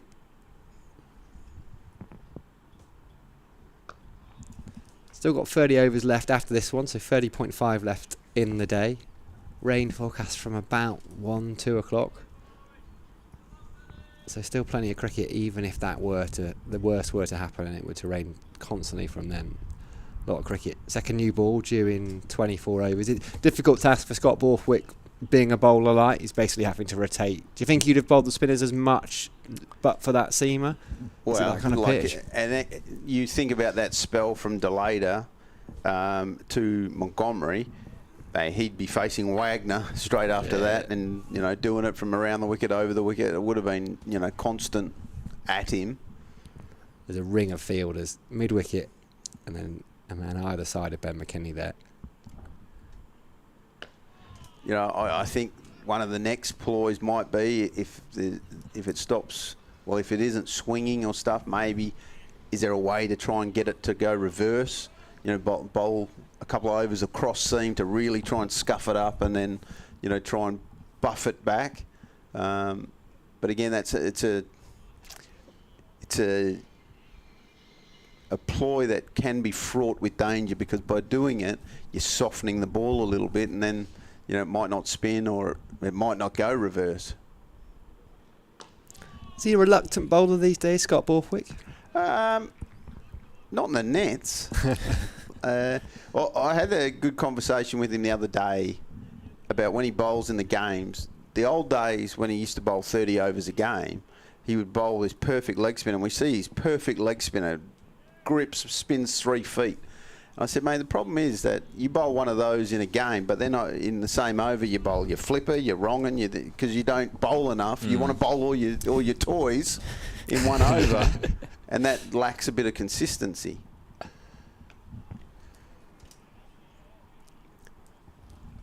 How good's Ollie Robinson been with the gloves today, by the way? He's a beaut. Apparently you don't need wickies anymore. They're just backstops, aren't they? Backstops, yeah. Depending on who you listen to. Yeah, exactly. I know you're very much of that school of thought. Oh. Well, as a backstop go, he's a pretty good one. Well, some of the stuff he's taken late, one-handed, has been brilliant. He's very good. And to anyone listening, if you want to be a wicketkeeper, be very good. Your side will appreciate you a whole lot more. Couple of fielders in, short cover. Lots of company. Matt Montgomery says, wait, no. Well, you see it, and this is not to be critical of Joe Clark, but there was a catch. Was it McKinney in the first innings that basically went just to the right of first slip? And all I could think of, and I think I said it out loud, was, if you got a keeper, that's gone, wasn't it? Yeah. That was actually... It was actually something we spoke about pre-game in my thing. It was about, it wasn't the fact that, because look, if Joe Clark keeps, that's great. Yeah. That's his job, and he wants to do it. But I got the feeling that Notts, I don't think they want him to keep, because he's such a good batter, and batting at 4 is quite high for and I know Ollie did it for us, but he generally bats 5. But I get the feeling they've changed it because Moores was out of form. They've just signed Varane from South Africa to come at the back end, which is a wicket keeper. So, the pressure's off, Clarkie, and he can actually just worry about his batting. So, sometimes it's, when you're looking for a different combination, or, trying to get the right fit, you start to tinker with things. For us, we're lucky because our wiki bats at number 5, for instance, which is hence... You think about the old days, or not the old days, I'm sorry to say that, but generally, you think about it, 6 batters, a wiki, 4 bowlers. That's what the general basis of a team. But then you're hoping that one of your 6 batters can bowl to give us some help, and then, your 4 bowlers, and then your wiki. But if suddenly your wiki bats high, then you can start to be a bit creative with our number 7, for instance, Buster Later. It's either Bryden Cast, Buster Later. We try and play an all-rounder in that role to give us more flexibility.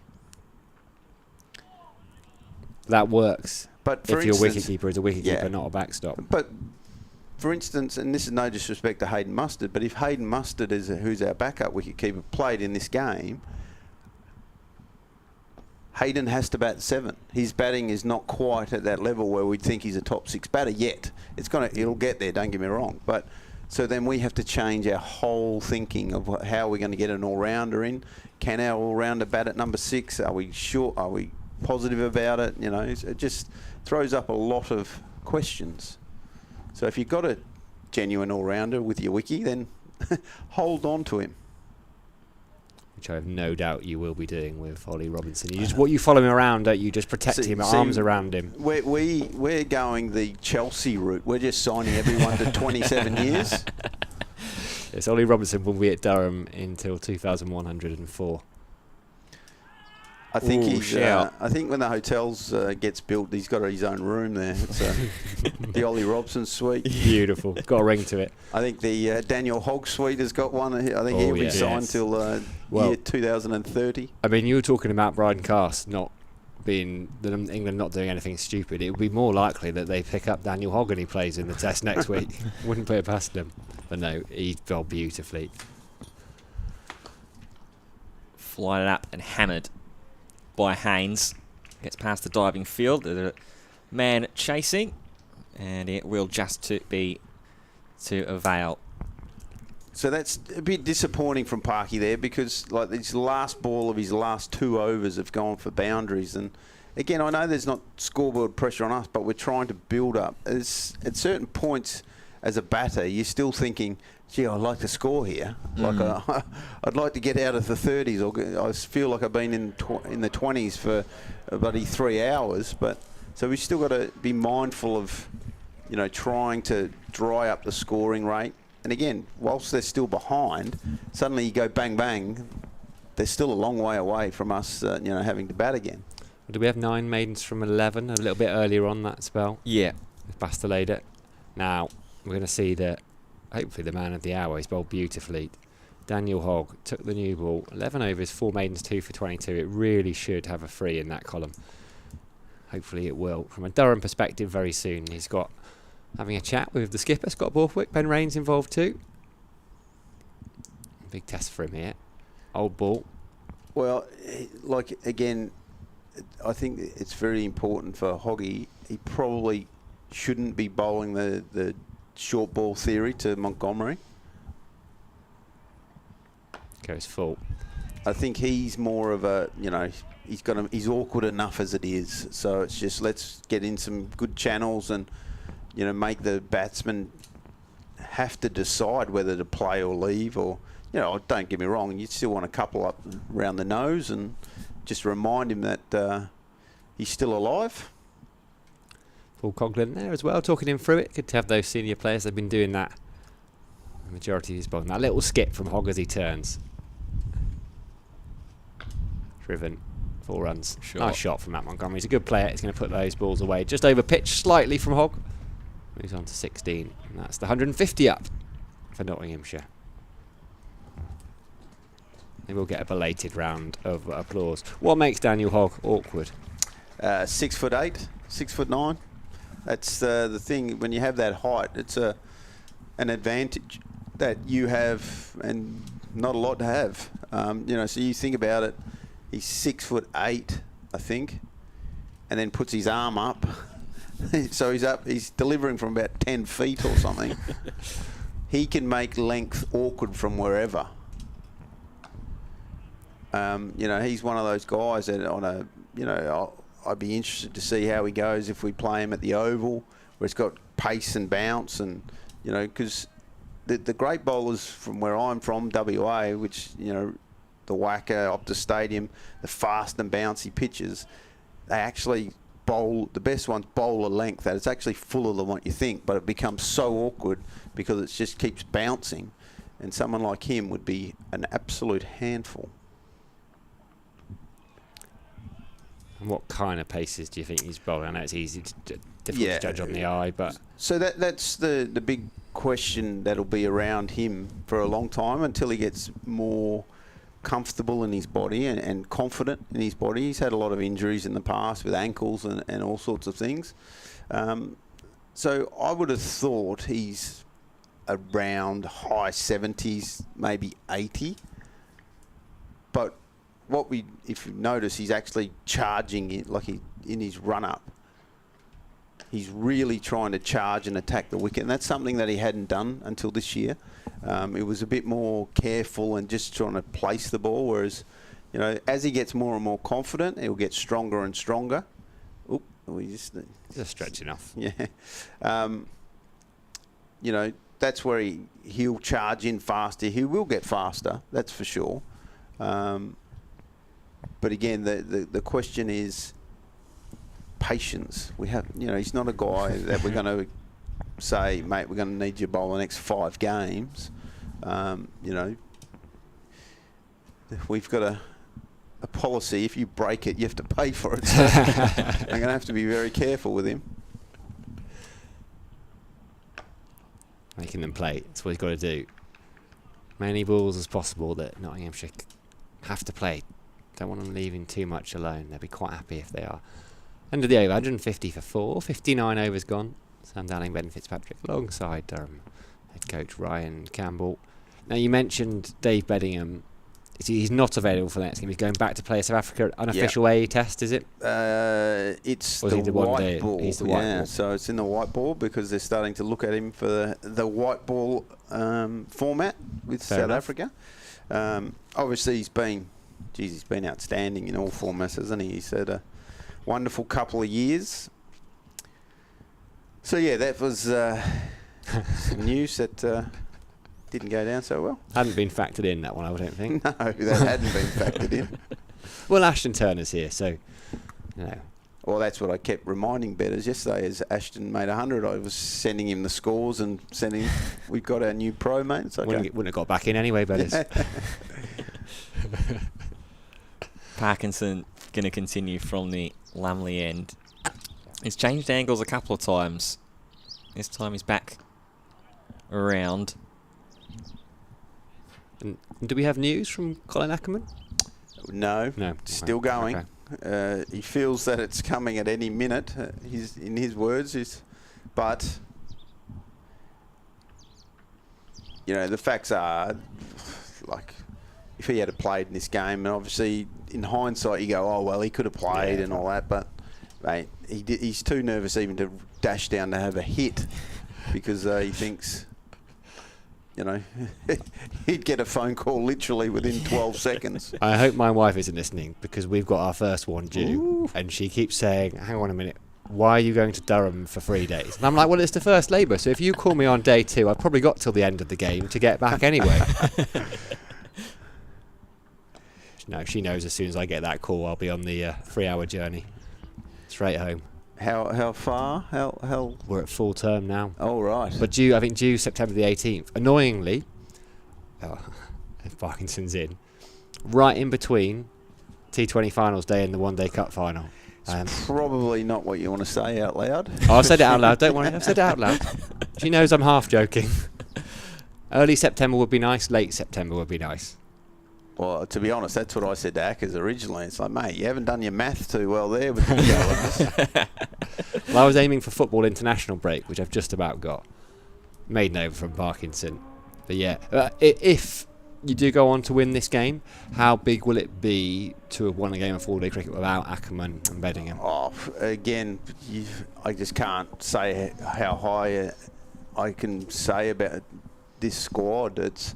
we always talk about we don't have the perfect 11. We've got the 11 for that given moment, and that's always going to change, and that's why we needed such a squad and depth of talent in all positions. It's, Alex Lees actually said it this morning in the warm-ups.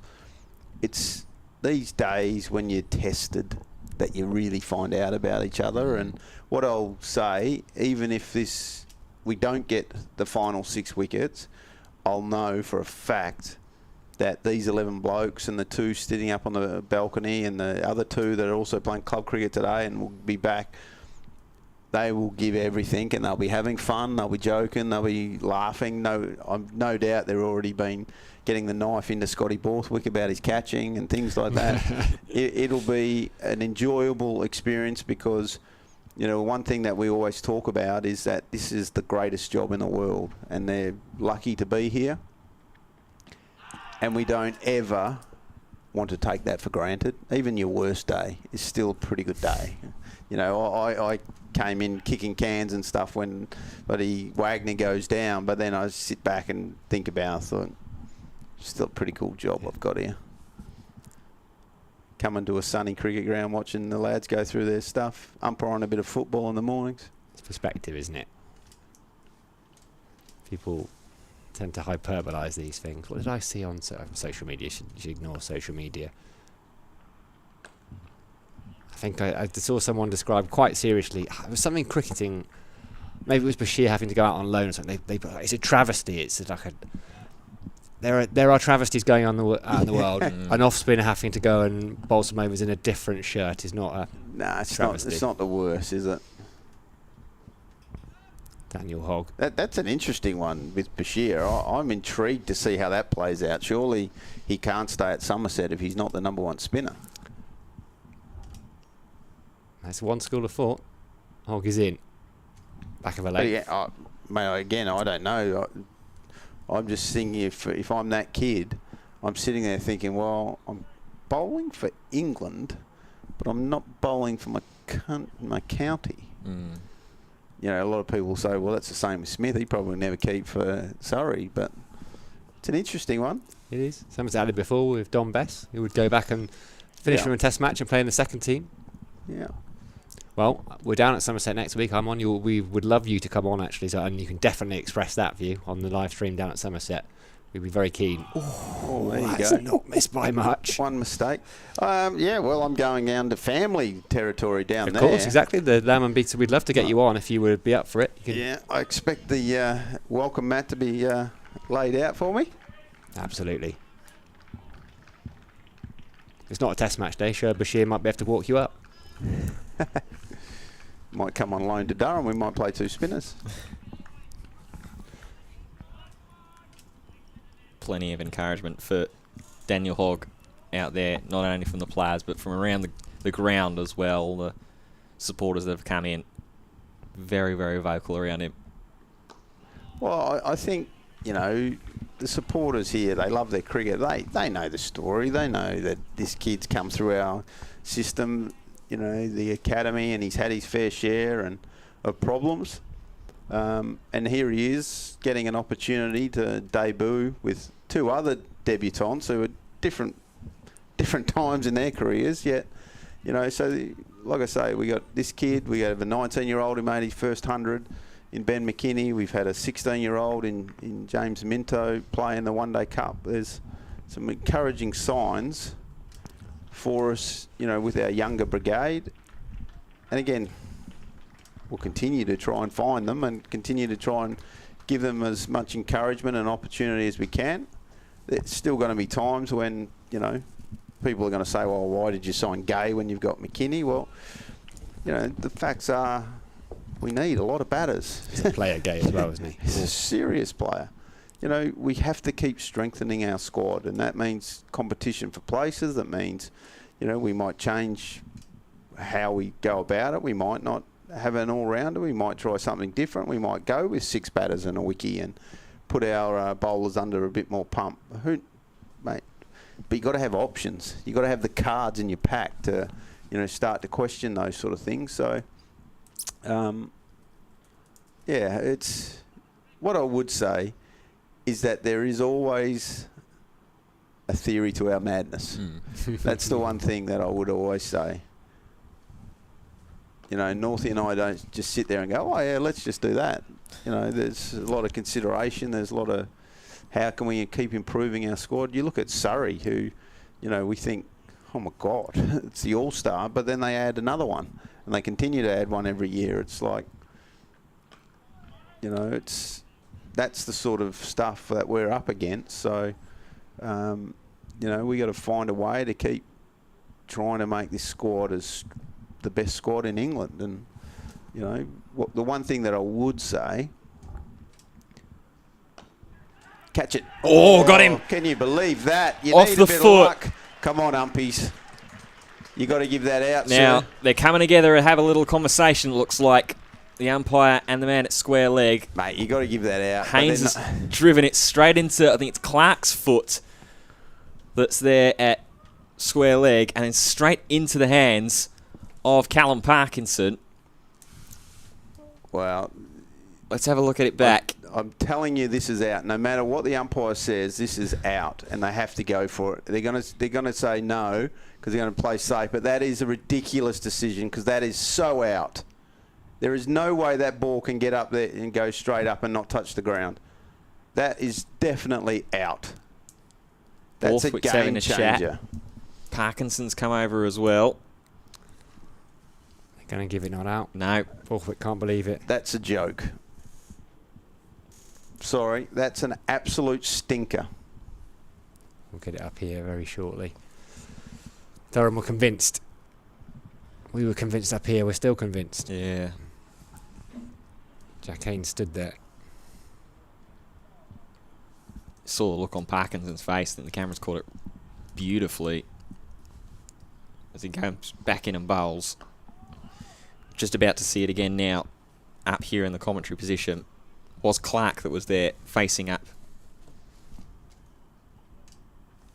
It's so out. Oh my. You can see the reaction of the players. They know.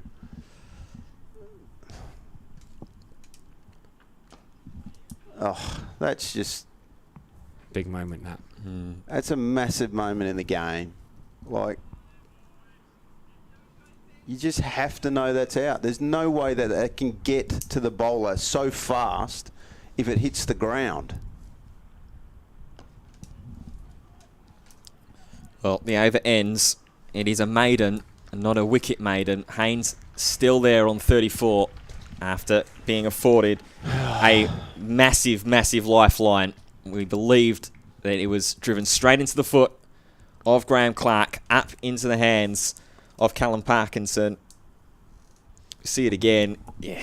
Mate, it's actually, I reckon it's hit almost the shin. It's the top of the foot. It's not even the bottom of the foot. It is high up, if not his shin. Come on. Look at the reaction of the team there. That, mate, they know exactly what's happened. Oh, my goodness. Having a look at it, we're just playing it back at half time. You're much better at technology than me. Hogs in. That'd have fired Durham up. They were fired up. Yeah, it's difficult to see. Jack Haynes must know there.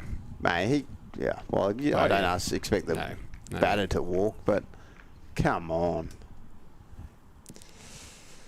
He's still there on 34, given a lifeline. This time, not by a drop catch. Durham will be keen to make sure it doesn't cost them and many, if any, runs. Hogg running in. He's been brilliant. See, they're the decisions that get me in trouble, because now I'm going to have to go tell the umpires what's going on. Oh, my. Huge moment. 6 wickets needed. Still 151 in arrears. There'll be a few words being had out there. Couple of fielders in. Catching in the covers. Ben Rain at a straightish short mid-wicket.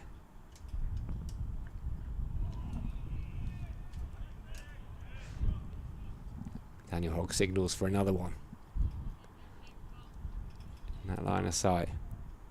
I think Callum Parkinson might have just wandered in from point to make his thoughts on the dismissal or the non-dismissal in the previous over known. Well, I'm going to be interested in them watching the footage from the umpire cam, because that will clearly show it.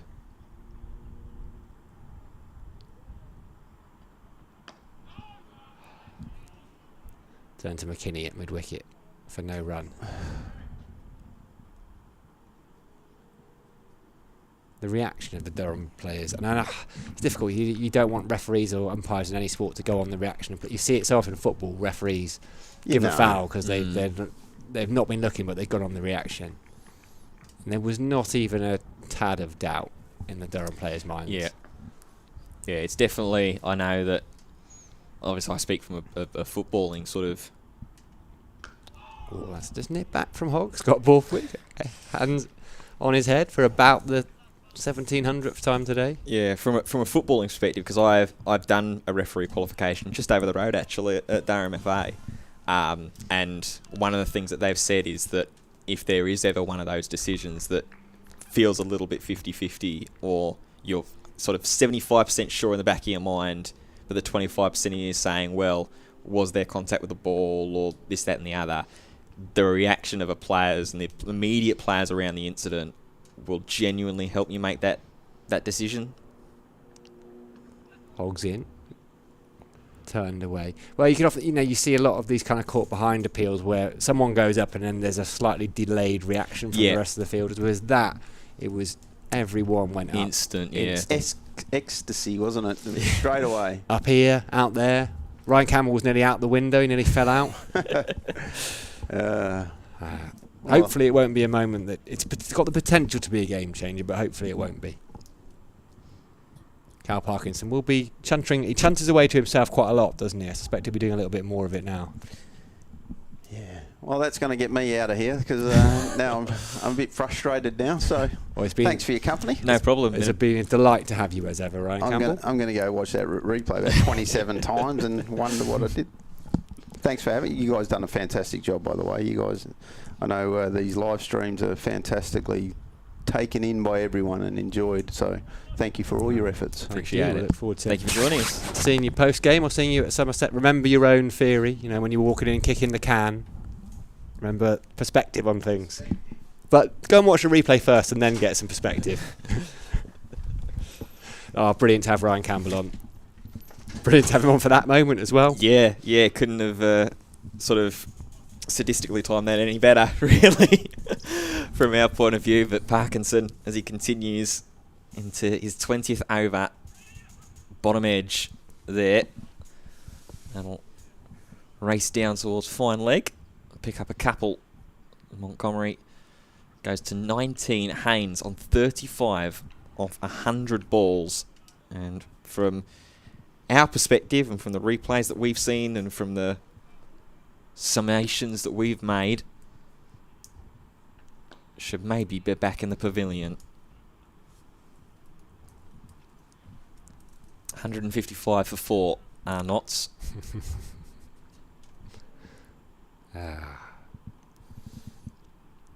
What was it that you said earlier? Cricket can be a funny and cruel old game. I don't know if I did say it, but it sounds very profound, which means I probably didn't.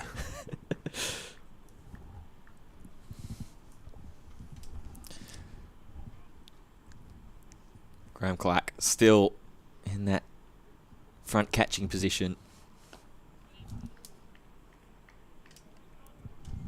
Might pop around the grounds at the end of this over, see what's going on. Not a bad idea. It's been a while. Yeah, it has. We'll do a bit of around the grounds, then we might dip into the North East Premier League. See how Ashthorpe's getting on with the bat. Oh, yeah. Let's see if he's made that 100. Edge. Oh. Couple of laughs and a couple of little teases and calls as Haynes scampered back to the non-striker's end. End of the over. 3 runs from it. It's 155 for 4. Playing at the GS Bowl, hooray. No, sorry, the Utilita Bowl, the Rose Bowl. Hampshire are batting, Essex declared 338 for 8. They've lost best part of 2 days down there.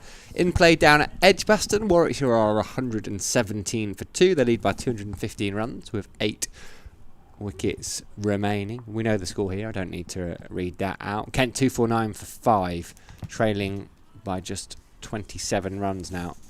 Wanda Mayeye still in there, 159 not out. He is some player, that boy. Gloucestershire have a lead at Leicestershire. 464 for 4 they are. As Hogg is in. Might be one more over of him. Potentially a bit of Basteleda soon. James Bracey's 162 not out.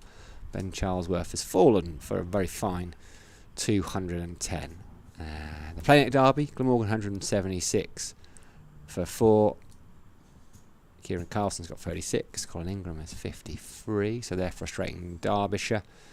Called it off at Merchants Headed School for the day, but they're going to play down at the Oval at 5:10, 6 hours after the scheduled start. Everyone's sat around. I know Dan Whiting, who's on the Surrey comms, had a nap.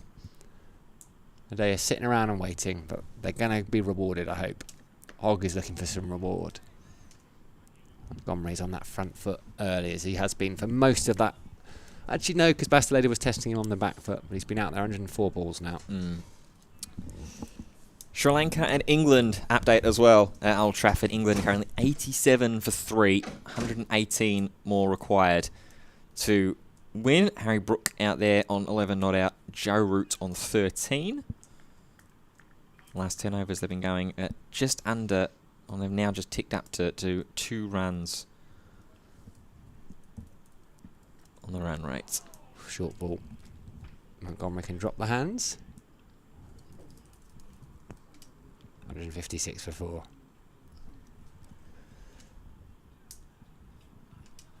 Yeah, just wonder as well if that non-decision might just try and reignite that fire that's back under the feet and in the bellies of the Durham bowlers.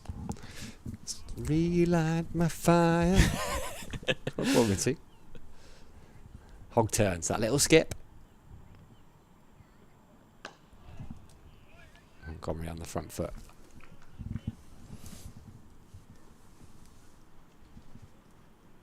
.146 behind.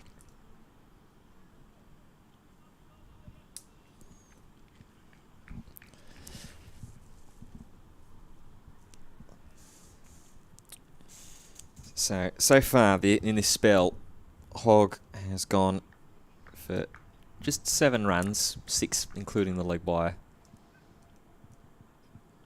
So he has kept it quite tidy, as he has done pretty much all match up. It's just difficult here, isn't it? The ball isn't reversing. It's a 65 over old ball. I think Parkinson is definitely going to bowl another 8 with it.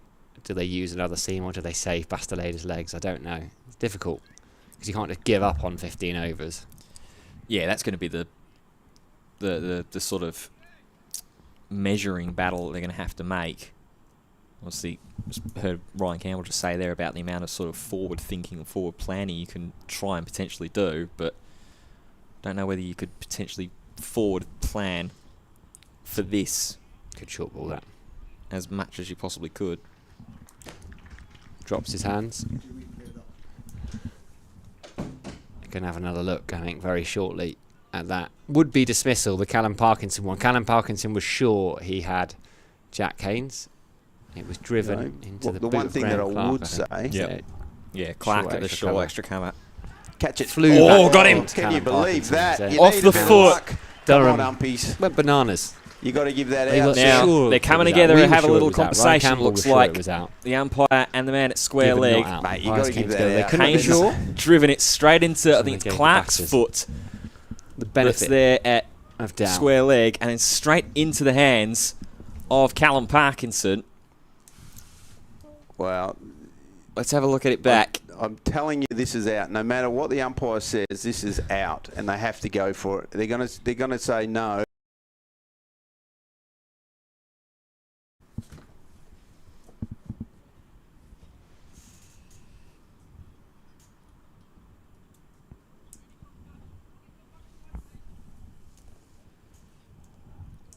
Just rearranging the field here. Try and get the best out of Parkinson, who we expected to bowl a lot today anyway with the absence of Neil Wagner. Got that man facing up in Clark. Finally bowls down with a bounce, just out of the reach of Clark. Haynes gets his way off strike, where he will be very, very happy to be in a Callum Parkinson over.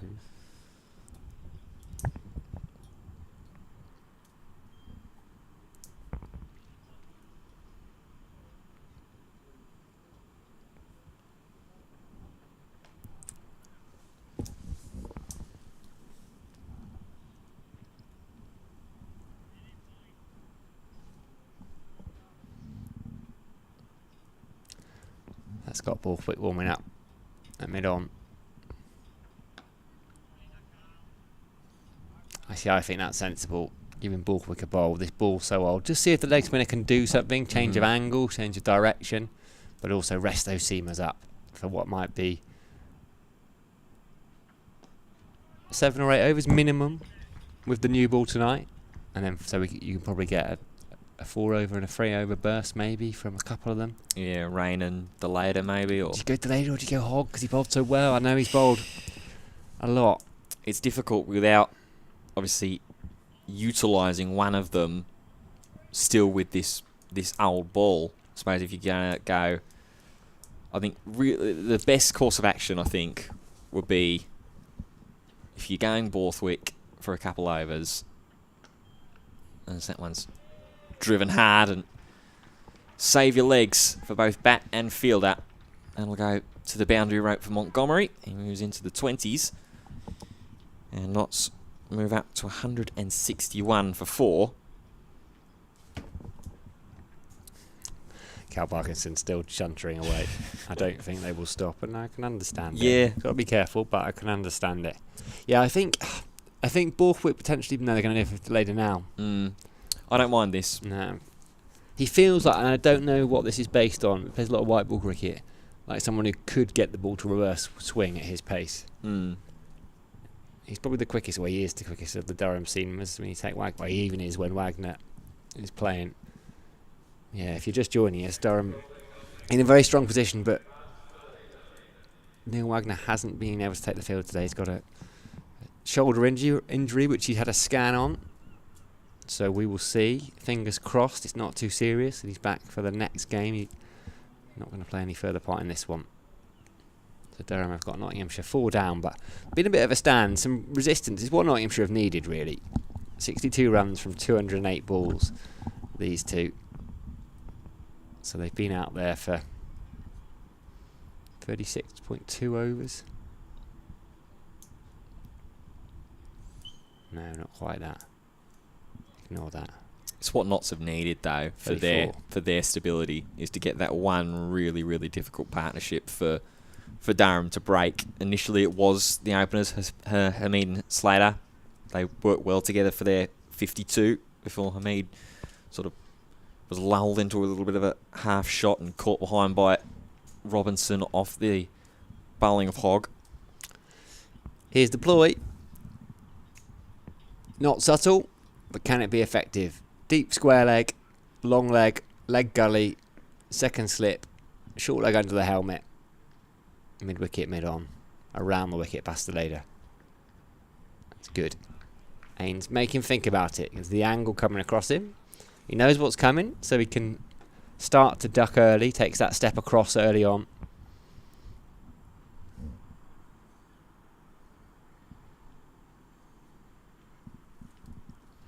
It's just going to be about where the wicket is going to come from this ploy. Just what you need to be, that angle needs to be spot on. It needs to be that if he drops his hands, it's going to hit him, because then you can never be too sure. Make him play. Don't give him that release shot, which is good. That's why the field is good.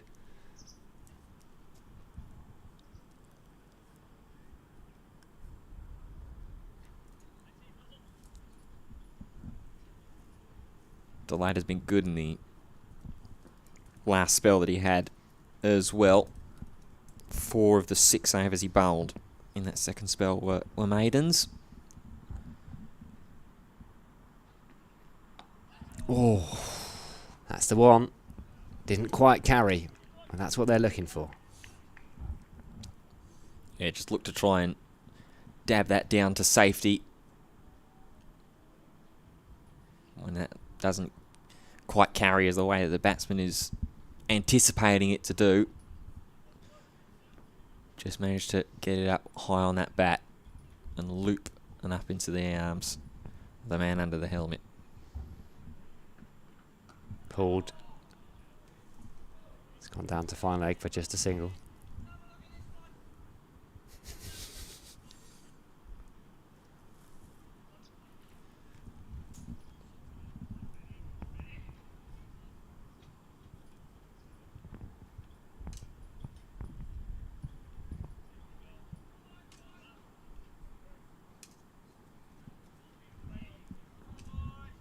Plenty of chatter.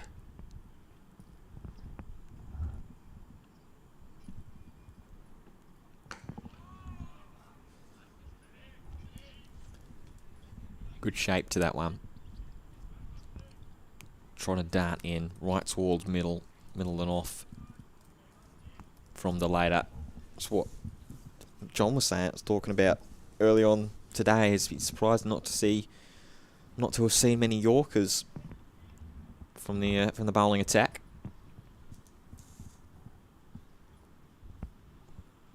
Around the wicket. Short ball hits him.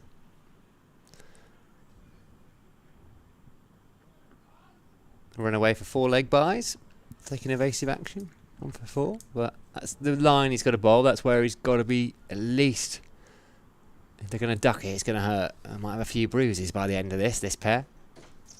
166 for 4. Time for some drinks. Deficit is 136. Why don't I use the drinks break to go and have a look and see what is happening in the North East Premier League? Has Ashthorpe made a century? I feel it's unlikely. He was 9 not out and they had 6 overs and 1 wicket left. Ooh. So as disappointing as it will be to all our listeners, I feel like today might not have been the day. But you never know. Let's go first to that game. 182 all out. Chesterfield, Newcastle in reply 119 for 3. So it's not going Chesterfield Streets. I called them Chesterfield, didn't I? Yeah. Not going Chester Street's way at the moment. I don't know how Chesterfield are getting on. Who's in a couple of early wickets as well. Quentin Hughes on his 400th game. It was set up to be a fairy tale. 21 for 1, 21 for 2. Hasn't quite happened though. Robinson and Mukhtar both approaching 50. So it feels like a defeat's on the cards there. Ashington 93 for 5. Ashington been going really well as well. Playing Felling, who made 226 for 9. In a bit of trouble. Ashington, I'd say a lot of trouble actually. Not a fan of this website though. Ben Harmison been and gone, top scorer for 25. Who's doing the damage? Leonard and Allison with a couple of wickets each. Drinks here, so don't worry, you're not missing anything. We're just going around the North East Premier League. Castle Eden 172 for 9. In reply, Burnmore 132 for 4. So they should do that, but it feels like it could be a low-scoring thriller on the cards there too. Stewie Pointer, who Ron Campbell was just talking about, is one of the coaches here. He played a lot of first-class cricket for Durham, played international cricket for Ireland. Pretty sure he played a test match for them, actually. Played a bit of twos earlier this summer. 49 unbeaten for him. And Coggins' brother, I think it is, Jay Coughlin, is also at the crease. Graham Bridge, who I think formerly of Durham. Mitch Killeen playing in that one as well, 5 for him. Ryan Pringle, the skipper, he was a former Durham player. So that's a strong side, Burnmore. They've got a seriously good team. That middle order, Killeen, Pringle, Pointer, Coughlin. I'd be surprised to have many better middle orders in the league. Sunderland 183 all out. Benwell Hill 121 for 1. So cruising to victory, you would imagine. Adam Heather's got 46. Daniel Gardner's got 52. Rory Hanley the only wicket to fall so far. Hayden Mustard hasn't batted yet. Yeah, and you're right about Stuart Pointer. Made his only Irish Test match appearance against Afghanistan in 2019, match 15 to 18. When did he last play a first-class game? He was on the staff at Durham for a fair bit. It was almost Michael Richardson. He took over from Michael Richardson, if I remember correctly. I've got it here as 2021 Okay. against Derbyshire, May 20th to the 23rd, as Parkinson resumes. Burnetfield in a bit of trouble, 183 for 7, chasing 246 to win. Feels like a big task, but you never know.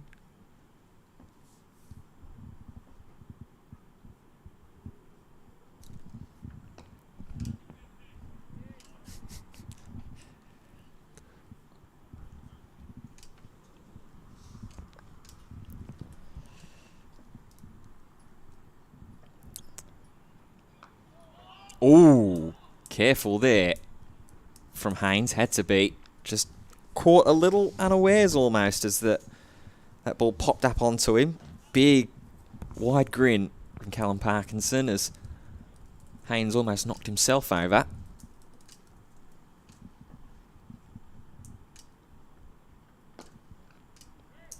And pushed straight back to him A lot of fielders on the offside. Quite a few close. You got Clark there in your picture, and then you got Rain. I think that's Coughlin that are fielding in tandem. Coughlin's more of a sort of a routine short mid off, and then Rain is just to his left hand side.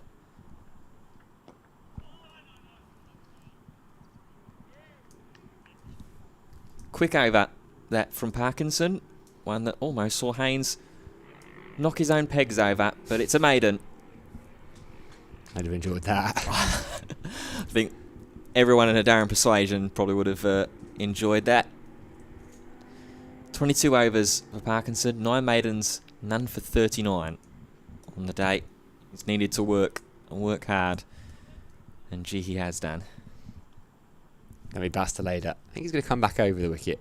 Change the ball. They're just trying everything they can. It's difficult, Durham. There's a good batting pitch. Not many demons in it, if any. They're having to work hard. They've got good batters out there still. In Haynes and Montgomery, top order players.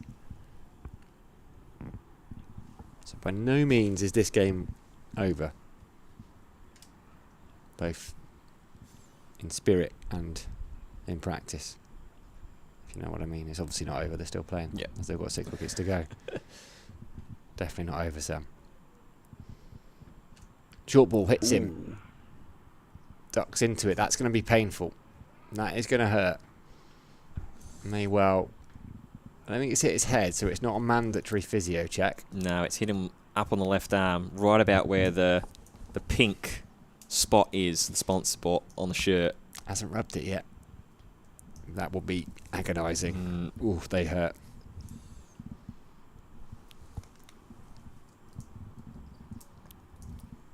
Calling pretty flash into the hands of Clark as well, where the ball went, so they'll get a look at him here. Yeah, looks like we will get a... Tell you what, he's been in the wars as Montgomery today. Took a couple to the body early on, I think from the last Bastelader spell, funnily enough. Then the one that came off of the grill that needed the mandatory helmet and concussion test that he was thankfully okay for. And then this one up off the left arm.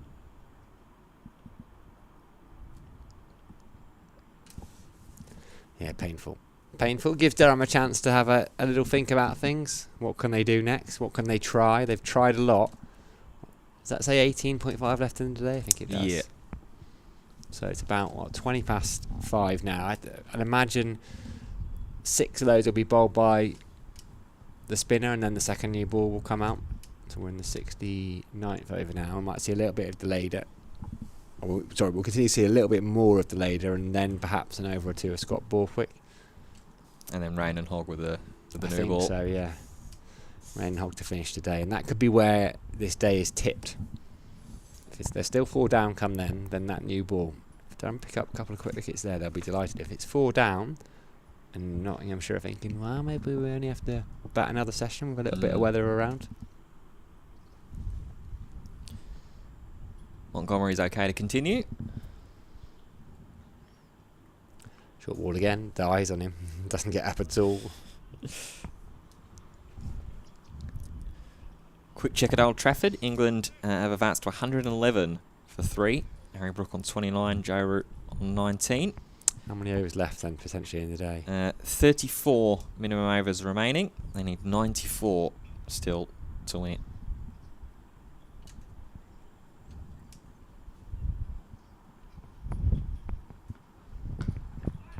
Opens the face, but runs it straight at backward point for no run.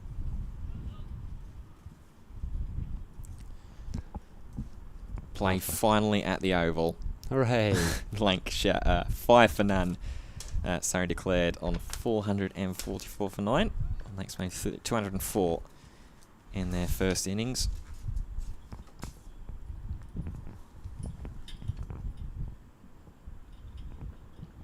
Ooh, hits him in the helmet, so we'll have to have another, basically a concussion test. They're going to come back for a couple. No, they're not. They're just going to have one. Matt Montgomery is going to have to get checked. So we're going to have another brief pause in play.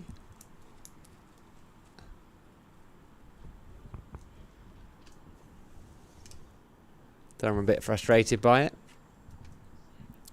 but it's sensible. Yeah. It's looking after player welfare first. I can see why they'd be frustrated about it, but it's in the rules. It's in the rules for a reason. I think it was just off the lip of the helmet as well.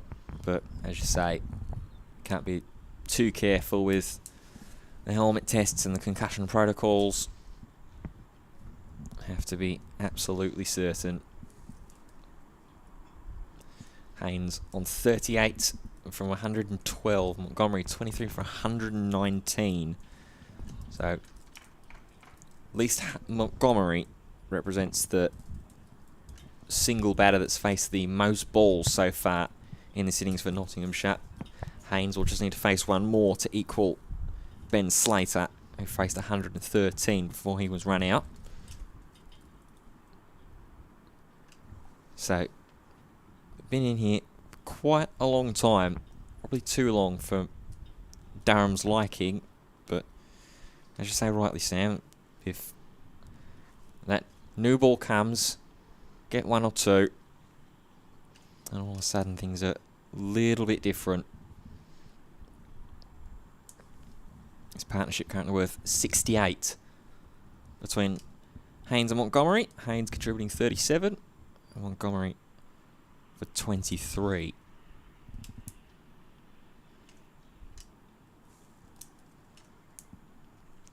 We're going to play again.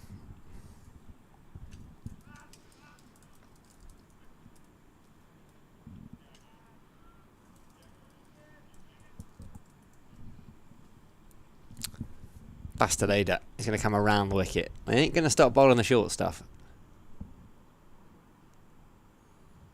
Jack Haynes, it was on strike this time. No, in fact, it's Matt Montgomery. They ran the single, didn't they? The leg bite. So Jack Haynes is on strike. Around the wicket to him. Oh, that's a good bouncer. That's very good. That is exactly where Bastarda needs to be bowling.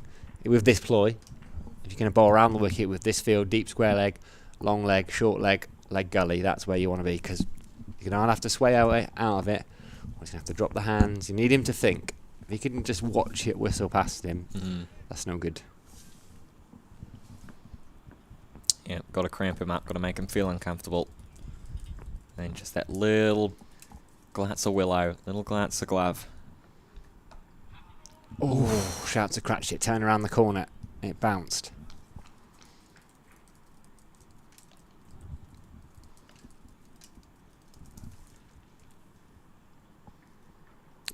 Maiden over from Bastarda. It took a while to get through it. Took a long while. 15 over 6 maidens, not for 47 for him.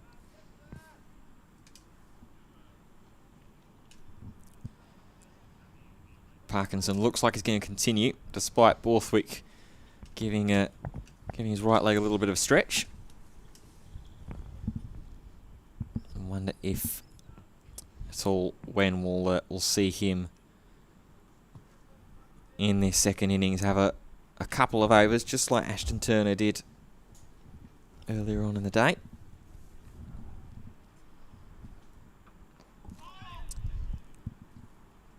Big shout as Montgomery manages to push away that ball full up, driven towards sort of leg stump.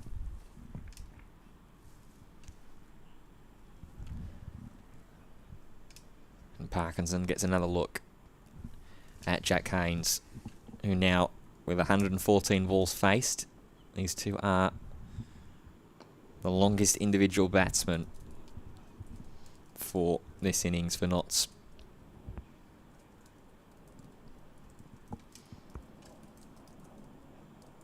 Another man comes in and shorter.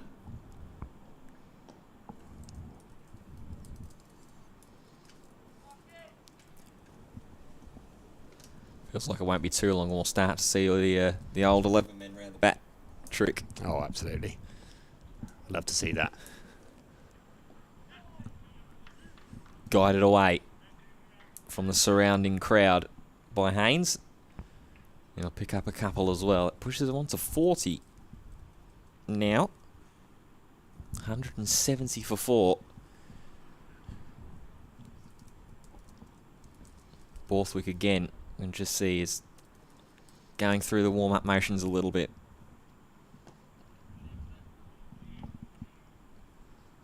So maybe it isn't too long until we see him have a little bit of a try. Yeah. Go with a leggy. Got to be well ahead of the over 8. Just try something a little bit different. Keep those seamers as fresh as you can. Because although they've been hit a couple of times, it's not really working. That short ball ploy at the moment, because they're happy to be hit. I can understand that they're trying it. End of the over, just 3 off it. 174, still require 122, 132, beg your pardon, to catch up with that 5-3-1. Your pardon is begged.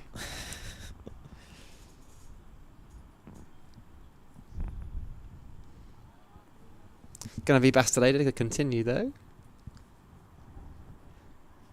No time, not time for Scott Borthwick yet. Maybe he's just trying to motivate his bowlers. So go on, pass. Don't do it here, mate. It's going to be time for a bit of me. Over the wicket to Montgomery. It goes over the wicket to Montgomery and around the wicket to Jack Haynes. Already hit him a couple of times. Goes full for the Yorker. Played well. Opens the face. It's going to run away. Parkinson's going to chase it. Is he going to get there? Yes, he is. Couple of runs. Just a bit too wide for that Yorker, for my liking. Don't mind the attempts, don't mind the ploy, but try and get that driving right onto middle and off. Or if you're going to start it wide, move that back in. The batsman has to jam the bat down, make them really uncomfortable. Take a single, drop and run. 3 runs off the over so far. Runs aren't really an issue though. It's down to 130 now. Just plugging away at that deficit. I think it started at 311, was it, this morning? Yeah, something in that sort of vicinity. I think they were... Yeah, I think it was 311. That number rings a bell. I may have said it on my video tonight. If it wasn't, my video last night was wrong. Which it very well could have been. Delayed her around the wicket. Short ball. Bounces a couple of times. Awkward for Ollie Robinson. Come through for a bye.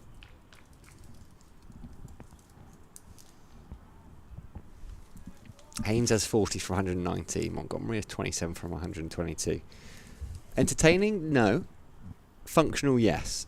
Very much what Nottinghamshire were really needed. They were in danger of folding. They were in danger of it being a slightly embarrassing defeat, actually, because they've got a good side out. When they were 4 down,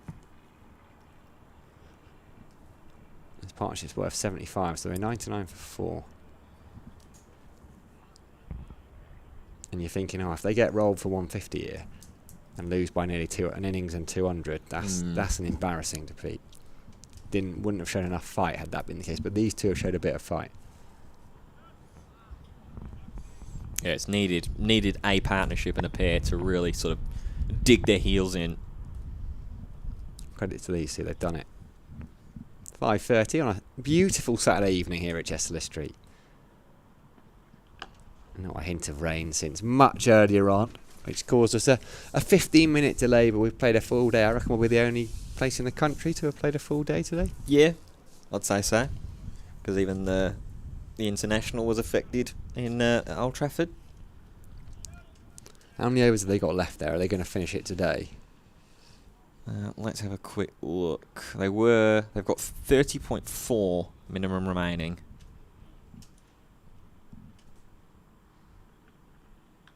Ooh, bottom edge.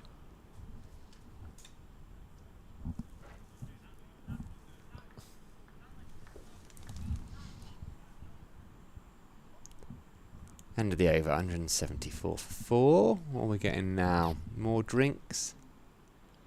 Change of something for the Nottinghamshire batters?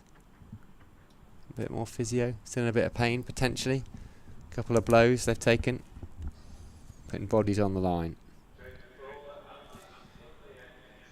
There he is, Scotty B. Go. So, less a motivation, more some form of relief for his frontline spinner in Callum Parkinson. Scott Borthwick comes into the attack. Parkinson bowled well.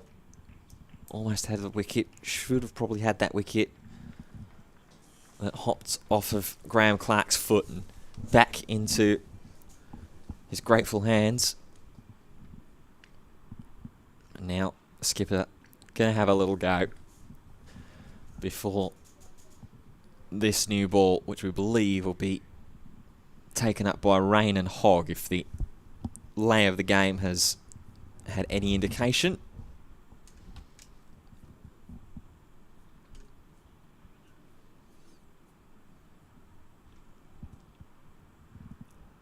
Heavy offside field to face Haynes, who's on 40.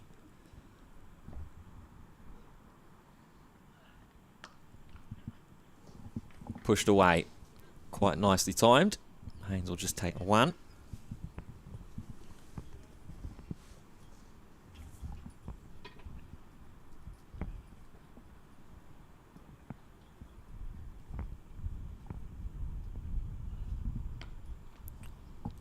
Bit of a lowy there from Borthwick. A low full toss. that the terminology we're using here. I'm learning.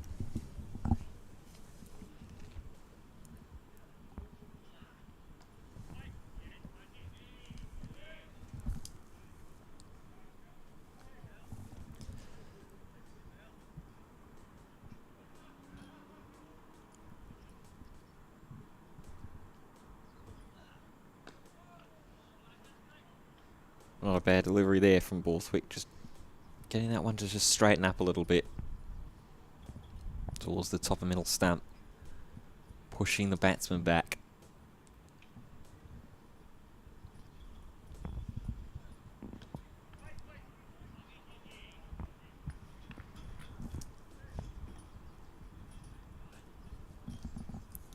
So presumably the Later's probably going to continue from the Finkel end. As Borthwick has bowled this delivery. Unless they try a bit of Parkinson from the other end, change him up again. 8 overs left. I can't see Delayed bowling another 4 here, and I can't see them turning to Rain or Hogg. Maybe a couple more and then give Ashton Turner a try. No, I think it's got to be Callum Parkinson. No, it's Bastelader. Yeah. Yeah. I think Parkinson's on the... That wouldn't help, would it? There Turner's he is, gone just down having a to chat front with Ollie Robinson. That's Borthwick. No, so Parkinson I don't think is on the ground. No, he's not. Well, he'd be down at long leg, and it's Ashton Turner down there, so I don't think he is. Maybe Bastelader's got another 4 in him. It'd be wonderful if he does. I think was he free into this spell? I think he bowled 13. Maybe he could do a 7 over spell, but it's a lot of energy expended here, a lot of effort. So in fact, Ashton Turner's going to come up. Paul Coughlin directing the field, helping Scott Borthwick get it right. Short leg catcher on the offside, second slip, leg gully, mid wicket's it's not a deep mid wicket, but almost halfway back. Ben McKinney. A mistimed pull. And there's a pull that's mistimed, but bottom edge into the pads. Going to take it on, Montgomery. But sometimes I think you're probably better off playing the pull shot if you're confident in it than trying to get on top of it. If it's at your body and you have to play, why not pull it? Why not play the pull shot?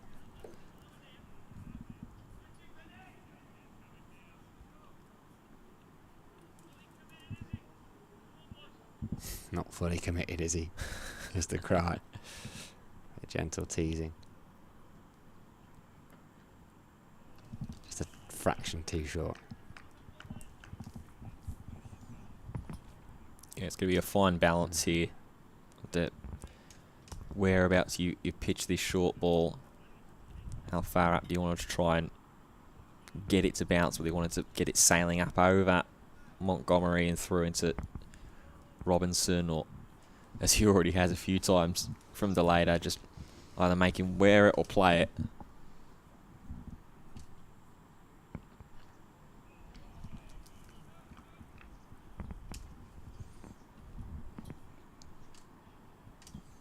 Certainly feels like they want to, with Borthwick in their position in the catch-up. I think Clark on the leg side. It is going to be about trying to get that bounce high. Get Montgomery back, get him sort of jumping and squirreling around the crease a little bit.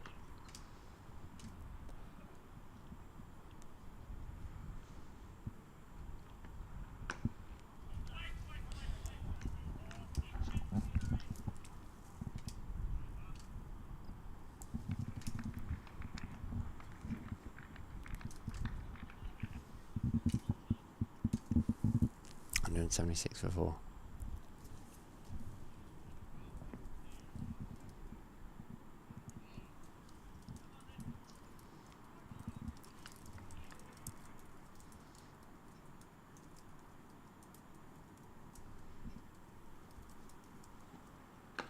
Turn into the leg side, but Clark under the helmet does well. No run.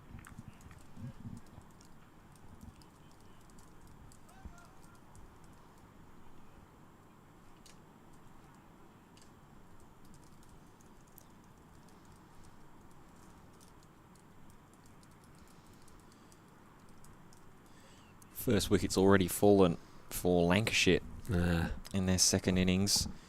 Luke Wells a bit bold. Pleasure around the wicket. Full face of the bat by Montgomery, though. Doesn't seem to be troubling him too much at the moment. 73 gone. So 7 overs to that second new ball. 14 overs remaining in the day.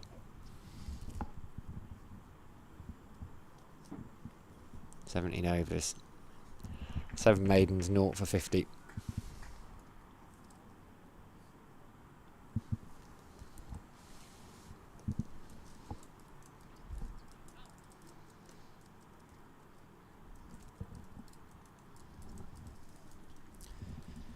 Borthwick will continue from the Lumley end. Yeah, so it's Jennings and Josh Bohannon that are out there at the moment for Lancashire. Have managed to climb up to 20-1 or 24-1. But still trail by 220 at the moment at the Oval. As here comes Borthwick.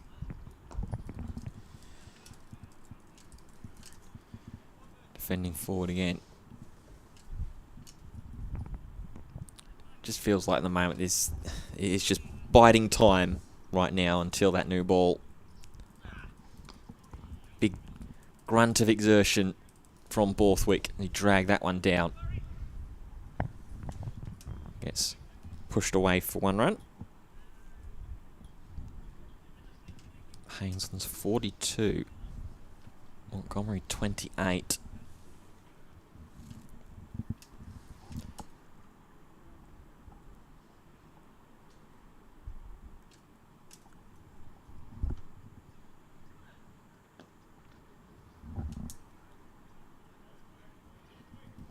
Cal Parkinson warming up again, back on the pitch.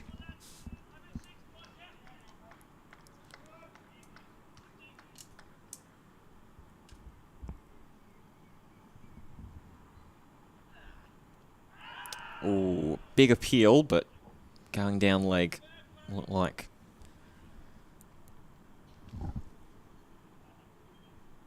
on a first reaction. And they'll try and make as much noise as they possibly can out there. That one hops up, quick single through from Montgomery. Bit of extra bounce there too. Ooh. 178 for 4 now. Last ball of this second Borthwick over. Ooh. Bit of width that span right back in and stayed low as well for Borthwick. He's got the half teapot going on. End of the over. 2 runs from it. 178 for 9. 124. Still deficit with 13 overs minimum remaining in the day. It's going to be a return of Callum Parkinson. I think this is sensible. It wasn't quite working, that short ball. This ball is not doing a lot. There's 6 overs left before the second new ball is due. I'd imagine they will take it instantly. Yeah. As soon as it becomes available. can imagine Ben Rain and Daniel Hogg, who's just starting to do a few marches, a few stretches, get himself loose. We could get through these overs quite quickly. It might only be 10-15 minutes. They're not scoring any runs. The rate of maidens that Parkinson's bowling, 9 from 23 so far. Fielders around the bat. I can't imagine there'll be much intent to score. Done a lot of hard work, these two. They don't want to throw it away now. Been out there together a long time. What we're looking at, partnership is worth 79, 256 balls. So 42 overs, 42.4 overs they've been out there together. Just sapped a little bit of life from Durham, but they'll keep going, as Ryan Campbell said. They're in a very strong position, and if they don't win this game, it will not be for lack of trying absolutely everything they possibly can.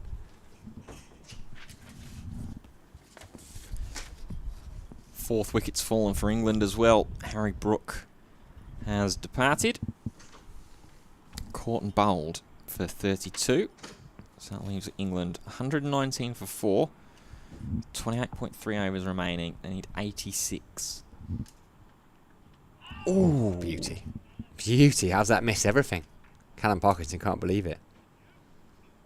It's just drifted across the entire furniture set, the bat and the bails. There.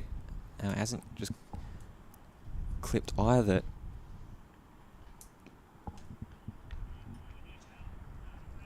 Padding up there.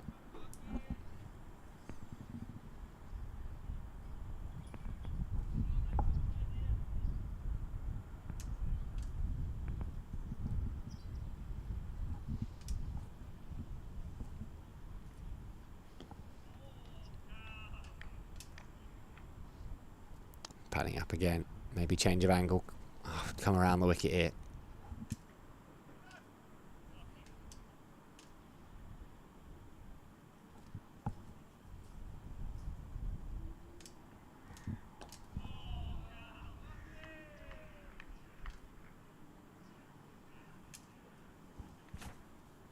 Offered the play that time, but still significant amount of just leading with the pad.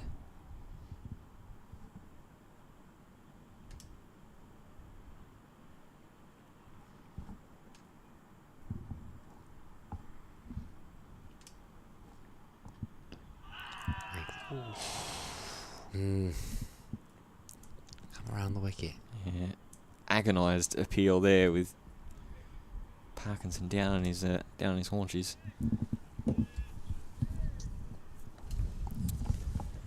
Not for this over at least. Another maiden. Callum Parkinson maiden. Sure as night follows day. 23's bowled. 24 overs now, 10 maidens.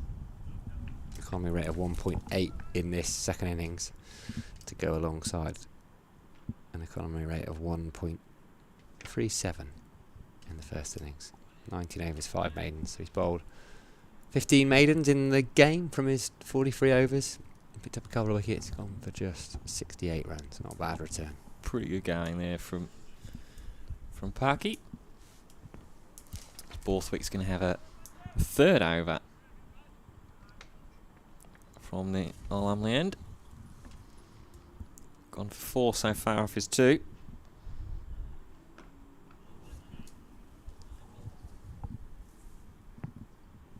All singles from the scoring shots that have been played off of Borthwick. But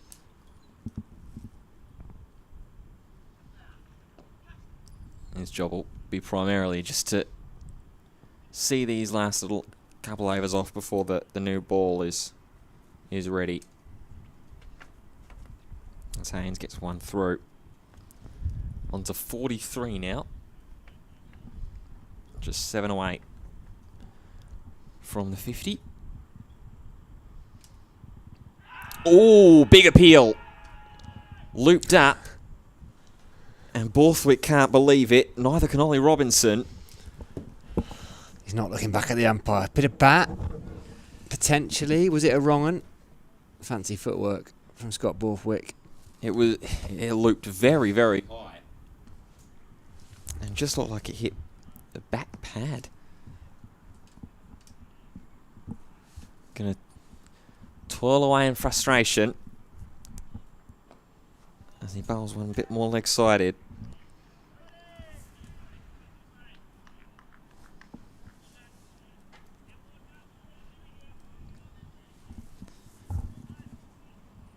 Two more to come from Borthwick.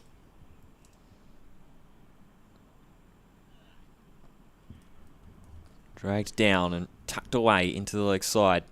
Montgomery will get two. We're just trying to pull up the that LB shout from Borthwick. Just about to have a look at it now, as Borthwick will bowl his final ball of the over. Kept out. End of it. After a big appeal for LBW. 3 runs for 181 for 4. Let's have a look at this.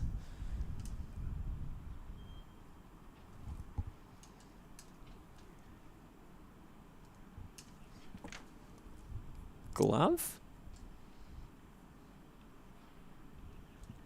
It's hard to tell, isn't it? It's a little difficult to see, yeah.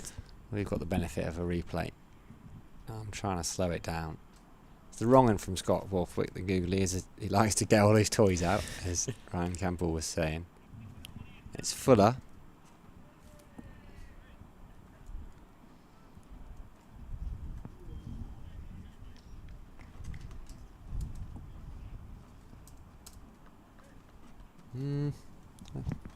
If that's... it's hard to tell. Yeah. Callum Parkinson, over the wicket still. Padding away, he's turning around looking, but it's going to be very difficult to get the answer he wants from that angle. Yeah, especially when you've got a batsman that's so confident in going forward and padding up like that. Obviously there is always going to be that one sort of lapse in concentration potentially from a batsman in that situation. You've always got that chance of just pure human error, but usually when you see a batsman just striding forward and leading pad first, they will be pretty confident. Ooh. Well, that's done a bit on that delivery there. Haynes sort of lost his footing as he goes down and inspects the sole of his right shoe. Bale got whipped off as well, I think from Ollie Robinson. Just when we were about saying, thought that the new ball was going to give us all the drama. Still a little bit of life in the old one.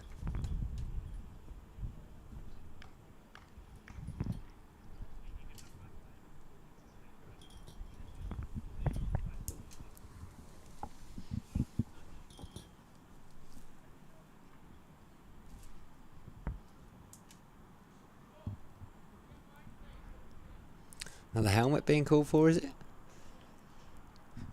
Possibly. Borthwick definitely wants to try and get someone's attention from beyond the boundary rope.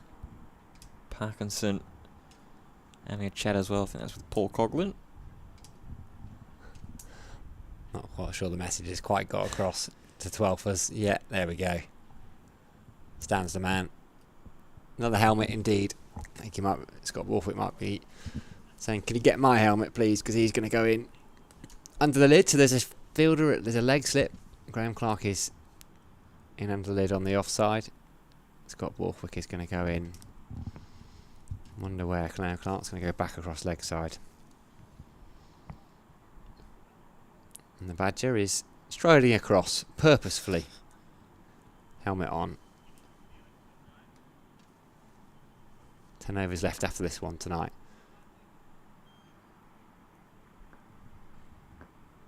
Which 7 will be with that second new ball. It'll come out straight away. We've not seen much of Daniel Hogg or Ben Rain for a while, and there's a reason for that. Because they will be on the final 7 overs.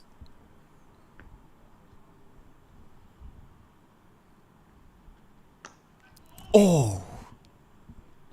Turned into the leg side. Graham Clark was half interested. Ben Fitzpatrick was certainly interested. Yeah, it's whipped through with some pace. Just a single.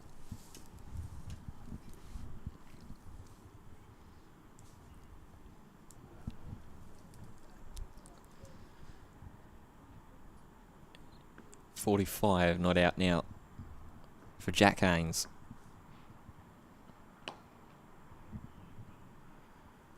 Two off it. 77 gone. 183 for 4.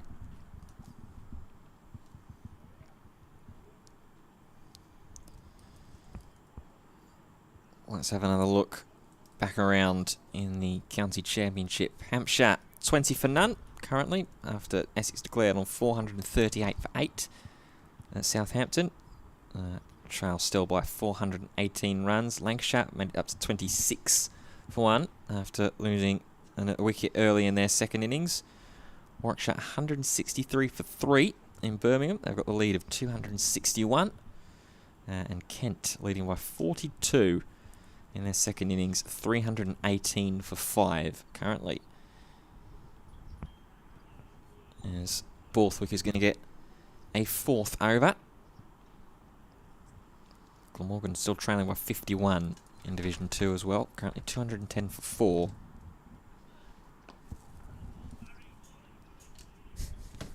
I assume they call him Barry because it's Barry the Badger. I can only assume. I know you shouldn't assume. But that feels likely to me.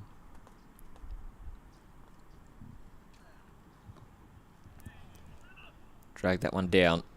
Montgomery will tuck it away. Rotate the strike. Puts Montgomery on to 32. Still at 118 run deficit.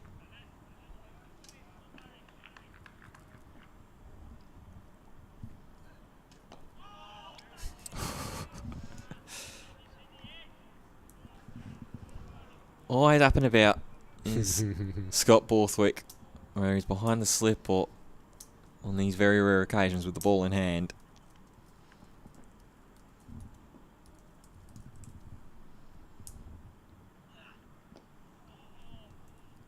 Pushed into the leg side again. Just be the one.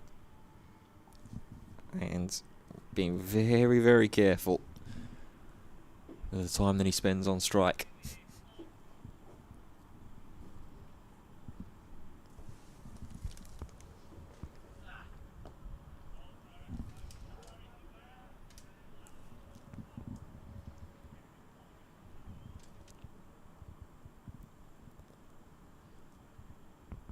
Just 9 runs so far. Borthwick has conceded. Will he prevent double figures with this ball?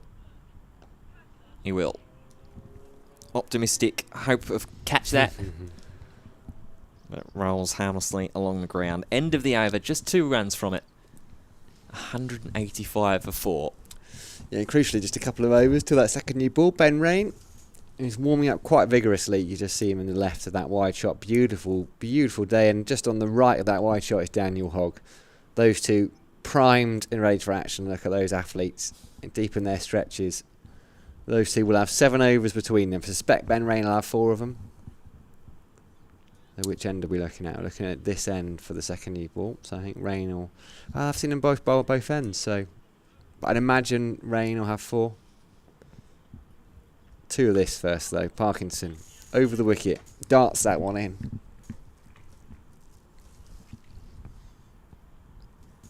Again, got that big crowd that's right around the bat. Jack Haynes. Bold.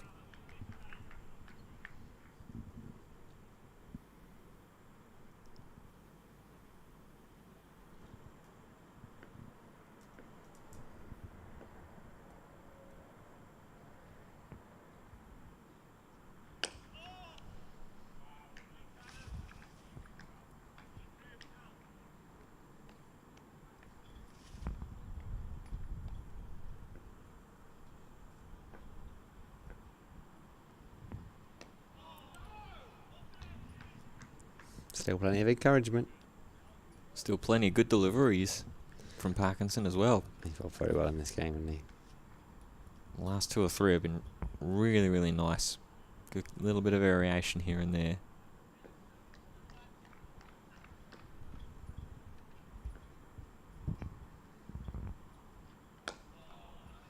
Making him play. This is good. Not able to just pad up to these ones. That pitching middle and leg. Crucially, he's not coming over the wicket or around the wicket just yet. Still bowling over. Don't mind it so much when he's bowling this straight line. It was that line. I was trying to turn one behind the legs. 185 for 4. 79 gone. It's a stunning evening. It's glorious. Another maiden. 11 for the innings for Parkinson. It made us 26 overs. He's bowled as well in this second innings. Borthwick goes over. There's a little dust of his hand and his palm on the wicket. This will be his 5th. He's gone for just 9 so far.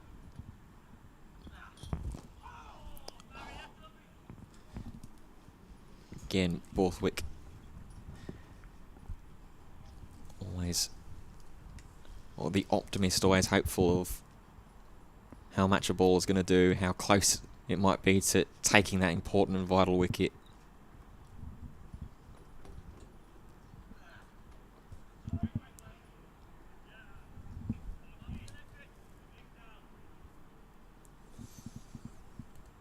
Definitely feels like that the leg spin has made a little bit of a difference. Maybe even just in the batter's mindset, just having that turn, just that different direction from Borthwick. Ooh, good leave, a good delivery as well from Borthwick. Got that one to turn away quite considerably as it came off the deck.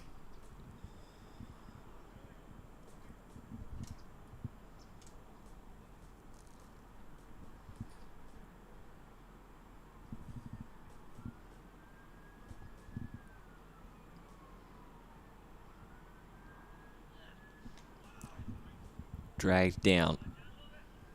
No real solid contact on it.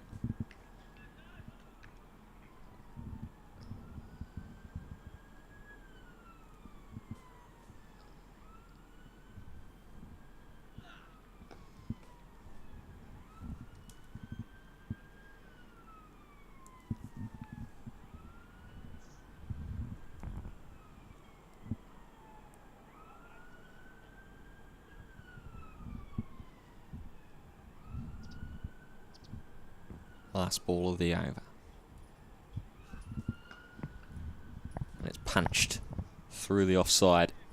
Just bobbles up in front of Hogg there. And they'll come back for 2. So that the hopes of Borthwick for a maiden over in this innings goes begging. 187 for 4. 6 o'clock, and that new ball is being taken.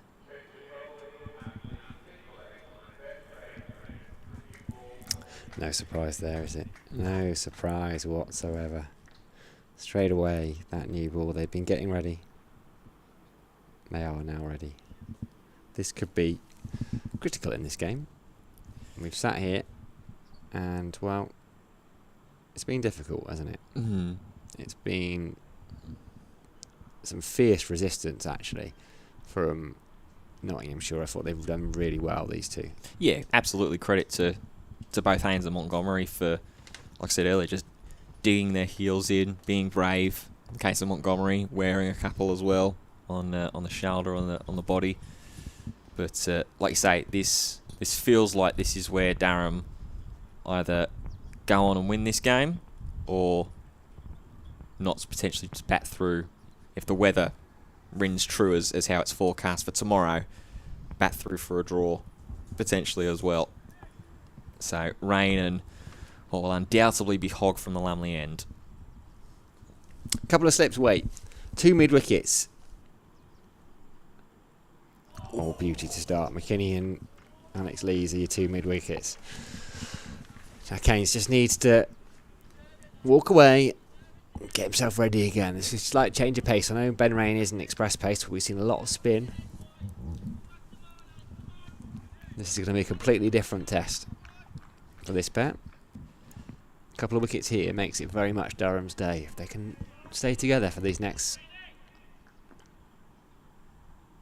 6.5 overs.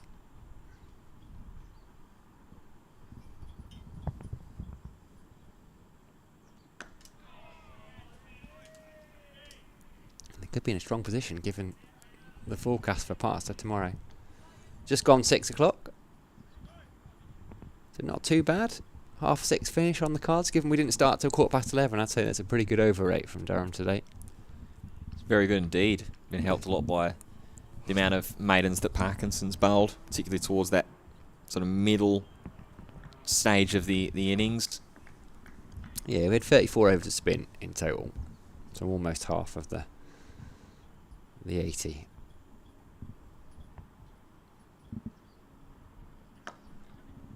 First run to the new ball, and that's the thing about the new ball. Will fly away much more quickly. Going to be a boundary, and that boundary brings up Jack Haynes' 50. Well played, 191 for 4 is the score. Jack Haynes has made 50 of them. 143 balls, 5 fours. Showed a lot of patience. Durham will feel that they ought to have had him a little bit earlier. That catch that Haynes played a cover drive off Callum Parkinson, it smashed into the boot of Graham Clark. Back into the hands of Parkinson. Durham were convinced. Umpire's not so, and he's still there. He's batting well. Resistance. Down the leg side. Could that be caught behind down the leg side? Durham are convinced again. Ben Rain cannot believe it. You can see those faces. Ollie Robinson went straight up. Scott Borthwick can't believe it. Ben Rain can't believe it. Wow. Well, we thought there was the... It did look, in real time, I just wondered as soon as it went past the bat, as if they were going to... I thought they would go up for it, because it just looked like it slightly wobbled. I wonder if it was more wobble seam, though, as opposed to actual bat. I didn't hear anything initially. No. If it was very faint. Durham were convinced.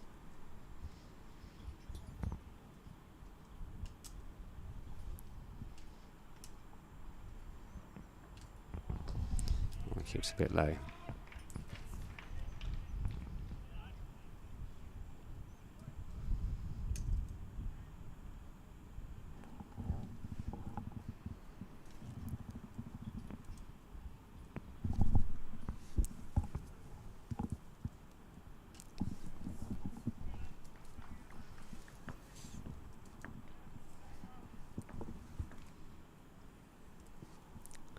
Just wondered if they feel it hit the back of the bat as it twisted in the hand of Jack Haynes.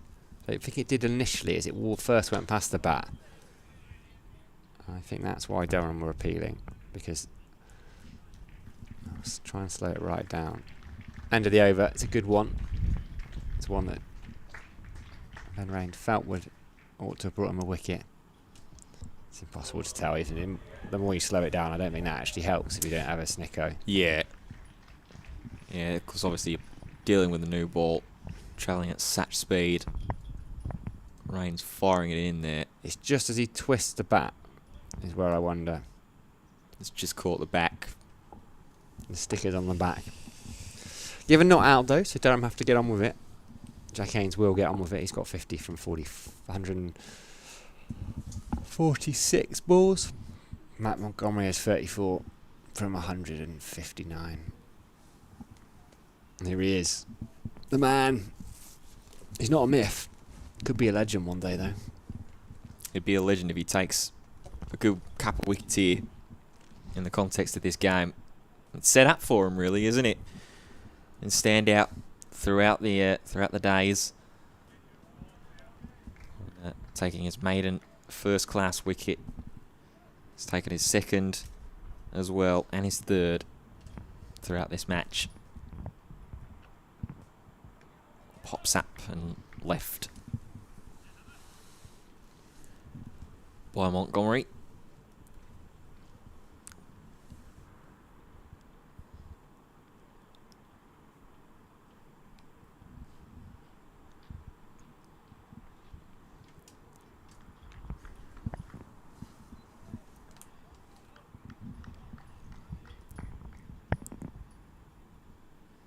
2 slips, gully, point. Square leg. Straight to the man at point. As the ladder.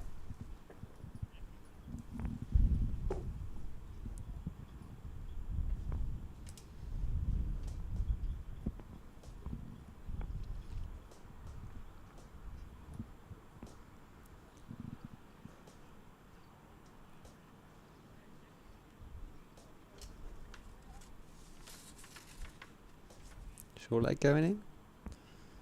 Looks like Black might be just crawled up here. Helmet behind Ollie Robinson. Being graciously delivered. And indeed, short leg is being put in play.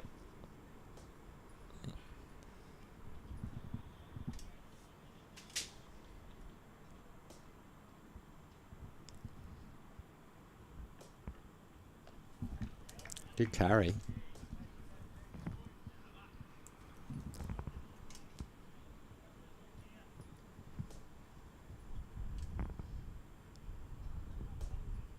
That is the thing you'll get from a guy like Hogg, with his height, with the wingspan that he'll reach as well, with where he will load up in his stride and then come around. Get that lovely big swooping motion down.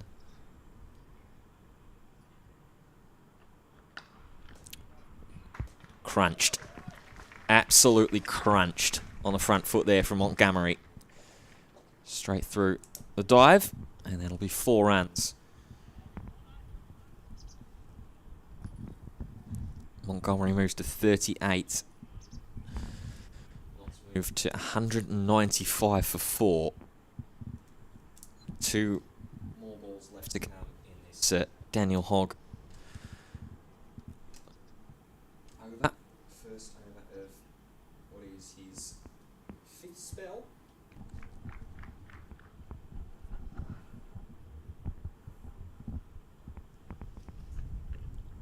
Edge gone! Finally!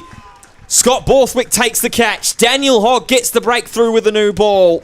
It's exactly what Durham were waiting for. It's exactly what we were building up towards. And Matt Montgomery has to depart for 38 runs. A well-batted 38. But Durham will feel finally they have their reward. Yeah, brilliant from Daniel Hogg. He's deserved it. Scott Borthwick deserves that too. He's getting hugs and high fives that are they mean a little bit more than they might have done on a different day, because a little bit earlier Scott Borthwick has shelled a couple at slip, but fair play to him. He's held on to that one. He's usually got really safe hand, and that is the breakthrough that we thought this little period might be crucial. 5 down Nottinghamshire. Can they pick up 1 or 2 more wickets? Because this has the shadow, I think, of Luke Fletcher, the night watchman, coming out to bat. It is indeed. At 7, Luke Fletcher. So Nottinghamshire firmly into protection mode to see this through to tomorrow morning, with 5.1 overs remaining left in the day's play. 107 run deficit. Nottinghamshire finally losing their 5th wicket. Matt Montgomery caught by Scott Borthwick, as you rightly said, will have relished in that catch a little bit more than he would do ordinarily.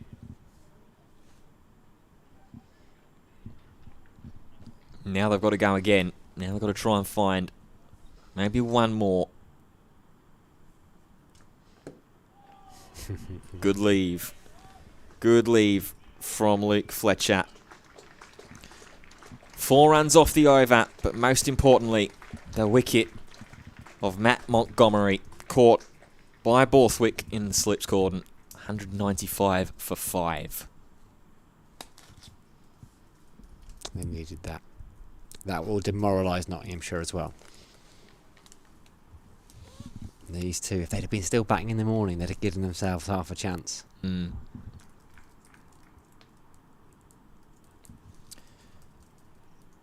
Yeah, that's vital. That partnership of 96 finally broken up.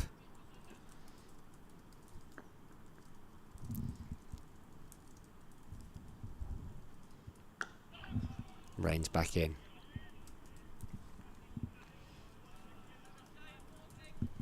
Yet again, there's all of a sudden that familiar chirp, that familiar sound and thrum from the Durham fielders.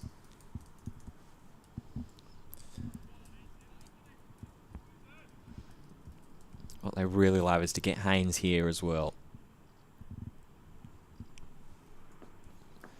Be able to bowl at Nottinghamshire's pretty much full tail from the start of play tomorrow morning.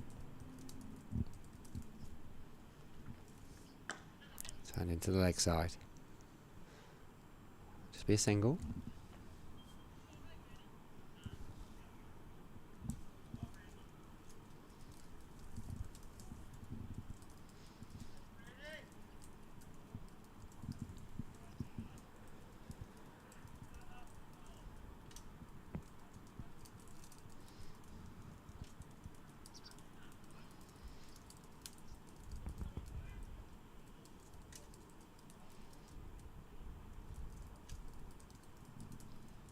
Little adjustment going on in the field.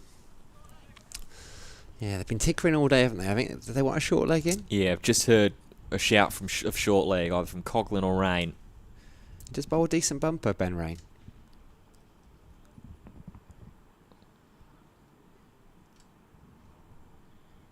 Looks like the idea is attack. Luke Fletcher capable of batting. Made 92 up here. Fell over, got run out. Short of his maiden first class century. Still waiting for it.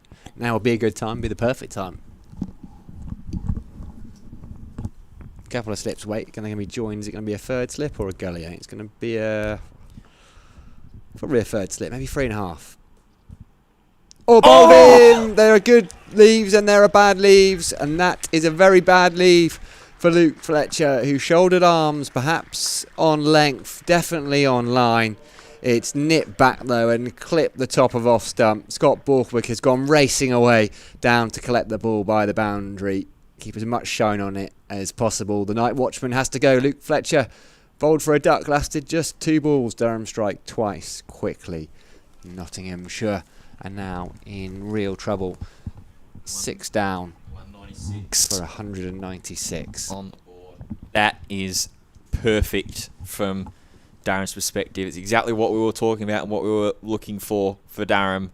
Get 2 wickets at least with this new ball.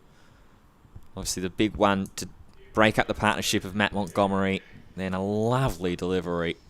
As you say, Fletcher just might have misjudged initially and has clipped the top of off stump. And just like that, in the space of about 4 deliveries, Nottinghamshire have lost 2 wickets.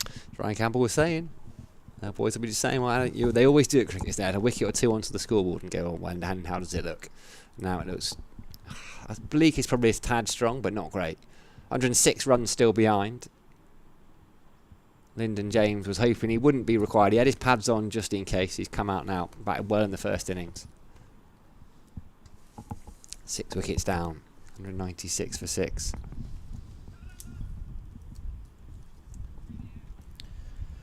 James, standout of the batsman from the first innings, 56, for being caught behind off the bowling of this very man, Ben Rain. Can he get him again? Oh, bouncer. He bowls a good bouncer, Ben Rain. That was sharp, like the duck underneath it. I like that. This is good. Durham will be looking for 1, maybe even 2 more. 4.2 overs remaining tonight. Not sure at what point. I never quite know the rules, if they can extend it or not. Yeah, I was thinking that as well. Once that those bails started to fly. Or Luke Fletcher.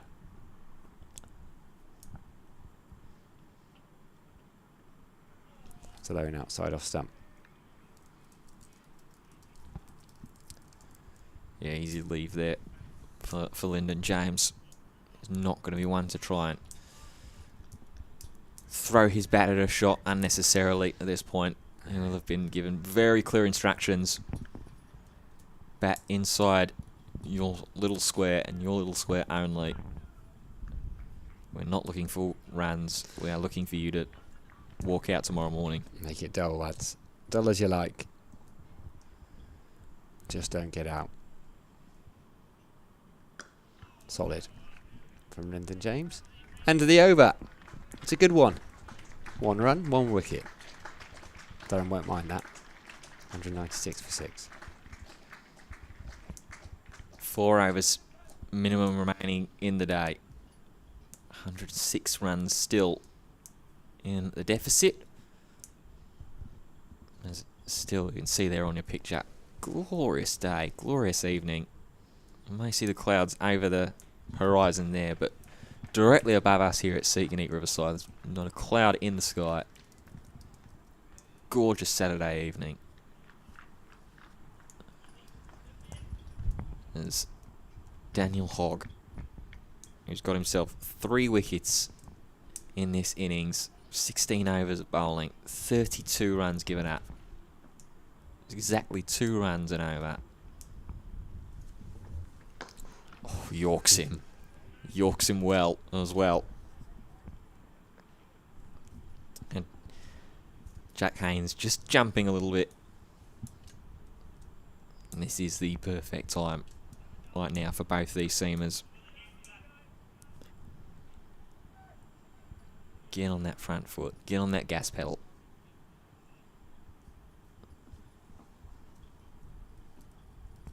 To 2 slips. Good take.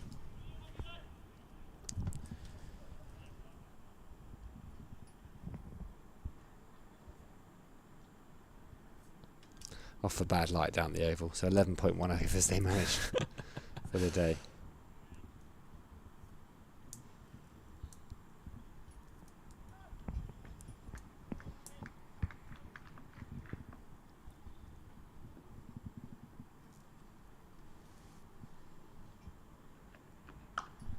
Up and pushed away. It's a nice timed shot. Well played there from Jack Haynes. It's going to be 4 more for him. And the 200 up for Nottinghamshire as well with that boundary. 83.3 overs, 329 minutes. Has been slow, has been methodical, has been gritty at times as well.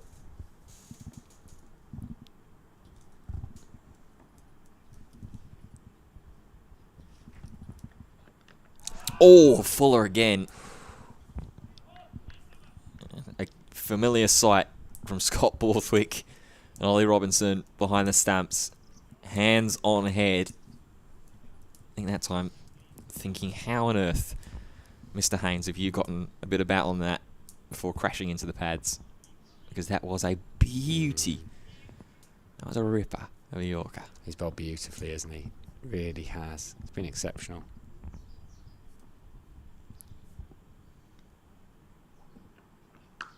Width and whipped away from Haynes. There's the danger when you try and respond from a Yorker with that little bit of width. As that Haynes is going to dispatch you straight through the offside.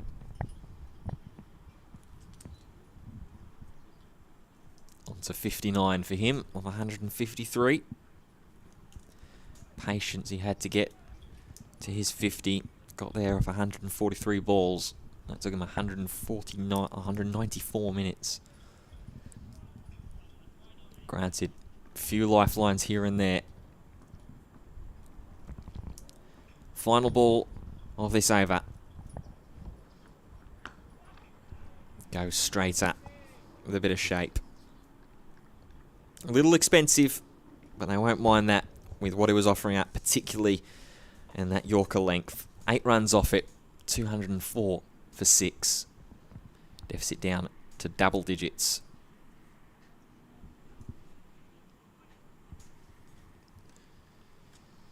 Have a little check and see what's going on over in Manchester and Old Trafford. England 148 for 4. Joe Root's moving up to 37. So what do they need? It is... we've got 19 overs remaining. 57 runs are required between Root and Jamie Smith. Reins in. Oh, cut 2.5. That's hit him in the box. A bit of pain. Will take his time there, Lyndon James. He was trying to get forward on that front foot early. Just jagged back and bounced. And execute what a lot of batters tend to do. Like you said earlier in the day, Sam, about Ben Rain, is move forward and advance down the crease, try and take that LB out of the equation. Just with the new ball, maybe just didn't quite time his advance right, didn't quite time his movements right. A lot of batsmen will have that sort of trigger movement to get themselves into their final starts before actually playing a shot or leaving. Still a bit of pain here. Just going to take his time, Lyndon James. One of those injuries that you get very little sympathy for from teammates and opposition. Teammates tend to find it funniest, actually. Yeah, it always seems to be the way. It's always funny until you're the one down there trying to gather the big ones in. And all of a sudden it's not as amusing. Reins in. Thought he might try a bumper. Does try a bumper.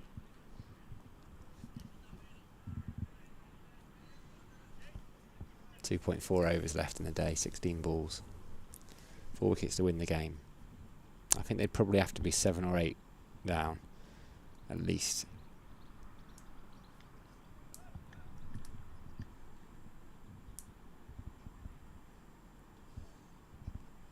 Yeah, get one more wicket here. And Darren will feel like they're in dreamland tonight. Gonna get 4 there, I think. No third. John Bland will be fuming. Rank Ham will be fuming. Plenty of us would stick a third in. So you only get 1 run there. But not many teams do it. Lyndon James is off the mark with 4. James Bracey has gone back-to-back double hundreds in the county championship. He's got 200. Leicestershire not enjoying bowling at Gloucestershire this season. Nick Friends tweeted that Gloucestershire, about half an hour ago, were 1,250 for 10 against Leicestershire across 2 innings in the county championship. Suboptimal. Yeah, that takes some doing.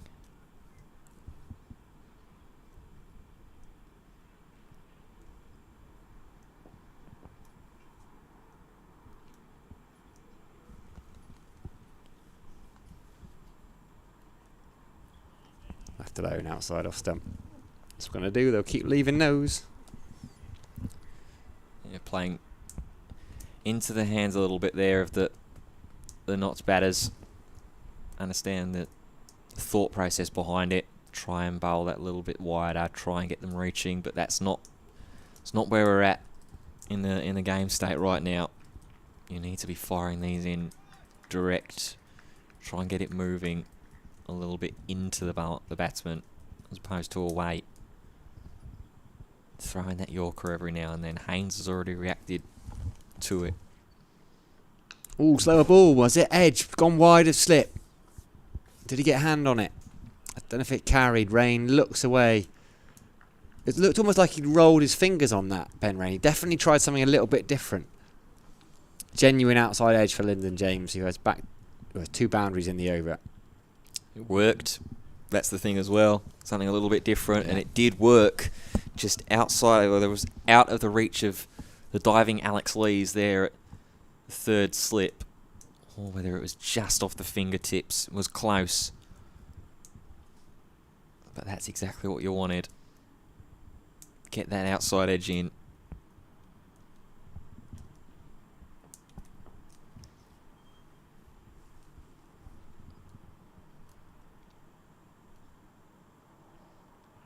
Oh, that one lifts. This is good from Ben Rain. 8 off the over, but doesn't quite tell the full story.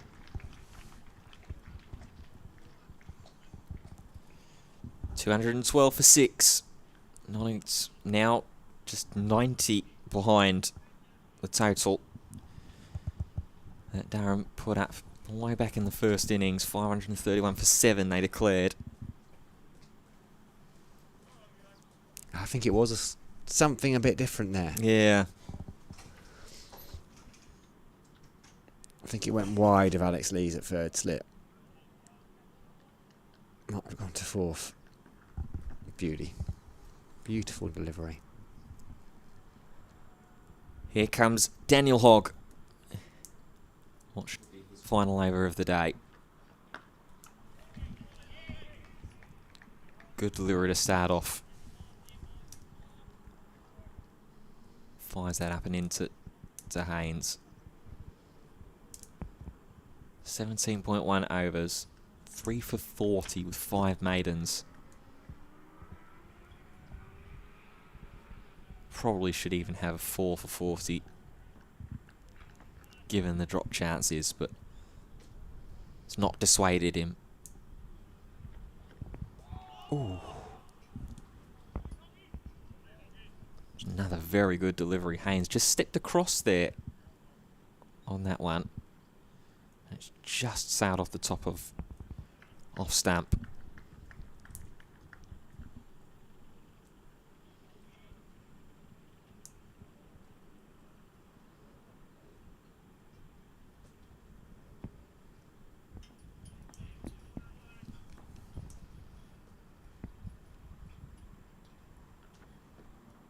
Oh, and again.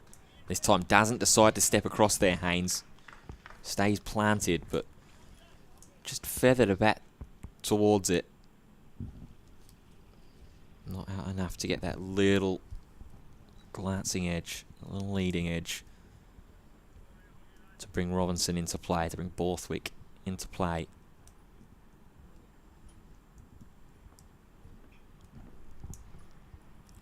Giving it everything he's got.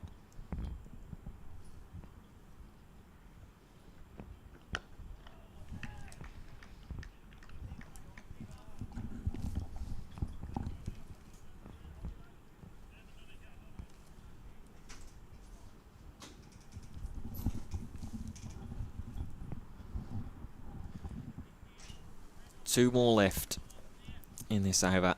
6:30 here at Chester Street. The sun shining down and beaming around from Daniel Hogg. He has bowled terrifically today. Can he cap it off? Good delivery again. Forcing bat on ball from Jack Haynes.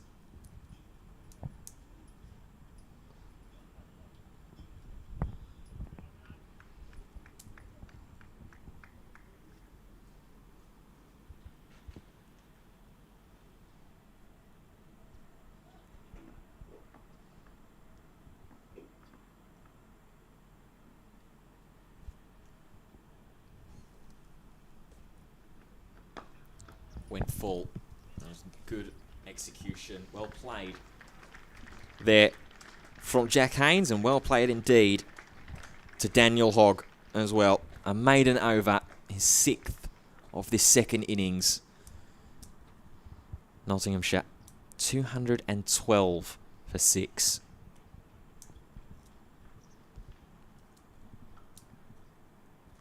So Ben Rain will get this last over from the Finkel end, exactly as you called it, Sam. 4 for Rainey, 3 for Hogg. Daniel Hogg get himself a well-deserved rest, and I imagine when play concludes here, a well-earned round of applause as well. Yeah, well-earned interview as well, I suspect. We'll stick a camera in front of his face, just what he wants. Wants to go and get rehydrated and massage. We're going to stick a camera in front of him, ask him a few questions, why not? He's been probing away at batters all day. We're going to do some probing. Rain is in, 4 slips.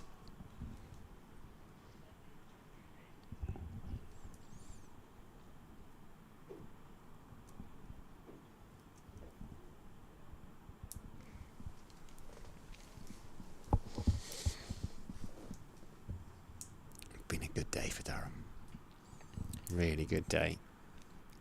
It has been, especially on a day that could have gone another way as well, if not for a couple of very opportune wickets, particularly during this new ball period.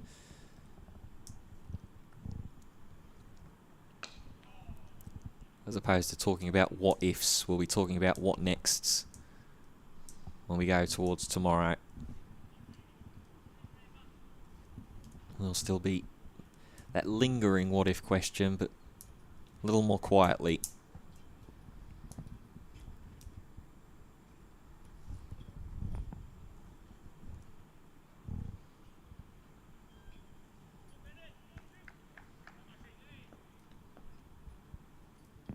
Ben Rain still getting his encouragement from fourth slip this time. Yeah, always will. They'll keep going. Rain will keep going. And then James will keep defending. Have to give credit to Notts. Jack Haynes. Ben Slater rode his luck a little bit earlier on, but made 50. Mac Montgomery wore a few. Ground down the Durham bowlers. Jack Haynes, well, perhaps ought to have been out.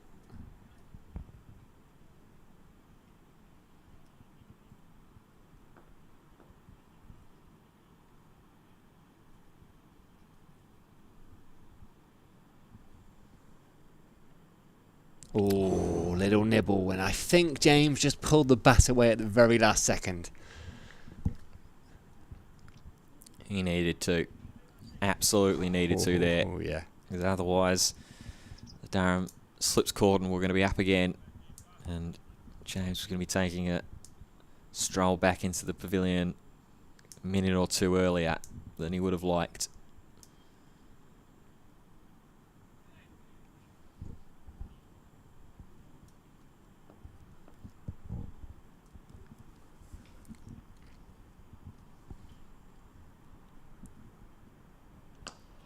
Solid in defence. He's got one more ball to achieve his aim.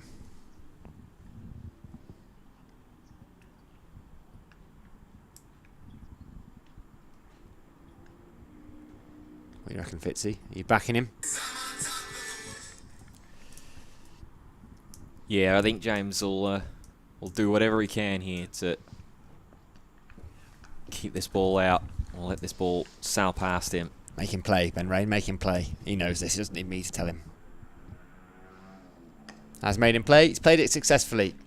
And that will be stumps. The end of a brilliant day's cricket. Thrilling in its own way. Not the frills and spills of runs scored, but a proper day's county cricket. A day where Durham, a bowler light, have had to really stick at it. And they're in a very strong position. Nottinghamshire still trailing by 90. They've only got 4 wickets remaining. There's a little bit of rain around tomorrow, which may come into things after lunch.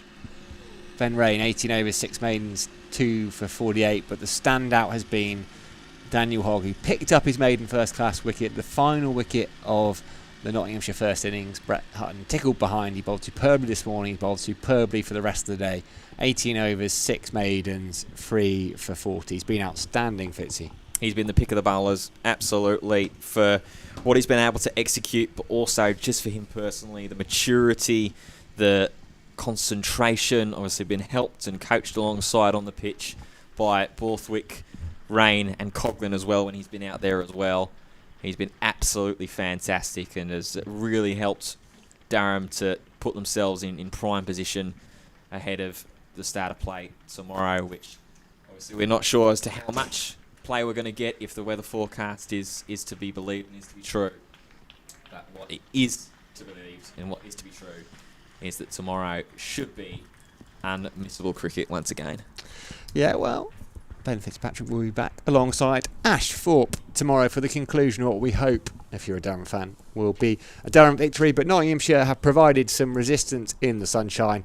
Ground staff are out there. We've had a few of them up. John's been up. Vic popped in earlier. It's been absolutely fantastic. There's Barry at the bottom of the screen. He's about to come into a shot. He was there yesterday. I don't know if they'll need all the covers tonight. We will find out. But do enjoy the rest of your Saturday evenings and join Ash and Ben Fitzpatrick tomorrow morning from just before 11. We'll see you tomorrow.